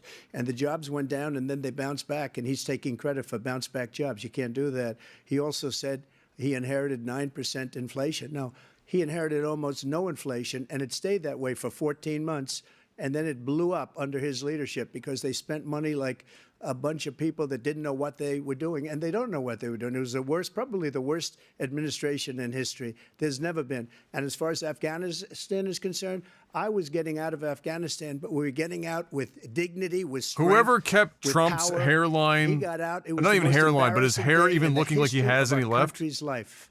President Trump, The man over has the used last every 8 years, version under both of your of administrations, the national hair debt soared to surgery record highs. ever And created according to a since new like nonpartisan 89. analysis, President Trump, your administration approved $8.4 trillion in new debt. While He's so done far, it President all, Biden, and you've it's just approved barely. $4.3 trillion If nothing in touches new it, debt. So former President Trump, many of the tax it still looks cuts that terrible. you But signed you into gotta, law are set to somebody expire put a lot of next work year. in. You want to extend them and go even further, you say.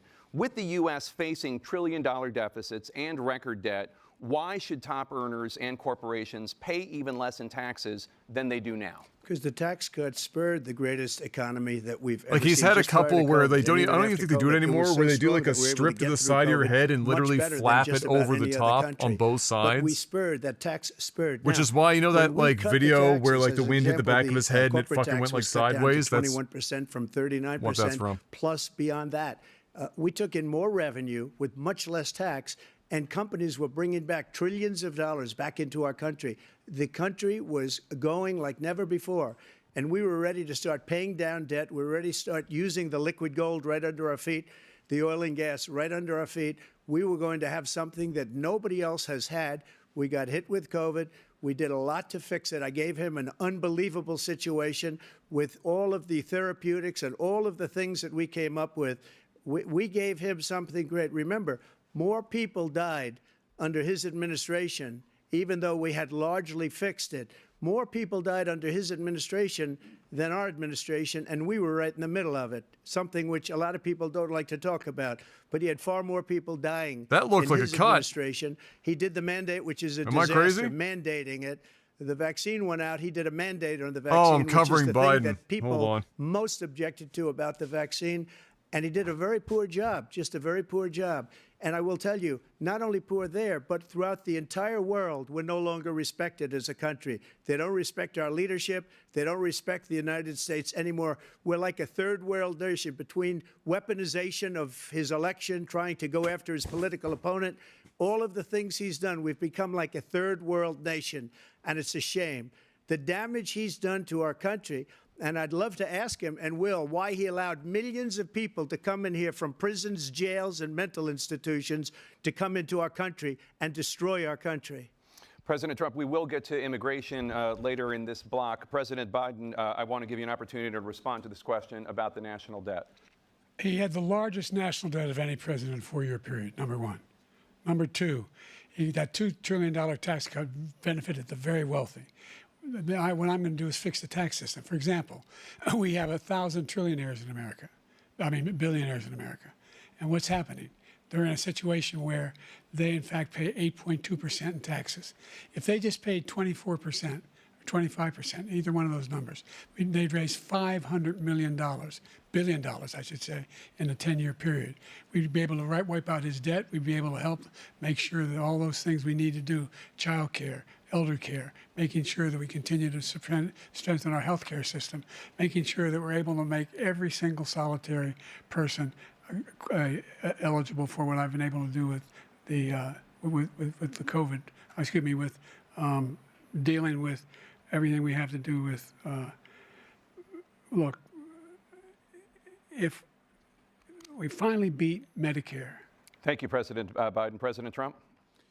Well, he's right. He did beat Medicare. He beat it to death, and he's destroying Medicare because all of these people are coming in. They're putting them on Medicare. They're putting them on Social Security. They're going to destroy Social Security. Oh, this it's man just is going like, to you single-handedly can't. destroy Social Security. You These can't millions do and millions that. of people coming in, they're trying to put them You on just Social can't. Security. He will wipe out Social Security. He will wipe out Medicare. So he was right in the way he finished that sentence. And it's a shame. What's happened to our country in the last 4 years is Like not the to way be that believed. the way that the Foreign average voter countries is looking are at friends this, with right? A lot of people.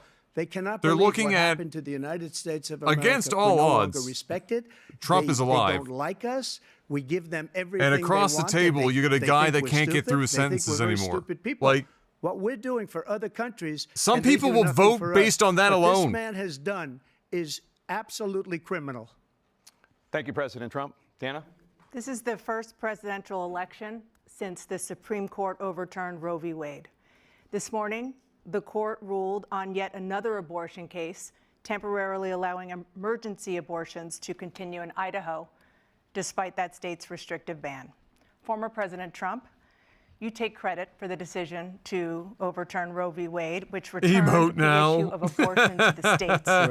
However, the federal government still plays a role in whether or not women have access to abortion pills. yeah, but nobody gives a shit, They're Seth. used in about Like, two-thirds of all abortions. Let's keep it 100. As president, Nobody would you cares. block abortion medication? First of all, the Supreme Court just approved the abortion pill, and I agree with their decision to have done that, and I will not block it. And if you look at this whole question that you're asking, complex but not really It makes him look complex. like he's on his 51 years deathbed. ago, I mean, even you had without Roe that, v. Wade, he doesn't and look good. Everybody wanted to And get then it he back to stands the there states, and everybody, just- without exception, Democrats, Republicans, liberals, conservatives, everybody wanted it back, religious leaders. And what I did is I put 3 great Supreme Court justices on the court, and they happened to vote in favor of killing Roe v. Wade and moving it back to the states. This is something that everybody wanted. Now, 10 years ago or so, they started talking about how many weeks and how many this, getting into other things. But every legal scholar throughout the world, the most respected, wanted it brought back Throughout to the the world. states, I did that. Now the states are working it out. If you look at Ohio, it was a decision that was an end result that was a little bit more liberal than you would have thought. Kansas, I would say the same thing. Texas is different. Florida is different. But they're all making their own decisions right now. And right now, the states control it. That's the vote of the people. Like Ronald Reagan, I believe in the exceptions. I am a person that believes. And frankly, I think it's important to believe in the exceptions. Some people, you have to follow your heart. Some people don't believe in that. But I believe in the exceptions for rape, incest, and the life of the mother. I think it's very important. Some people don't. Follow your heart. But you have to get elected also. And because that has to do with other things. You got to get elected. The problem they have is they're radical because they will take the life of a child in the 8th month, the 9th month, and even after birth. After birth, if you look at the former governor of Virginia, After he birth? was willing to do this. He said, we'll put the baby aside and we'll determine what we do with the baby, meaning we'll kill the baby. What happened is we brought it back to the states, and the country is now coming together on this issue. It's been a great thing. Thank you. President Biden? It's been a terrible thing, what you've done. The fact is that the vast majority of constitutional scholars supported Roe when it was decided. Supported Roe. And that's this idea that they were all against it is just ridiculous. And this is the guy who says the state should be able to have it. We're in a state where in 6 weeks, you don't even know whether you're pregnant or not, but you cannot see a doctor and have him decide on what your circumstances are, whether you need help. The idea that states are able to do this is a little like saying we're going to turn civil rights back to the states. One of the Let each problems state have a with these different things rule. is that this just becomes a Look, he there's so many said, young he women said. who have been, including a young woman. One's going going to say the scholars, sided with them. The other's going to say the scholars sided with them. Idea that And then she it's up was to the murdered people to by- be able to by- find it out for by an themselves, immigrant but a lot of coming people into- won't. They talk They'll about just that, but here's the deal. side with whoever There's they a lot vibe with. Young women are being raped by their in-laws, by their spouses, brothers and sisters, it's just ridiculous, and they can do nothing about it. And they try to arrest them when they cross state lines. Thank you. There have been many young women murdered by the same people he allows to come across our border. We have a border that's the most dangerous place anywhere in the world, considered the most dangerous place anywhere in the world. And he opened it up, and these killers are coming into our country, and they are raping and killing women. And it's a terrible thing. As far as the abortion is concerned, it is now back with the states. The states are voting. In many cases, it's frankly a very liberal decision. In many cases, it's the opposite. But they're voting, and it's bringing it back to the vote of the people, which is what everybody wanted, including the founders, if they knew about this issue, which, frankly, they didn't. But they would have, everybody wanted brought back. Ronald Reagan wanted it brought back. He wasn't able to get it.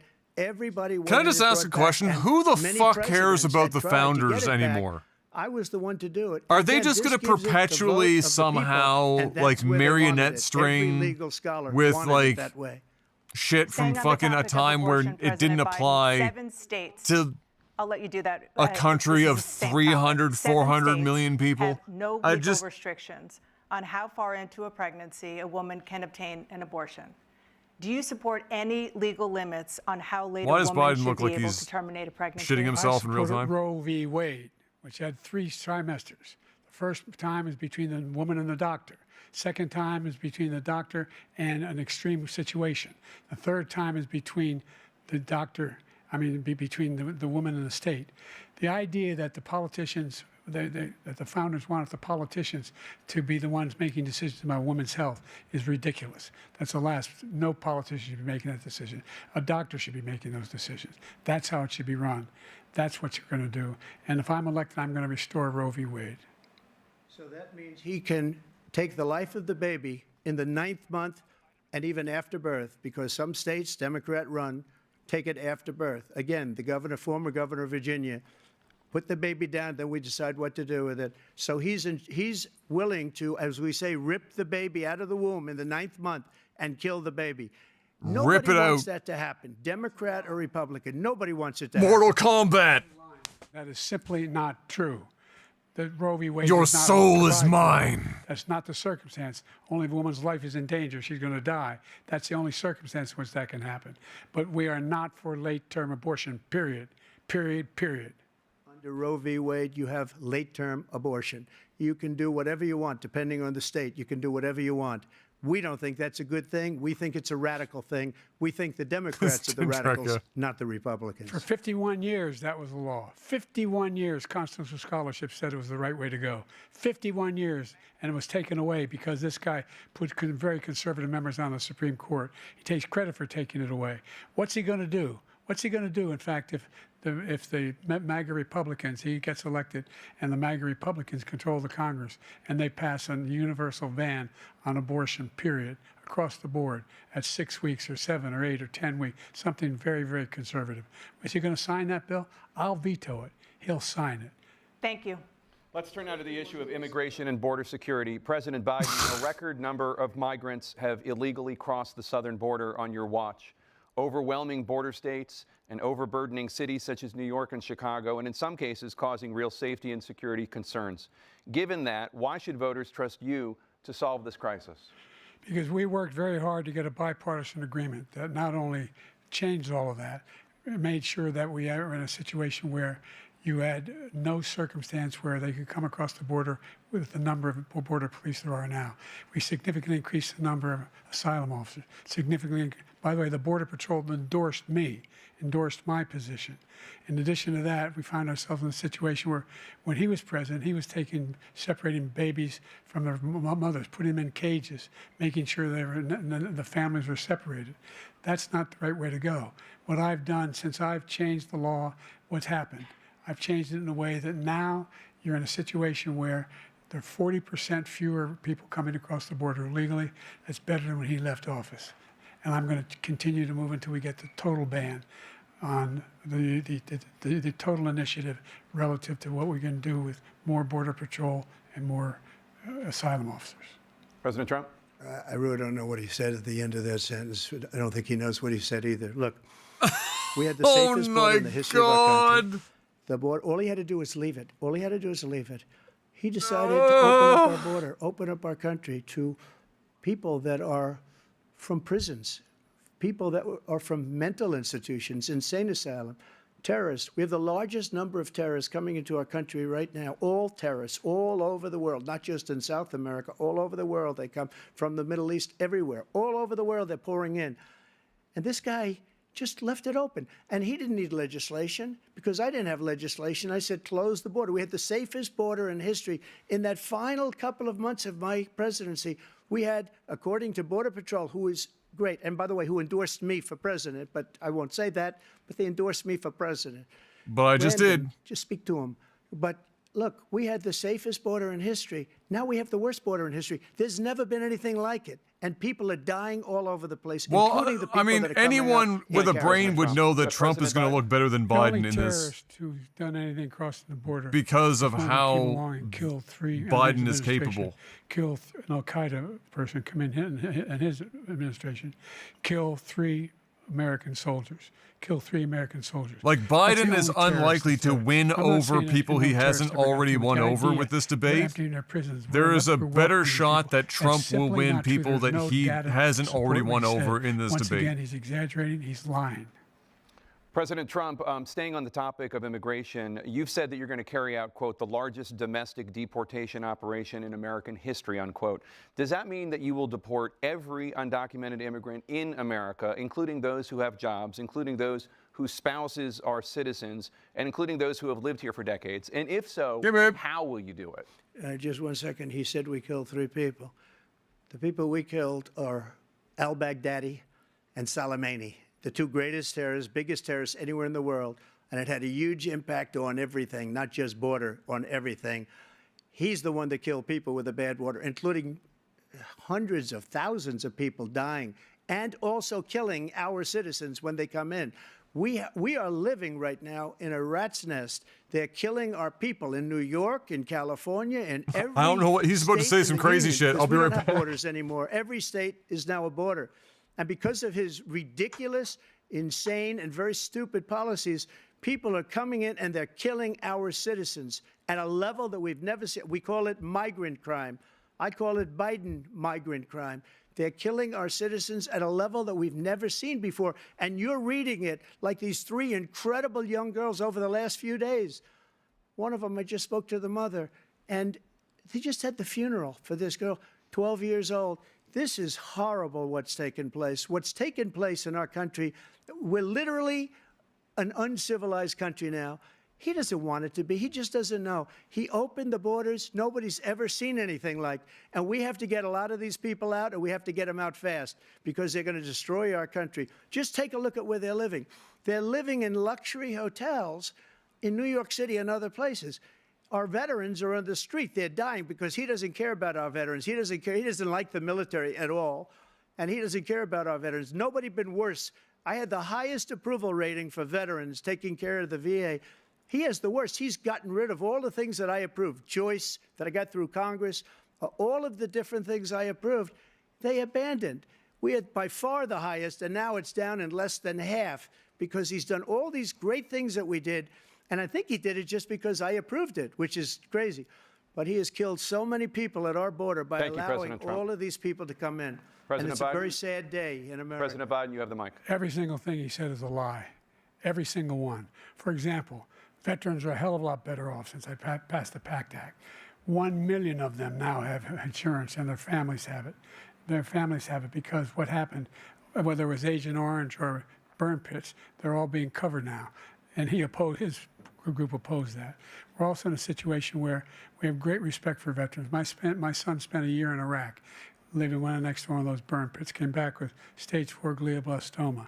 I was recently in France for D-Day, and I spoke all about those heroes that died. I went to the World War II cemetery. All right, what did I miss? Cemetery he refused to go to. He was standing with his 4-star general, and he told me, he said, I don't want to go in there because they're a bunch of losers and suckers. My son was not a loser, was not a sucker. You're the sucker. You're the loser. President Trump? You tell him, Biden. First of all, that was a made-up quote, suckers and losers. They made it up. It was in a third-rate magazine that's failing, like many of these magazines. He made that up. He put it in commercials. We've notified him. We had 19 people that said I didn't say it. And think of this. Who would say I'm at a cemetery or I'm talking about our veterans? Did he go after his son again? Taking better care. I'm so glad this came up, and he brought it up.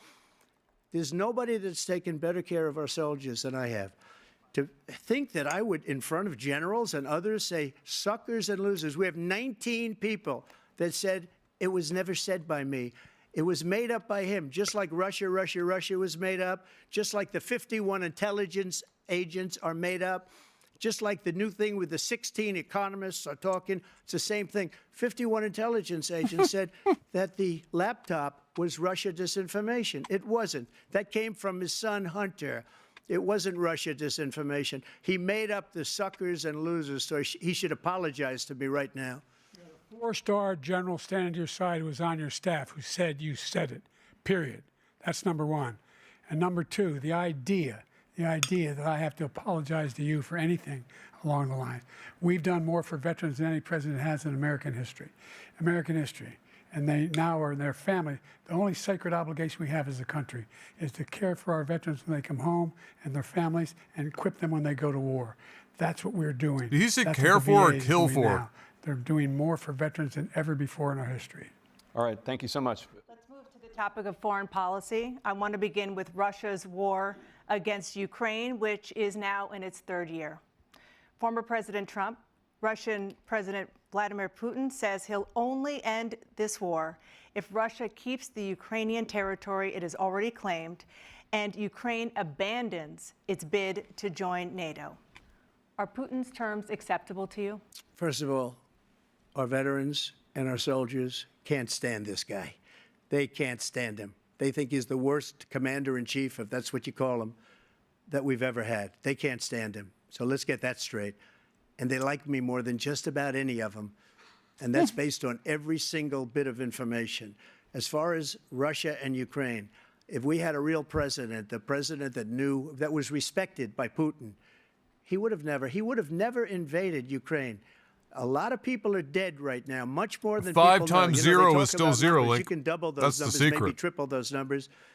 He did nothing to stop it. In fact, I think he encouraged Russia from going in. I'll tell you what happened. He was so bad with Afghanistan. It was such a horrible embarrassment, most embarrassing moment in the history of our country, that when Putin watched that and he saw the incompetence that he should have the hyperbole those never like ceases to amaze me. that you mentioned, and so he's got no love lost. but he should have fired those generals. No general got fired for the most embarrassing moment in the history of our country, Afghanistan, where we left billions of dollars of equipment behind. So we just we walked across lost the screen? 13 beautiful soldiers, and 38 soldiers were obliterated. And by the way, we left people behind, too. We left Obliterated. American citizens behind. When Putin saw that, he said, you know what? I think we're going to go in and maybe take this was his dream. I talked to him about it, his dream. The difference is he never would have invaded Ukraine. Never. Just like Israel would have never been invaded in a million years by Hamas. You know why? Because Iran was broke with me. I wouldn't let anybody do business with them. They ran out of money. They were broke. They had no money for Hamas. They had no money for anything, no money for terror. That's why you had no terror at all during my administration. This place, the whole world is blowing up under him. President Biden? Never heard so much malarkey in my whole life. Look, the fact of the matter is that we're in a situation where, let's take the last point first. Iran attacked American troops, caused brain damage for a number of these troops, and he did nothing about it. Recently, not when he was president. They attacked. He said they're just having headaches. That's all it is. He didn't do a thing when the attack took place, number one. Number two, we got over 100,000 Americans and others. Trump's spewing so much bullshit that Biden doesn't even have enough time to get to it all, which is probably the game plan here. We found ourselves in a situation where, if you take a look at what Trump did in Ukraine, this guy told Trump, do whatever you want, and do whatever you want. And that's exactly what Trump did to Putin, encourage him, do whatever you want. And he went in. And listen to what he said when he went in. He was going to take Kyiv in 5 days, remember? Because it's part of the old Soviet Union. That's what he wanted to reestablish, Kyiv. And he, in fact, didn't do it at all. He wasn't able to get it done. And they've lost thousands and thousands of troops, 500,000 troops.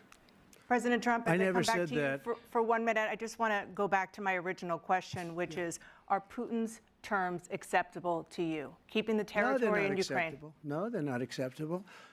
But look, this is a war that never should have started. If we had a leader in this war, he led everybody along. He's given $200 billion now or more to Ukraine. He's given $200 billion. That's a lot of money. I don't think there's ever been anything like it. Every time that Zelensky comes to this country, he walks away with $60 billion. He's the greatest salesman ever. And I'm not knocking him. I'm not knocking anything. I'm only saying the money that we're spending on this war, and we shouldn't be spending, it should have never happened. I will have that war settled between Putin and Zelensky as president-elect before I take office on January 20th. I'll have that war settled. Wow. People being killed Impressive. so needlessly, so stupidly, and I will get it settled, and I'll get it settled fast before I take office. President Biden, you have a minute. The fact is that Putin is a war criminal. He's killed thousands and thousands of people. And he has made one thing clear. He wants to reestablish what was part of the Soviet Empire, not just a piece. He wants all of Ukraine. That's what he wants. And then you think he'll stop there? Do you think he'll stop when if he takes Ukraine? What do you think happens to Poland? What do you think of Belarus? What do you think happens to those NATO countries? And so if you want a war, you ought to find out what he's going to do, because if in fact he does what he says and walks away, and by the way, all that money we give Ukraine are from weapons we make here in the United States. We give them the weapons, not the money at this point. And our NATO allies have produced as much funding for Ukraine as we have. That's why we're strong. Thank you. Moving on to the Middle East. In October, Hamas attacked Israel, killing more than 1,000 people and taking hundreds of hostages. Among those held and thought to still be alive are 5 Americans. Israel's response has killed thousands of Palestinians and created a humanitarian crisis in Gaza. President Biden, you've put forward a proposal to resolve this conflict. This should be good. But so far, Hamas has not released the remaining hostages, and Israel is continuing its military offensive in Gaza. So what additional leverage will you use to get Hamas and Israel to end the war? You have 2 minutes. Number one, everyone from the United Nations Security Council straight through to the G7 to the Israelis and Netanyahu himself have endorsed the plan I put forward. Which has 3 stages to it. The first stage is trade the hostages for a ceasefire. Second phase is a ceasefire with additional conditions. The third phase is the end of the war. The only one who wants the war to continue is Hamas, number one. That feels like draw a circle and then draw the rest of the owl, no? To get them to accept. In the meantime, what's happened? In Israel, we're finding that the only thing I've denied Israel was 2,000-pound bombs. They don't work very well in populated areas. They kill a lot of innocent people. We're providing Israel with all the weapons they need and when they need them. And by the way, I'm the guy that organized the world against Iran when they had a full-blown intercontinental ballistic missile attack on Israel. No one was hurt. No one Israeli was accidentally killed, and it just stopped. We saved Israel. We are the biggest producer of support for Israel of anyone in the world. And so they're two different things. Hamas cannot be allowed to be continued. We continue to send our experts and our intelligence people as to how they can get Hamas like we did bin Laden. You don't have to do it. And by the way, they've been greatly weakened, Hamas, greatly weakened, and they should be. Do they really think that if they kill Hamas, it's going to suddenly stop anything? But you've got to be careful for using certain weapons among population centers. And not just make him a martyr? Just going back to Ukraine for 1 second. We have an ocean separating us. The European nations together have spent $100 billion, or maybe more than that, less than us. Why doesn't he call them and say, you got to put up your money like I did with NATO? I got them to put up hundreds of billions of dollars. The Secretary General of NATO said Trump did the most incredible job I've ever seen. They wouldn't have any, they were going out of business. We were spending almost 100% of the money was paid by us. He didn't do that. He's getting you got to ask these people to put up the money. We're over $100 billion more spent, and it has a bigger impact on them because of location, because we have an ocean in between. You got to ask them. As far as Israel and Hamas, Israel's the one that wants to go. He said the only one who wants to keep going is Hamas. Actually, Israel is the one, and you should let him go and let him finish the job. He doesn't want to do it. He's become like a Palestinian, but they don't like him because he's a very bad Palestinian. He's a weak one. But President Biden, you have a minute. What does that even So much mean? foolishness. This is a guy who wants to get out of NATO. Are you going to stay in NATO? He's going to pull out of NATO. The idea that our strength lies in our alliances as well. It may be a big ocean, but we're ever able to avoid a war in Europe, a major war in Europe?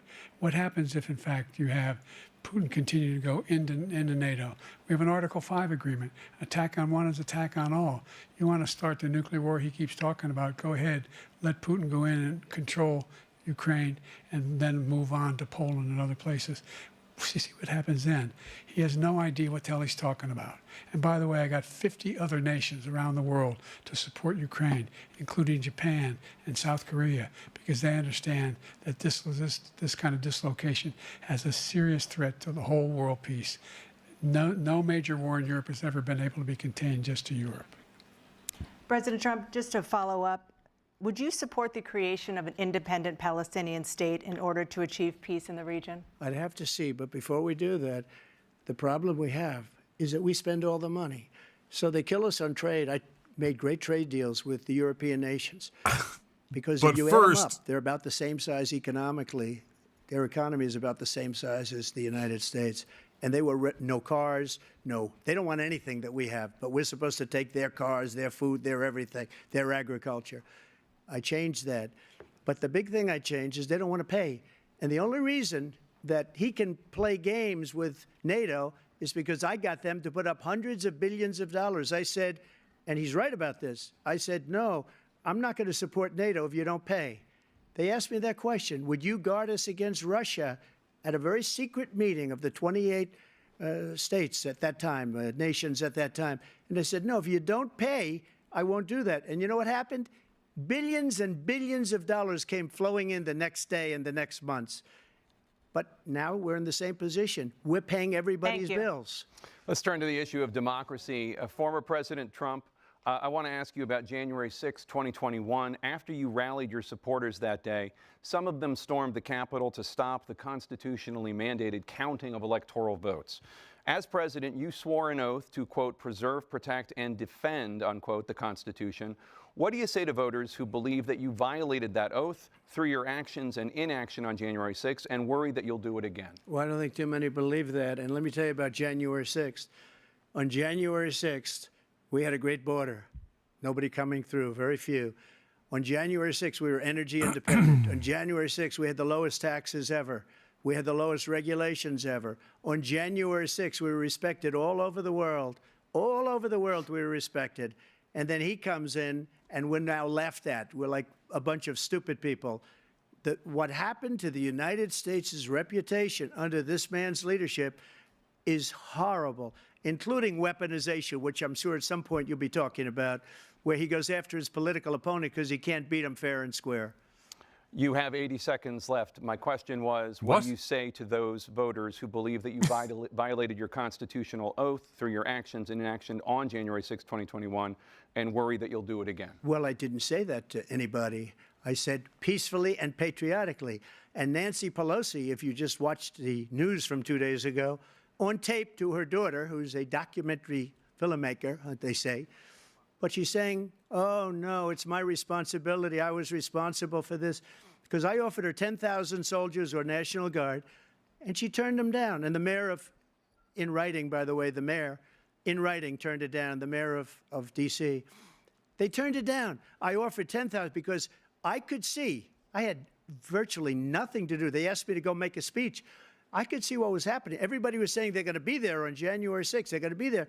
And I said, you know what? There's a lot of people coming. You could feel it. You could feel it, too, and you could feel it. And I said, they ought to have some National Guard or whatever.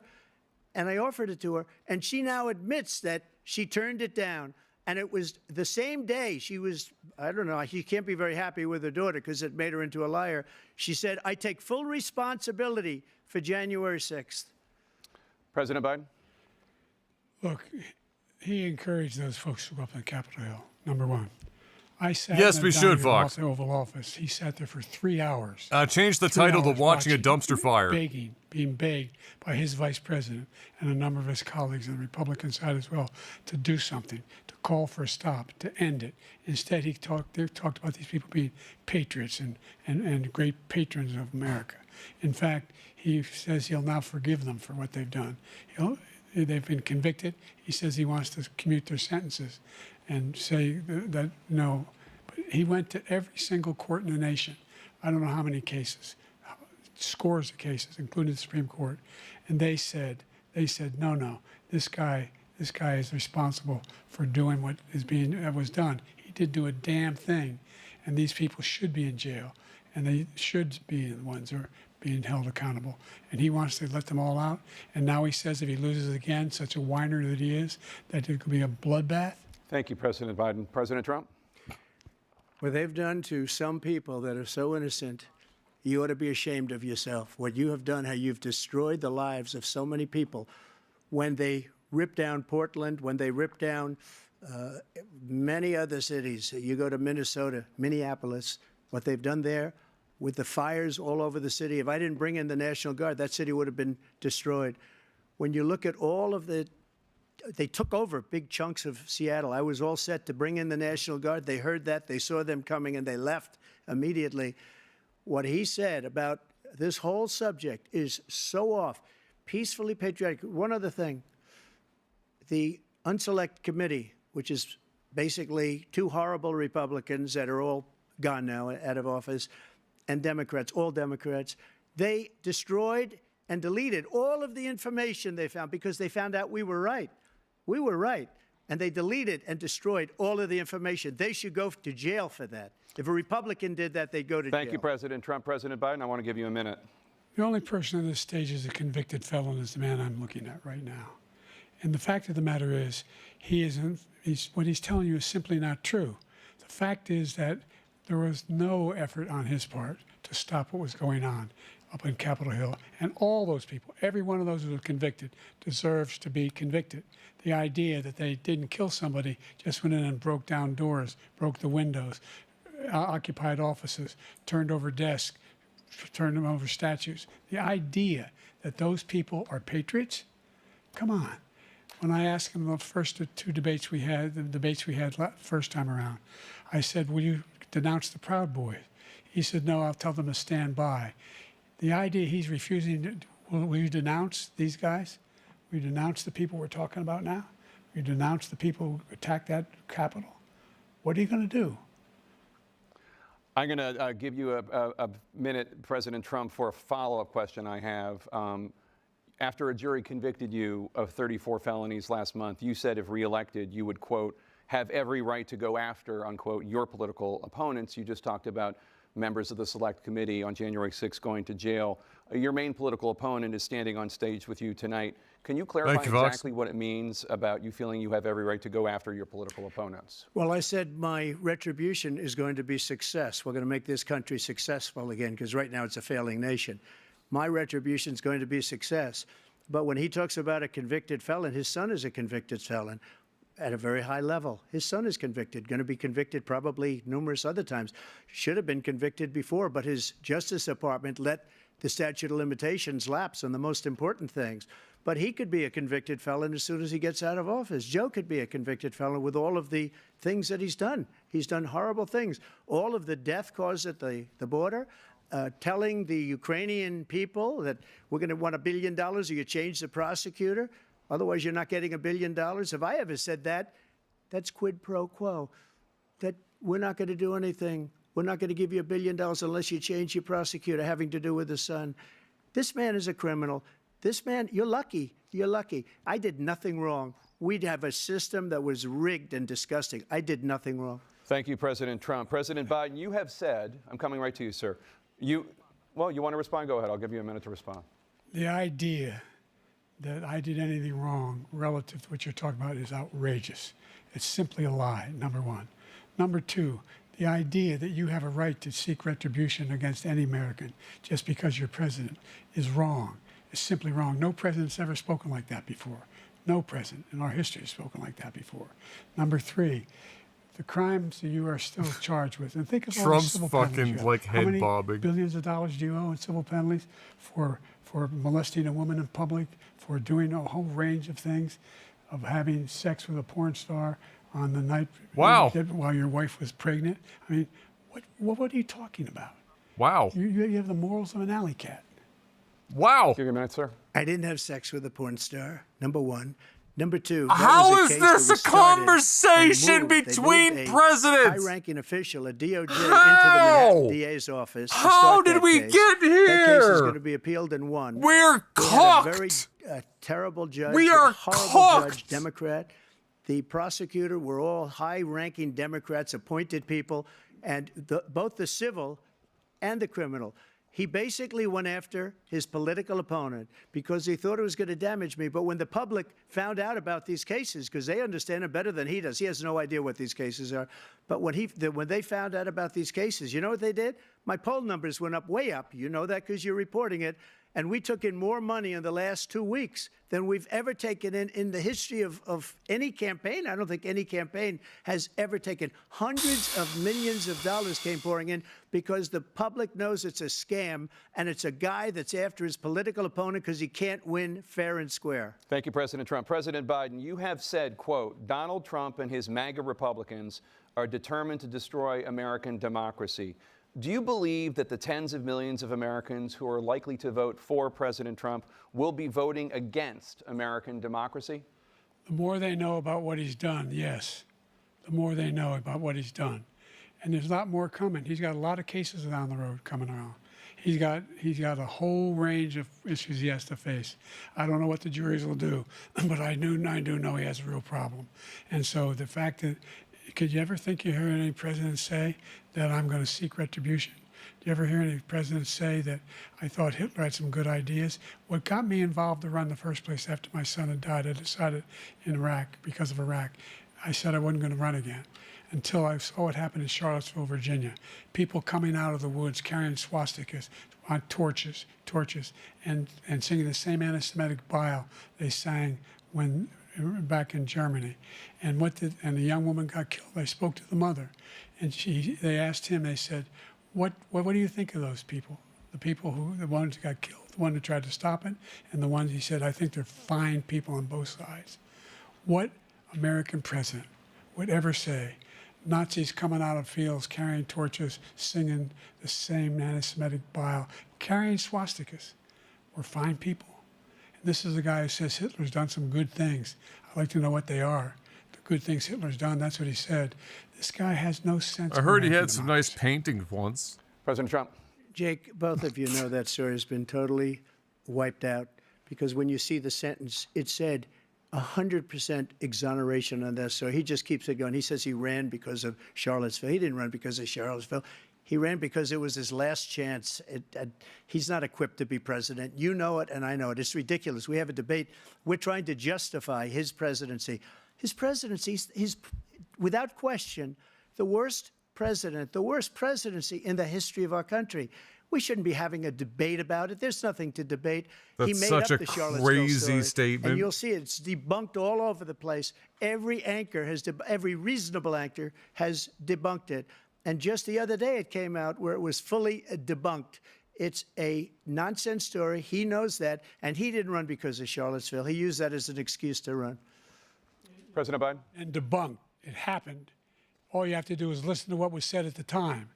And the idea that somehow that's the only reason I ran because I was worried a guy like this guy could get elected. If he thought they were good people coming out of that forest, carrying those woods, carrying those torches, then he didn't deserve to be president. Didn't deserve to be president at all. And the idea that he's talking about all this being fabricated, we saw with our own eyes. We saw what happened on January 6th. We saw the people breaking through the windows. We saw people occupying his own vice president. Look, there's a reason why 40 of his 44 top cabinet officers refused to endorse him this time. His vice president hasn't endorsed him this time. So why? Why? They know him well. They serve with him. Why are they not endorsing him? Thank you, President Biden. We're going to be right back with more from the CNN presidential debate. Is Biden okay? He's 83 or something years old.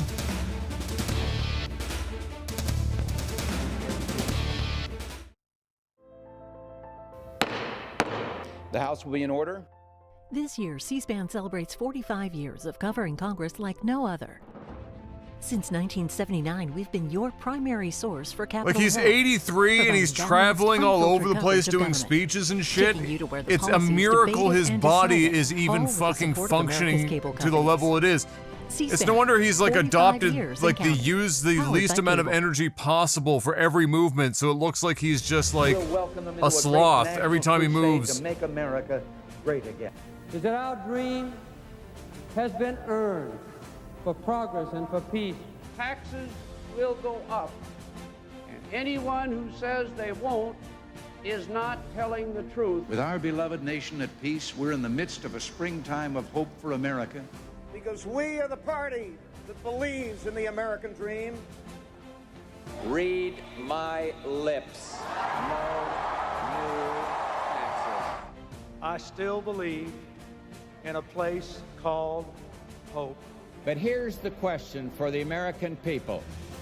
Who do you Did trust I in this fuck a election? porn star? choice is whether we will build a bridge Oh, sorry, that was. or a bridge to the past. I have unlimited confidence in the wisdom of our people and the future of our country. I stand here tonight as my own man, and I want you to know me for who I truly am. They The have man their bear pig. chance. They have not led. We will.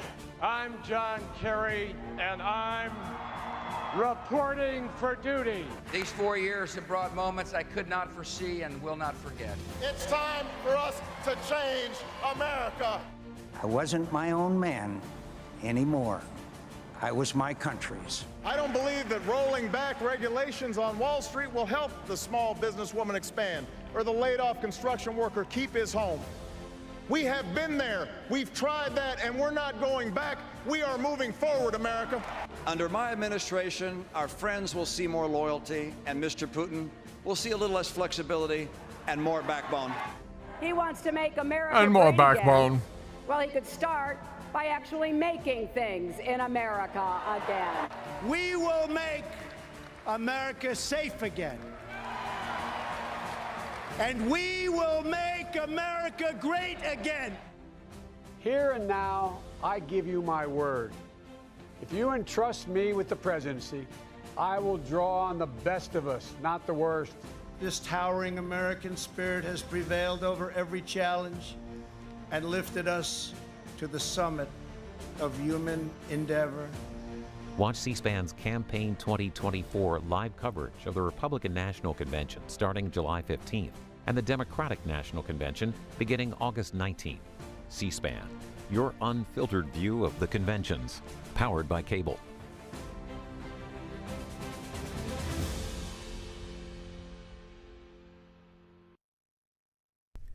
And in just a moment, our simulcast of the CNN presidential debate between President Biden and former President Trump will resume. This is happening live from CNN studios in Atlanta.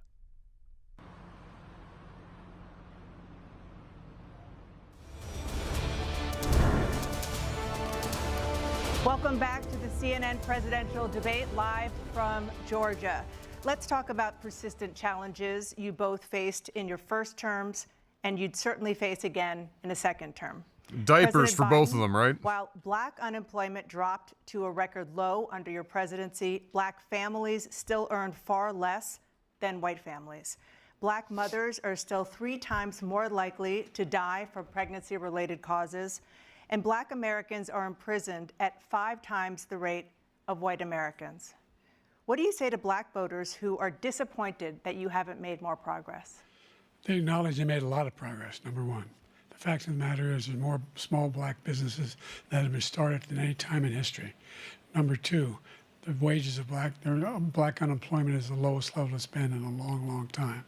Number three, we're providing housing for black Americans and dealing with the segregation that exists among these corporations that collude to keep people out of their houses. And in addition to that, we find that the impact on the choice that black families have to make relative to child care is incredibly difficult. When we did the first major piece of legislation in the past, I was able to reduce black child care costs. I cut them in half. We got to make sure we provide for child care costs. We got to make sure, because when you provide those child care protections, you increase economic growth because more people can be in the job market. So there's more to be done, considerably more to be done. But we've done a great deal so far, and I'm not letting up, and they know it. You have 49 seconds left. What do you say to black voters who are disappointed with the progress so far? I say I don't blame them for being disappointed. Inflation is still hurting them badly. For example, I provided for the idea that any black family first-time home buyer should get a $10,000 tax credit to be able to buy their first home so they can get started.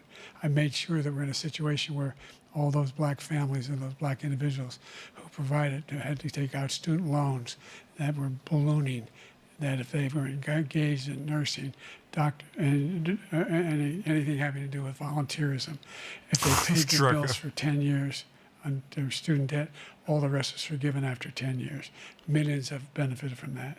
And we're going to do a whole lot more for black families. Thank you, President Trump. And he caused the inflation. He's blaming inflation, and he's right, it's been very bad. He caused the inflation, and it's killing black families and Hispanic families and just about everybody. It's killing people. They can't buy groceries anymore. They can't. You look at the cost of food where it's doubled and tripled and quadrupled. They can't live. They're not living anymore. He caused this inflation. I gave him a country with essentially no inflation. It was perfect. It was so good. All he had to do is leave it alone. He destroyed it with his Green New scam and all this money that's being thrown out the window. He caused inflation.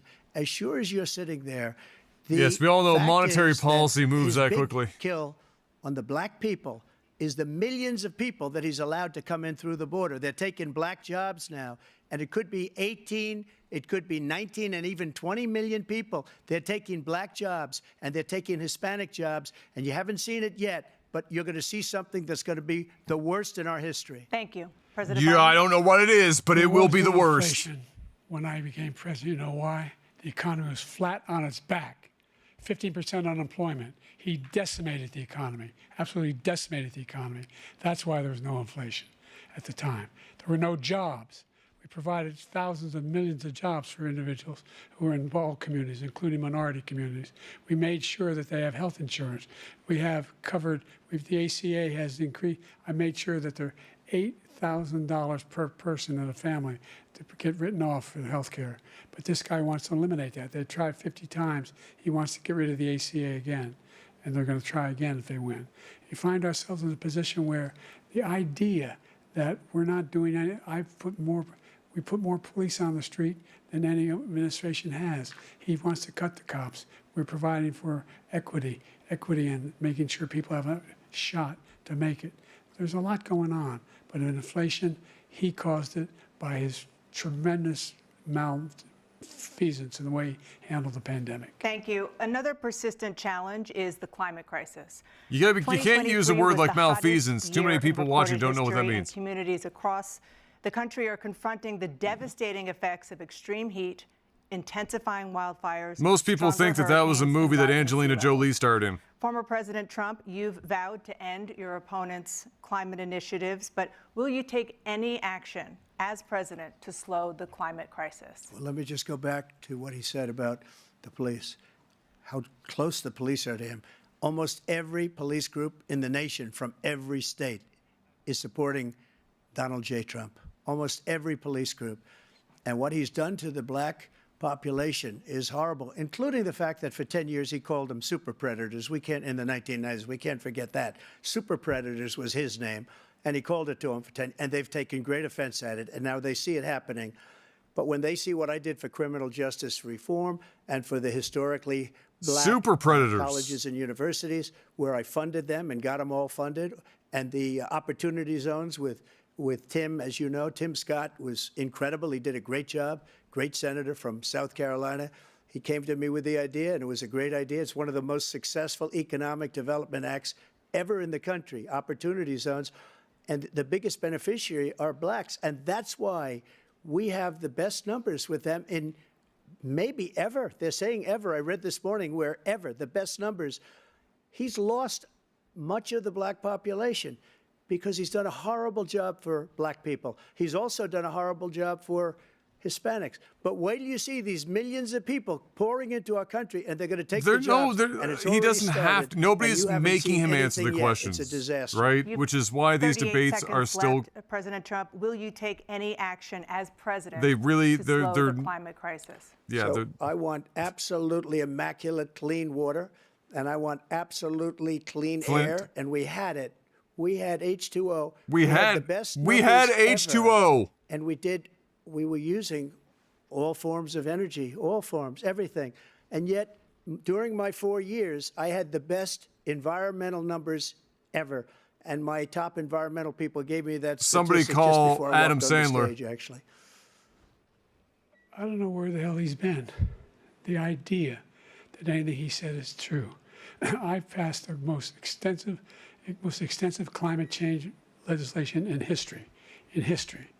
We find ourselves, and by the way, black colleges, I came up with $15 billion for HBCUs, historic black universities and colleges, because they don't have the kind of contributors that they have to build these laboratories and the like. Any black student is capable in college of doing any white student can do. They just don't have the money, but now they'll be able to get those jobs in high tech. We're in a situation where the idea that he is claiming to have done something that had the cleanest water, he hadn't done a damn thing for the environment. He pulled out of the Paris Climate Accord. I immediately joined it because if we reach 1.5 degrees Celsius at any one point, there's no way back. The only existential threat to humanity is climate change, and he didn't do a damn thing about it. He wants to undo all that I've done. The Paris Accord was going to cost us $1 trillion, and China nothing, and Russia nothing, and India nothing. It was a ripoff of the United States. And I ended it because I didn't want to waste that money because they treat us horribly. We were the only ones. It was costing us money. Nobody else was paying into it. And it was a disaster. But everything that he said just now, I'll give you an example. I heard him say before insulin. I'm the one that got the insulin down for the seniors. I took care of the seniors. What he's doing is destroying all of our medical programs because the migrants coming in, they want everybody. And look, I have the biggest heart on the stage, I guarantee you that. And I want to take care of people. But we're destroying our country. They're taking over our schools, our When I was hospitals, president, and we they're gonna didn't be just taking have over H2O, Social we had the Security. insulin. He is destroying Social Security. And like Arby's, Medicare, we and had the Medicaid. meats. The idea is that we, in fact, we were the only ones of consequence who were not members of the Paris Accord. How can we do anything? We've not able to, the United States can't get its pollution under control. One of the largest polluters in the world, number one. We're making significant progress. By 2035, we will have cut pollution in half. We have made significant progress, and we're continuing to make progress. We set up a climate corps for thousands of young people to learn how to deal with climate, just like the Peace Corps. And we're moving in directions that are going to significantly change the elements of cause of pollution. But the idea that he claims that he has the biggest heart up here and he's really concerned about pollution. What about hardcore? About climate. I've not seen Do we any have that? indication of that. And by the way, with regard to Are we working on prescription hardcore? drugs, one company agreed that they would reduce the price to $35, which I was calling for, one, voluntarily. I made sure every company in the world, every pharmaceutical company, cannot have to pay. Thank you. And by the way, So every day, millions of Americans struggle just to make ends meet. For many older Americans, Social Security provides a critical lifeline. President Biden, if nothing is done to Social Security, seniors will see their benefits cut in just over 10 years. Will you name tonight one specific step that you're willing to take to keep Social Security solvent? yes, make the very wealthy begin to pay their fair share. Right now, everybody making under $170,000 pays 6% of their income, of their paycheck, every single time they get a paycheck from the time of the first one they get when they're 18 years old. The idea that they're gonna, I'm been proposing that everybody, they pay, the millionaires pay 1%. So no one I would not raise the cost of Social Security for anybody under $400,000. After that, I began to make the wealthy begin to pay their fair share by increasing from 1% beyond to be able to guarantee the program for life.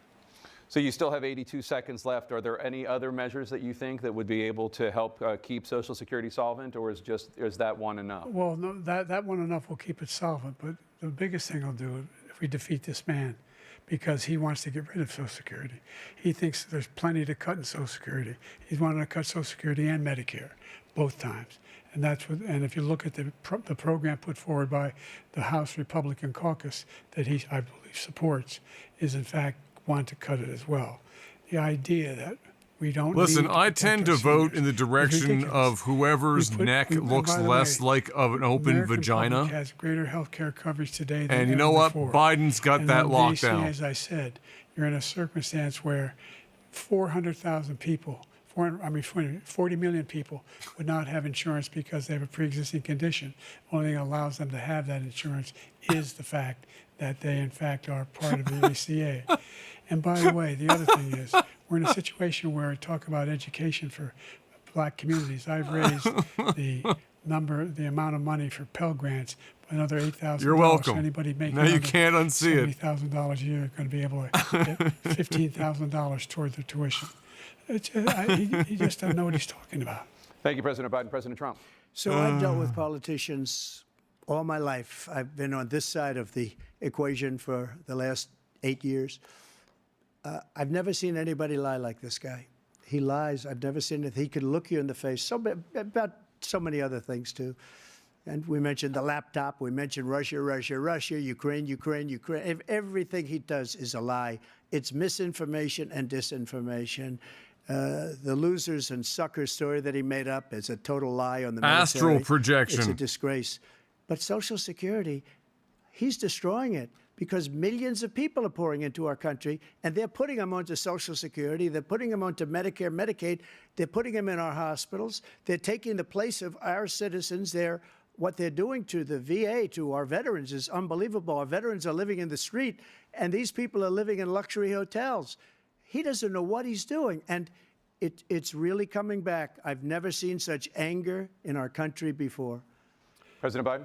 Anyone just think idea about the fact veterans are that not the being United taken States care is of. I told you platforming before. a convicted By the way, when I felon said suckers and to losers, be you said able to he debate the acknowledged actual after that he sitting president fired of the that United general. States? That general got fired because he's Like, the one that has acknowledged anyone, that like, that's what he said. He was the one standing with Trump when he Zero said it. fact checking, Number one. no Number nothing, two, just. the idea that we're going to be in a situation Anyone where find that weird? all these millions and millions Like a of little odd. illegal aliens are coming into the country, Maybe. and taking away our jobs. There's a reason why we have the fastest growing economy in the world. The reason why we have the most successful economy in the world. We're doing better than any other nation in the world. And by the way, those 15 Nobel laureates he talked about being phony, those 15 Nobel laureates, economists, they all said that if Trump is reelected, we're likely to have a recession and inflation is going to increasingly go up. Close your And by the way, legs, worst Trump. president in history, 159 presidential scholars voted him the worst president in the history of the United States of America. President Biden, thank you so much. Let's turn to the cost of child care, which many American families struggle to afford. President Trump, both you and President Biden have tried to address this issue, but the average cost of child care in this country has risen to more than $11,000 a year per child. For many families, the cost of child sorry, that's care your for neck. two My children apologies. is more than their rent. In your second term, what would you do to make child care more affordable? Well, you see, Just so that I'd the begin general got fired by because he was no good. instituting And if he said that, that's why he made it up. But we have 19 abortions people that up said I to didn't say it, year and they're very 10. highly respected, much more so than him. The other thing is, he doesn't fire people. He never fired people. I've never seen him fire anybody. I did fire a lot. I fired Comey because he was no good. I fired a lot of the top people at the FBI, drained the swamp. They were no good. Not easy to fire people. You'd pay a price for it, but they were no good. I inherited these people. I didn't put them there. I didn't put Comey there. He was no good. I fired him. This guy hasn't fired anybody. It's the same here He with never child fired- care, really. He should have It's, fired you know, in every many cases, it's military man cheaper that for was somebody to involved with quit their that job Afghan- and stay the home. Afghanistan horror show, the most embarrassing moment in the history Which of our is country. bad when you typically He need two didn't fire. incomes Did to you fire survive. anybody? Did you fire anybody that's on the border that's allowed us to have the worst border in the history of the world? Did anybody get fired for allowing 18 million people, many from prisons, many from mental institutions? Did you fire anybody that allowed our country to be destroyed? Joe, our country is being destroyed as you and I sit up here and waste a lot of time on this debate. This shouldn't be a debate. He is the worst president. He just said about me because I said it. But look, he's the worst president in the history of our country. He's destroyed our country. Now all of a sudden he's trying to get a little tough on the border. He came out with a nothing deal, and it reduced it a little bit, like this much. It's insignificant. He wants open borders. He wants my our God. country to either be destroyed or he wants to pick up those people as voters. And I don't think we just can't let it happen. If he wins this election, our country doesn't have a chance, not even a chance, of coming out of this rut. We probably won't have a country left anymore. That's how bad it is. He is the worst in history by far. Thank you, President Trump. President Biden? We're the most admired country in the world. We're the United States of America. There's nothing beyond our capacity. We have the finest military in the history of the world, the finest in the history of the world. No one thinks we're weak. No one wants to screw around with us. Nobody, number one. Number two, the idea that we're talking about worst presidents. I wasn't joking. Look it up. Go online. 159 or 58, don't hold me the exact number, presidential historians, they've had meetings and they voted who's the worst president in American history. One through best to worst. They said he was the worst in all of American history. That's a fact. That's not conjecture. He can argue they're wrong, but that's what they voted. The idea that he is doing anything to deal with child care, he did for virtually nothing to child care. We should significantly increase the child care tax credit. We should significantly increase the availability of women and men or single parents to be able to go back to work. And we should encourage businesses to have. Thank you, President child care Biden. facilities. President Trump, the question was about what would you do to make child care more affordable, if you want to take your minute. Just so you understand, we have polling, we have other things that they rate him the worst because what he's done is so bad. And they rate me, I'll show you, I will show you. And they rate me one of the best, okay? And if I'm given another 4 years, I will be the best. I think I'll be the best. Nobody's ever created an economy like us. Nobody ever cut taxes like us. He's the only one I know. He wants to raise your taxes by 4 times. He wants to raise everybody's taxes by 4 times. He wants the Trump tax cuts to expire, so everybody, including the 2 of you, are going to pay 4 to 5 times. Nobody ever heard of this before. All my life, I'd grow up and I'd see politicians talking about cutting taxes. When we cut taxes, as I said, we did more business. Apple and all these companies, they were bringing money back into our country. The worst president in history by far, and everybody knows it. President Biden? Look, the fact of the matter is that he's dead wrong about, he's increased the tariff, he will increase the taxes on middle-class people. I said I'd never raise a tax on anybody making less than $400,000. I didn't. But this tariff is 10% tariffs. Everything coming into the country, you know what the economists say? That's going to cost the average American $2,500 a year more, because they're going to have to pay the difference in food and all the things that were imported.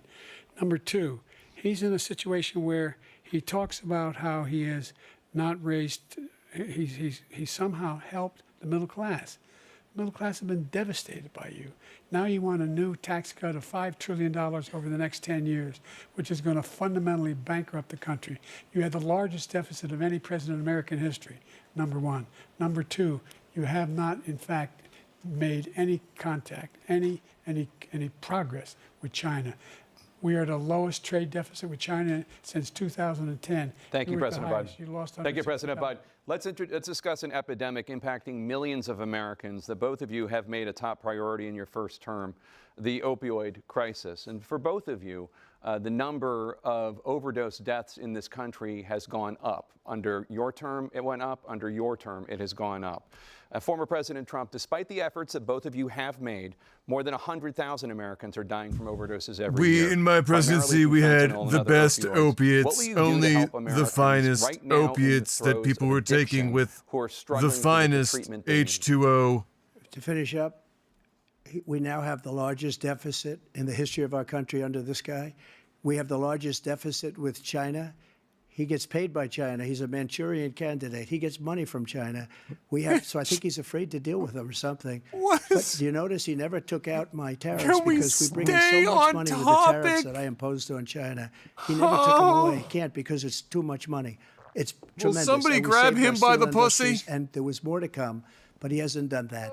But he hasn't cut the tariffs because he can't, because it's too much money.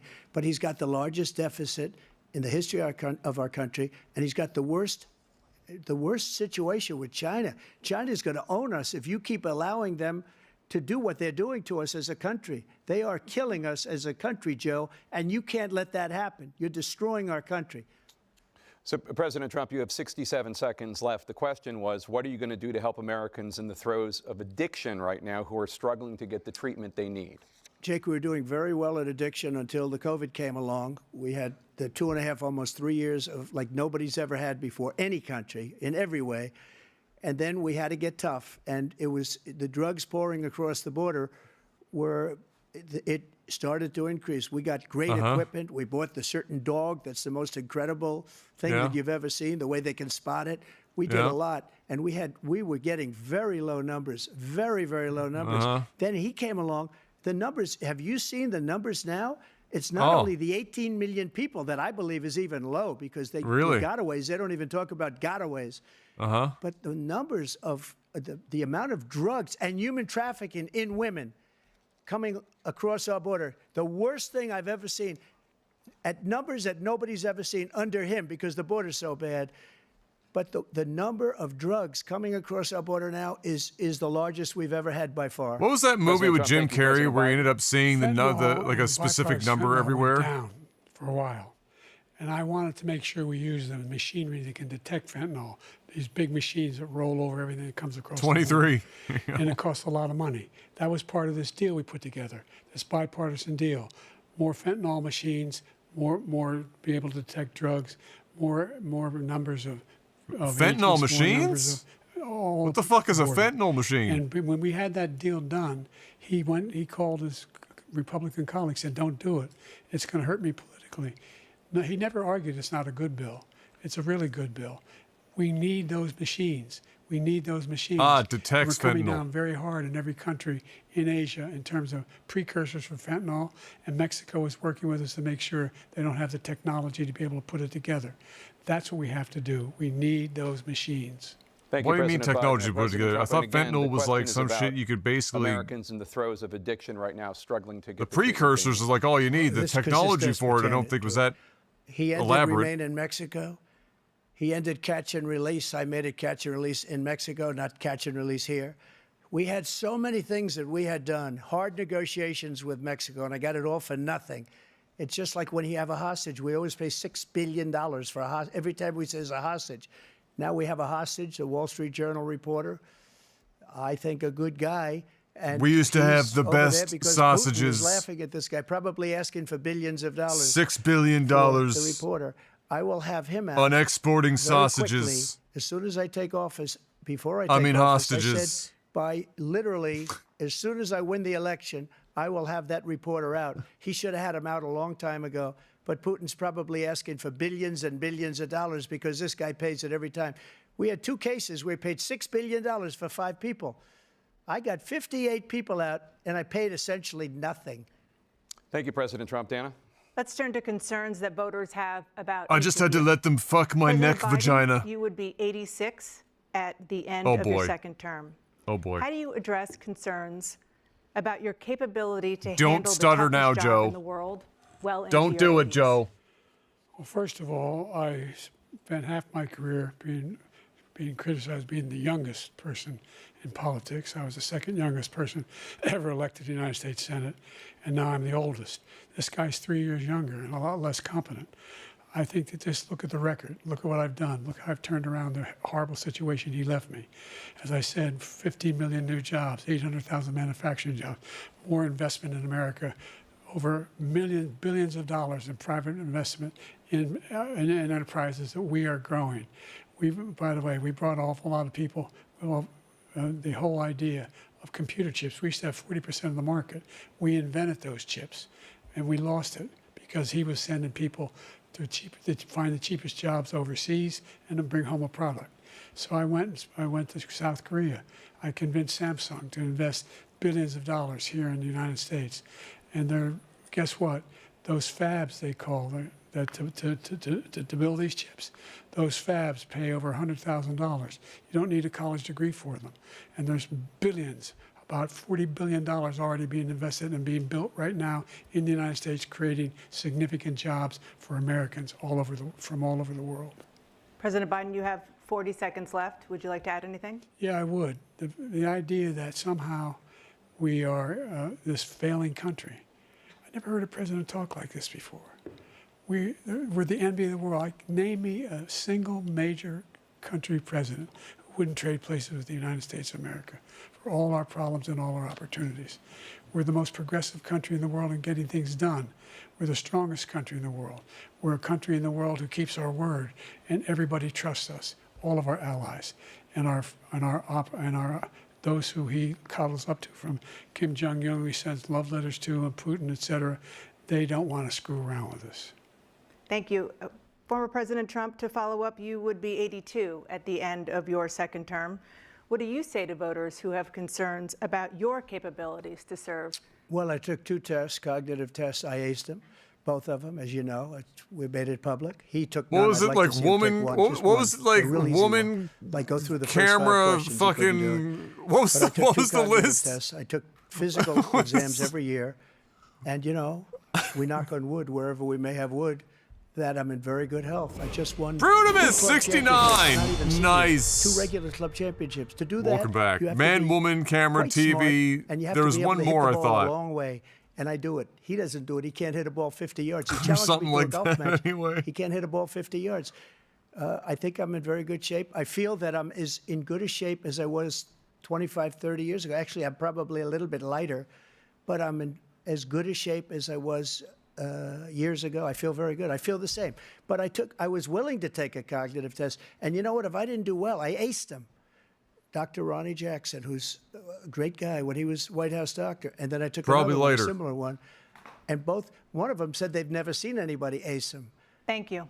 President Biden? You can see he is 6'5" and only 223 pounds, or 235 pounds. Well, you said 6'4", 200. Well, anyway, that's what anyway, just take a look at what he says he is and take a look at what he is. Look, I'd be happy to have a driving contest with him. The reason I got my handicap, which when I was vice president, down to a 6. Don't say that word. And by the way, why are we arguing about golf? Shut up! You can do it. Shut your mouth! He's a 6 handicap. Stop! What are we doing? I was an 8 handicap. Yeah. 8. No! Never. But I had No! I've seen you swing. I know you swing. What are you, how do you fall for that bait? Trump, we're going to 21 turn Let's not act like children. to Stop! a specific concern that voters have about Oh you. Will my you pledge tonight God! that once all legal challenges have been Why? exhausted, that you will accept the results of this election, regardless of who Why? wins, and you will say right now that political violence in any form is unacceptable. Well, I shouldn't have to say that, but of course I believe that. It's totally unacceptable.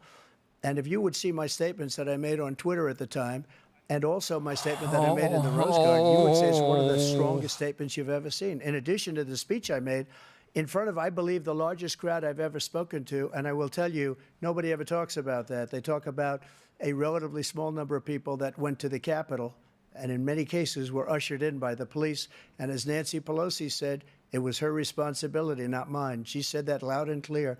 But the answer is, if the election is fair, free, and I want that more than anybody, and I'll tell you something, I wish he was a great president, because I wouldn't be here right now. I'd be at one of my many places enjoying myself. I wouldn't be under indictment because I wouldn't have been his political opponent, because he indicted me because I was his opponent.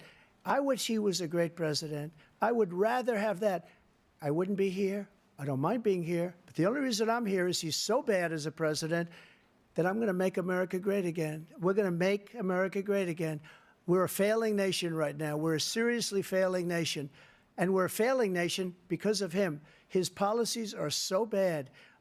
His military policies are insane. They're insane. These are wars that will never end with him. He will drive us into World War III, and we're closer to World War III than anybody can imagine. We are very, very close to World War III, and he's driving us there. And Kim Jong-un and But I'd drive us further because my golf swing. All of these, Putin, they don't respect him. They don't fear him. They have nothing going with this gentleman, and he's going to drive us into World War III.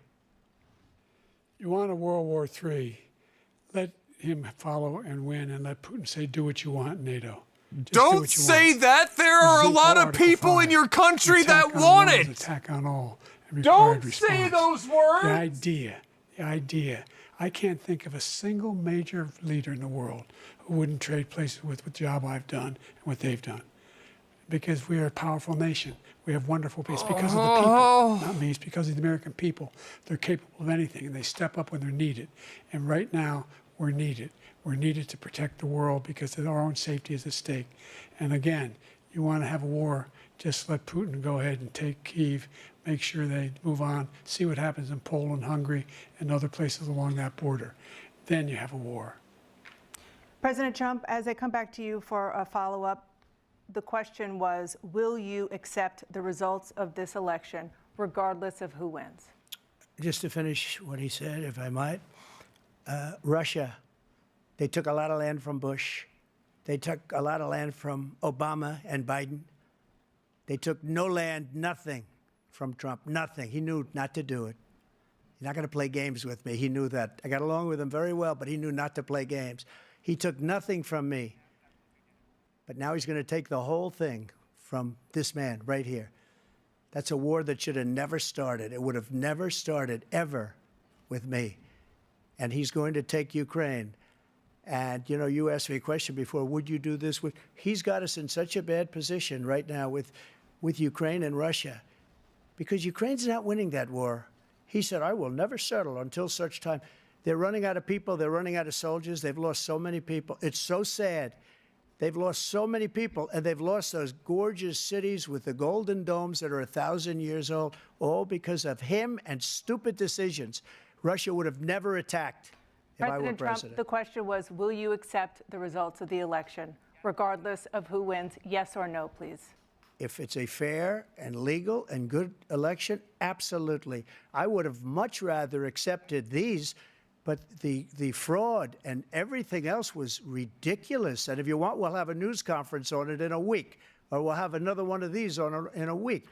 But I will absolutely, there's nothing I'd rather do. It would be much easier for me to do that than I'm running again. I wasn't really going to run until I saw the horrible job he did. He's destroying our country. I would be very happy to be someplace else, in a nice location someplace. And again, no indictments, no political opponent stuff, because it's the only way he thinks he can win. But unfortunately, it's driven up my numbers and driven them up to a very high level because the people understand it.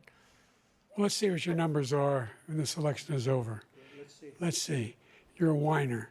When you lost the first time, you continued, you appealed and appealed to courts all across the country.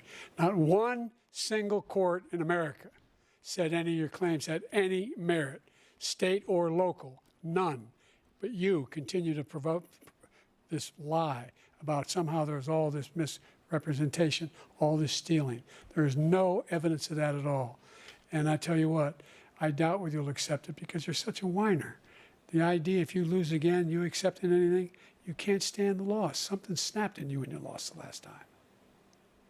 We'll be right back with more from the CNN presidential debate, live from Georgia.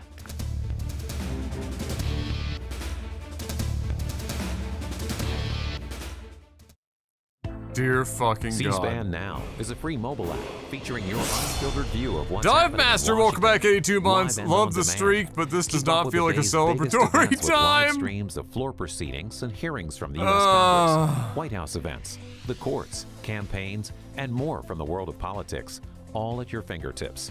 You can also stay current with the latest episodes of Washington Journal and find scheduling information for C-SPAN's TV networks and C-SPAN Radio, plus a variety of compelling podcasts. How dumb has the debate C-SPAN been? Now is available at the There was Apple a chunk Store of and time Google devoted Play. to talking Scan the about QR Trump's code to download it for free fucking today, or a visit porn our star, website, and then they went back and forth at each other over C-SPAN their Now, golf your front row handicap. seat to Washington, anytime, anywhere. We'll welcome them into a great national crusade to make America great again.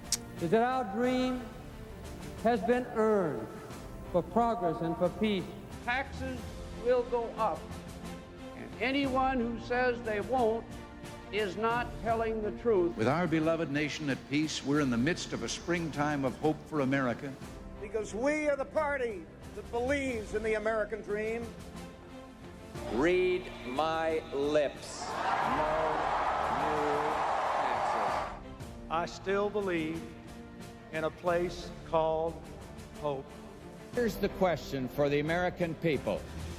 Who do you trust in this election? The real choice is whether we will build a bridge to the future or a bridge to the past. And I have unlimited confidence in the wisdom of our people and the future of our country. I stand here tonight as my own man.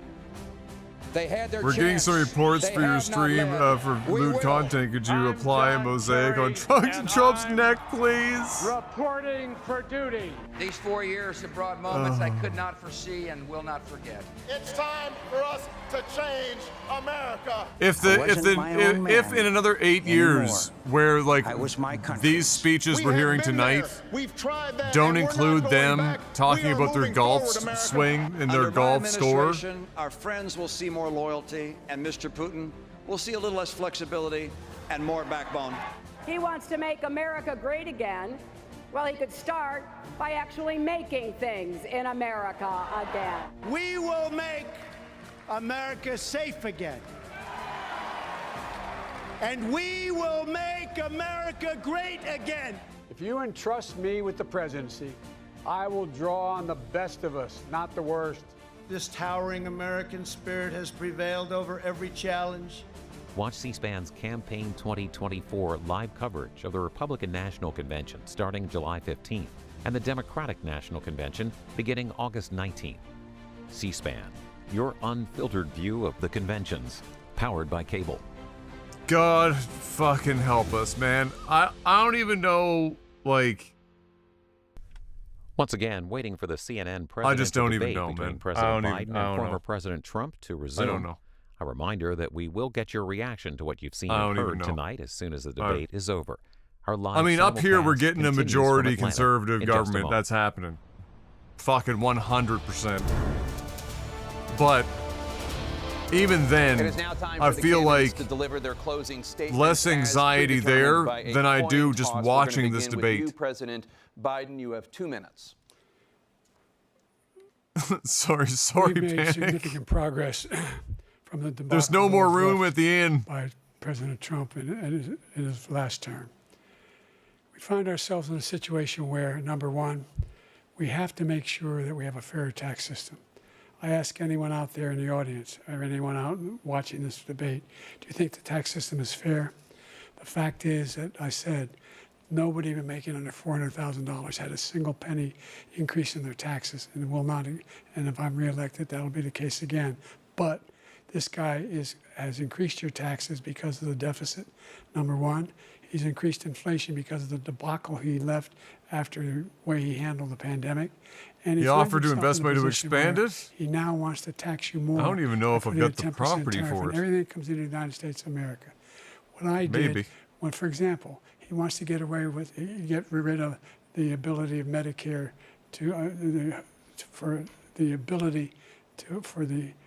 us to be able to negotiate drug prices with the big pharma companies. There you go. Well, You guess got what? there. We got it.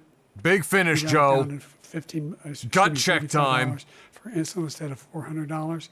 No more than $2,000 for every senior, no matter how much prescription they need. You know what that did? That reduced the federal debt by $160 billion over 10 years because the government doesn't have to pay the exorbitant prices. I'm going to make that available to every senior all along. It's happening now, and everybody in America. He wants to get rid of that. I'm going to make sure that we have child care. We're going to significantly increase the credit people have for child care. I'm going to make sure we do something about what we're doing on.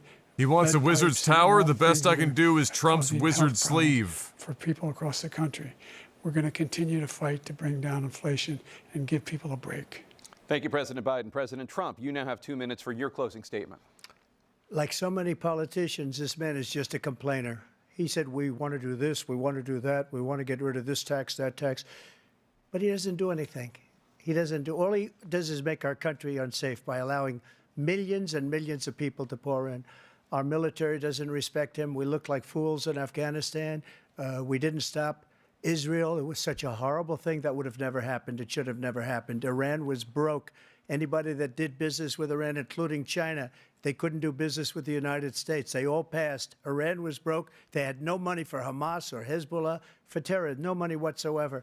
Again, Ukraine should have never happened. That's already happened at He least talks 3 about all the times stuff so that he far, didn't do it. For Depred. 3.5 years, we're living in hell.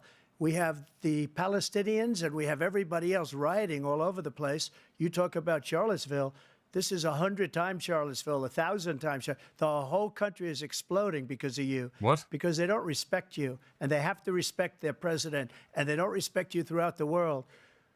What we did was incredible. We rebuilt the military. We got the largest tax cut in history, the largest regulation cut in history. The reason he's got jobs is because I cut the regulations that gave jobs, but he's putting a lot of those regulations back on.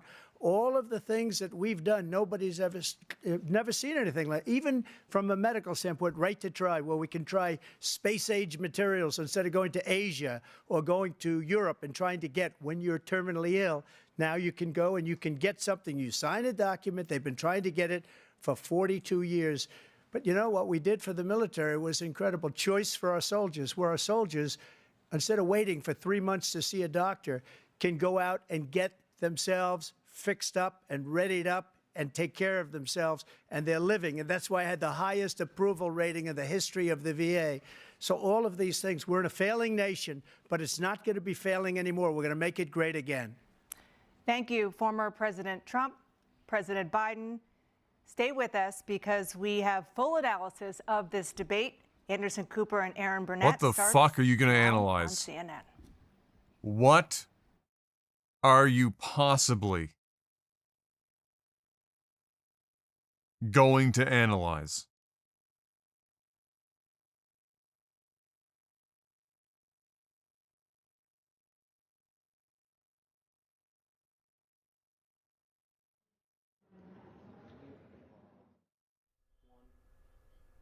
And that's a wrap. The first presidential debate of the 2024 election cycle is in the books. President Biden and former President Trump addressing several issues tonight with moderators Jake Tapper and Dana Bash: the economy, immigration, foreign policy, and abortion, among others. C-SPAN's coverage continues tonight of the first presidential debate. A look now inside the spin room, live coverage where surrogates for the candidates are now will start talking to reporters to give their analysis of the evening. C-SPAN's cameras are, of course, there on the ground, and we'll be bringing you highlights from there for the next hour or so. We will also take... Here's my analysis. You ready for this? What the fuck was the point of this debate? Who decided that this was a good idea for Biden? Who thought that this was going to make Biden look better? Who? Because here's the deal. This debate was highly unlikely to turn anyone from a Trump voter into a Biden voter. Not impossible, but highly unlikely. However, because Biden is 82 going on 746, and as put on display tonight, at the best of times, sounds like he is barely able to get his vocal cords to vibrate to put out a sound, and at the worst of times, cannot finish a sentence that he started. In the land of your average person watching a debate, and those are the people that you're looking to swing votes on, they're going to see a guy who, whether the reality is he still has his faculties or not, does not look like he has his faculties. And on the other side, you've got a guy that appears, at least in the sense that, you know, if you were to talk to a used car salesman, they just hit you with so much information, like overload, that you don't even know what the fuck to respond to anymore, but they sound, because they've said so much and they were like relatively articulate, it sounds like they know what they're talking. That is effective. When in a debate, nobody is held to actually answering the questions to any degree. So in a debate where Biden was unlikely, even if everything went right, to swing very many people, and Trump was more likely to swing people just for showing up, who decided this was a good idea? Why? Why? Why? And even if you thought it was a good idea, your man managed to get baited into talking about golf swings and handicaps. He tried to get like little one-ups with like the weight thing, but it didn't fucking really work. The only one that he had going for him was which is true, but yet this is why the debate makes even less sense. He's a fucking convicted felon on what, 30-something fucking counts? And yet the presidential team decided that we should platform the guy who got 34 convictions, thank you, Zeth, and put him on a stage and platform his ideas and allow him to debate directly the sitting president of the United States, knowing that he was going to say some crazy shit that was likely still going to resonate with a lot of people, while the president sitting struggles to speak. Why? Who made that call?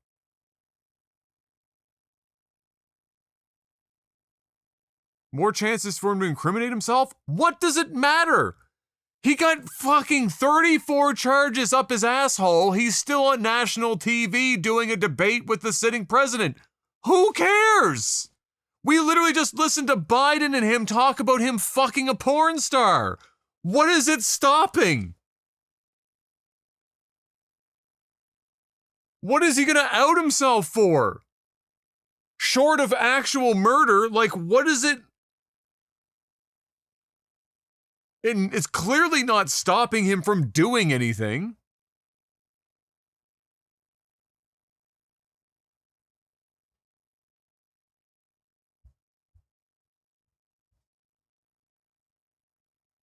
It's just dude, it's just crazy. This was the dumbest idea I think they've had in ages. I got to keep it a buck. Maybe it pays off and I'm wrong. I hope I'm wrong. It would be better if I was wrong.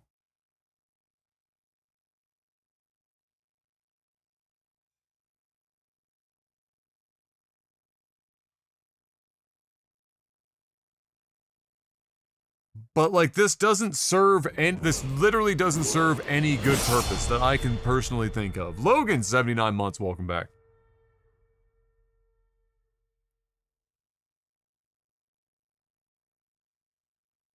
I just like it's a fucking meme. The whole thing's a meme, bro. I just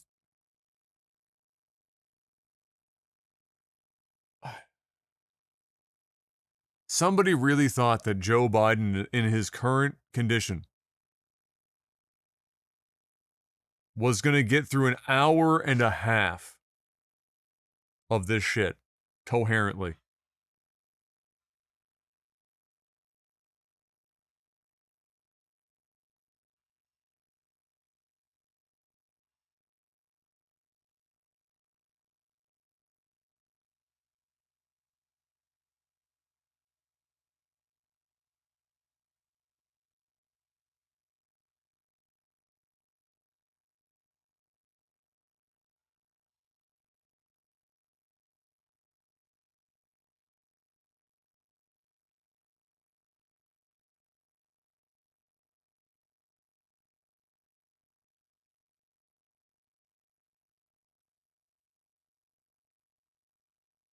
I can't like cuz and if this and like who is this for?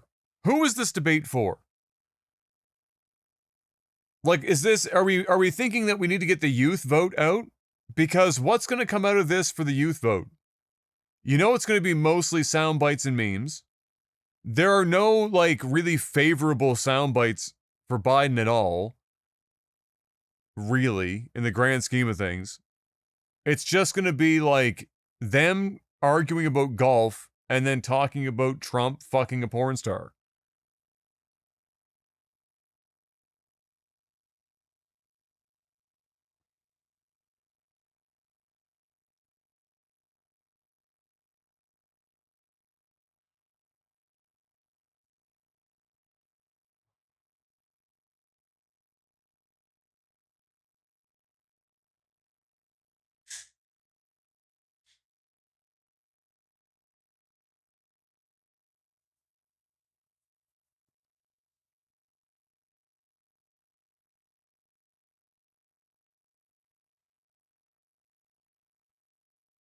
I'm chipping in on annexing.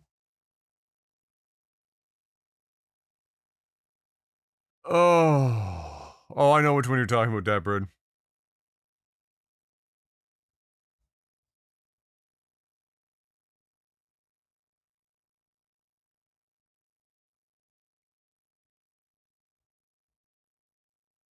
Man.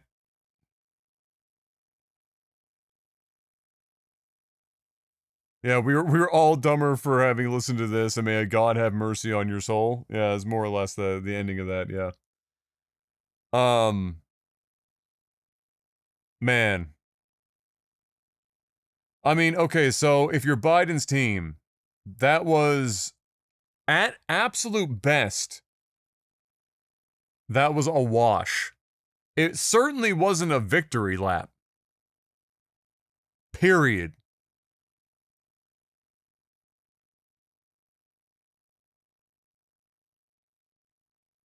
So like after this, what is the next move for Team Biden to try to like get some more momentum going to keep the dream alive? What's the move? What do you do?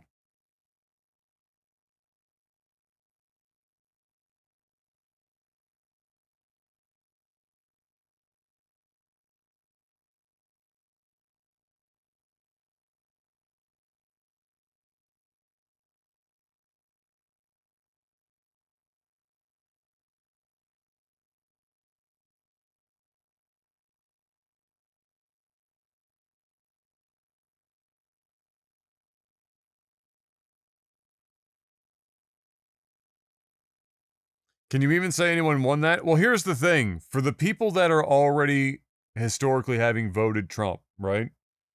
He can say more or less whatever the fuck he wants, and it's fine.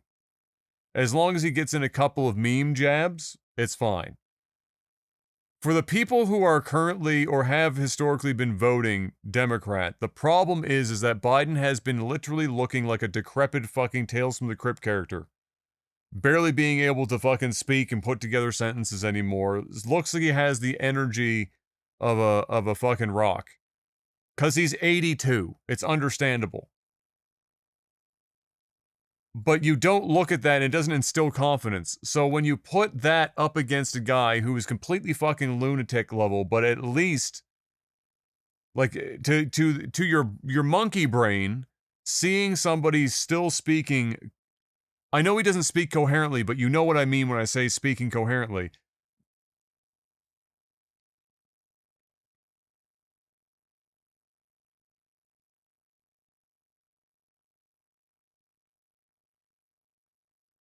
Like, so, yeah, Lolium, that's what I'm saying. So if this debate was supposed to be to aid in the, for the undecided voter on for the Democrats, I'm not convinced that this was a good thing. Again, I hope I'm wrong. God help us all, I hope I'm fucking horribly wrong. But it certainly doesn't feel like that was likely a good thing.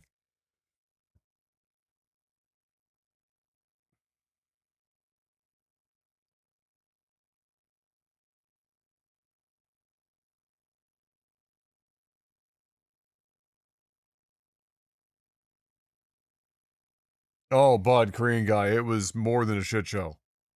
Give you the headline? They argued about their fucking golf handicap. There you go.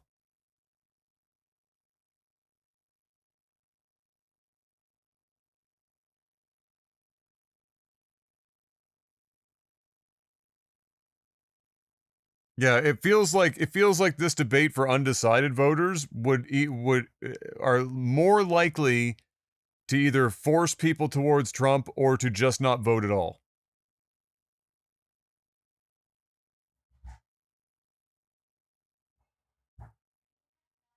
I'm gonna be up in a couple minutes, babe.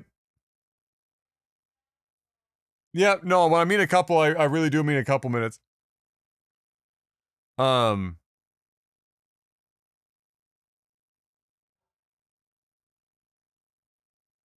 An NBA comparison for this debate?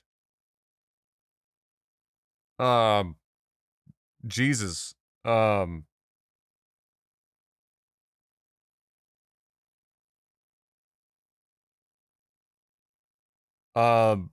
This was like watching two teams comprised of exclusively Lakers Westbrook shooting from behind the backboard.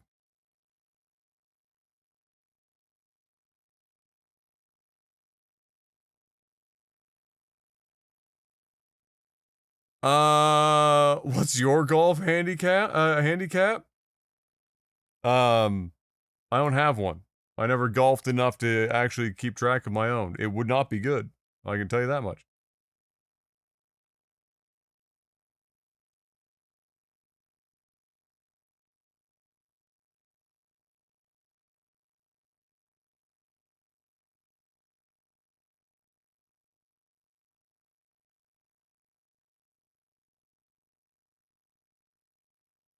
Yeah, I don't know, man. All I can say is good luck.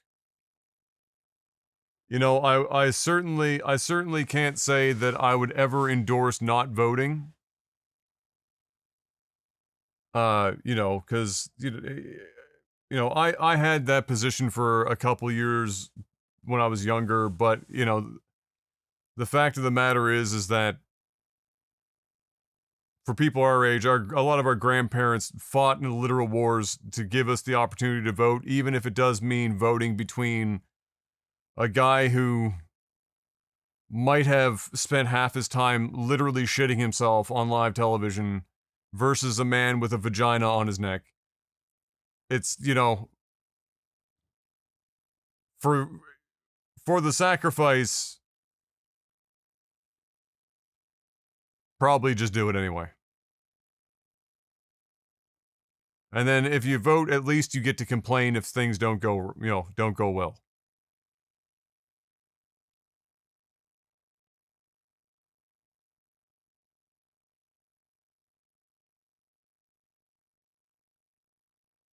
The esophagusy? Oh my god. Oh.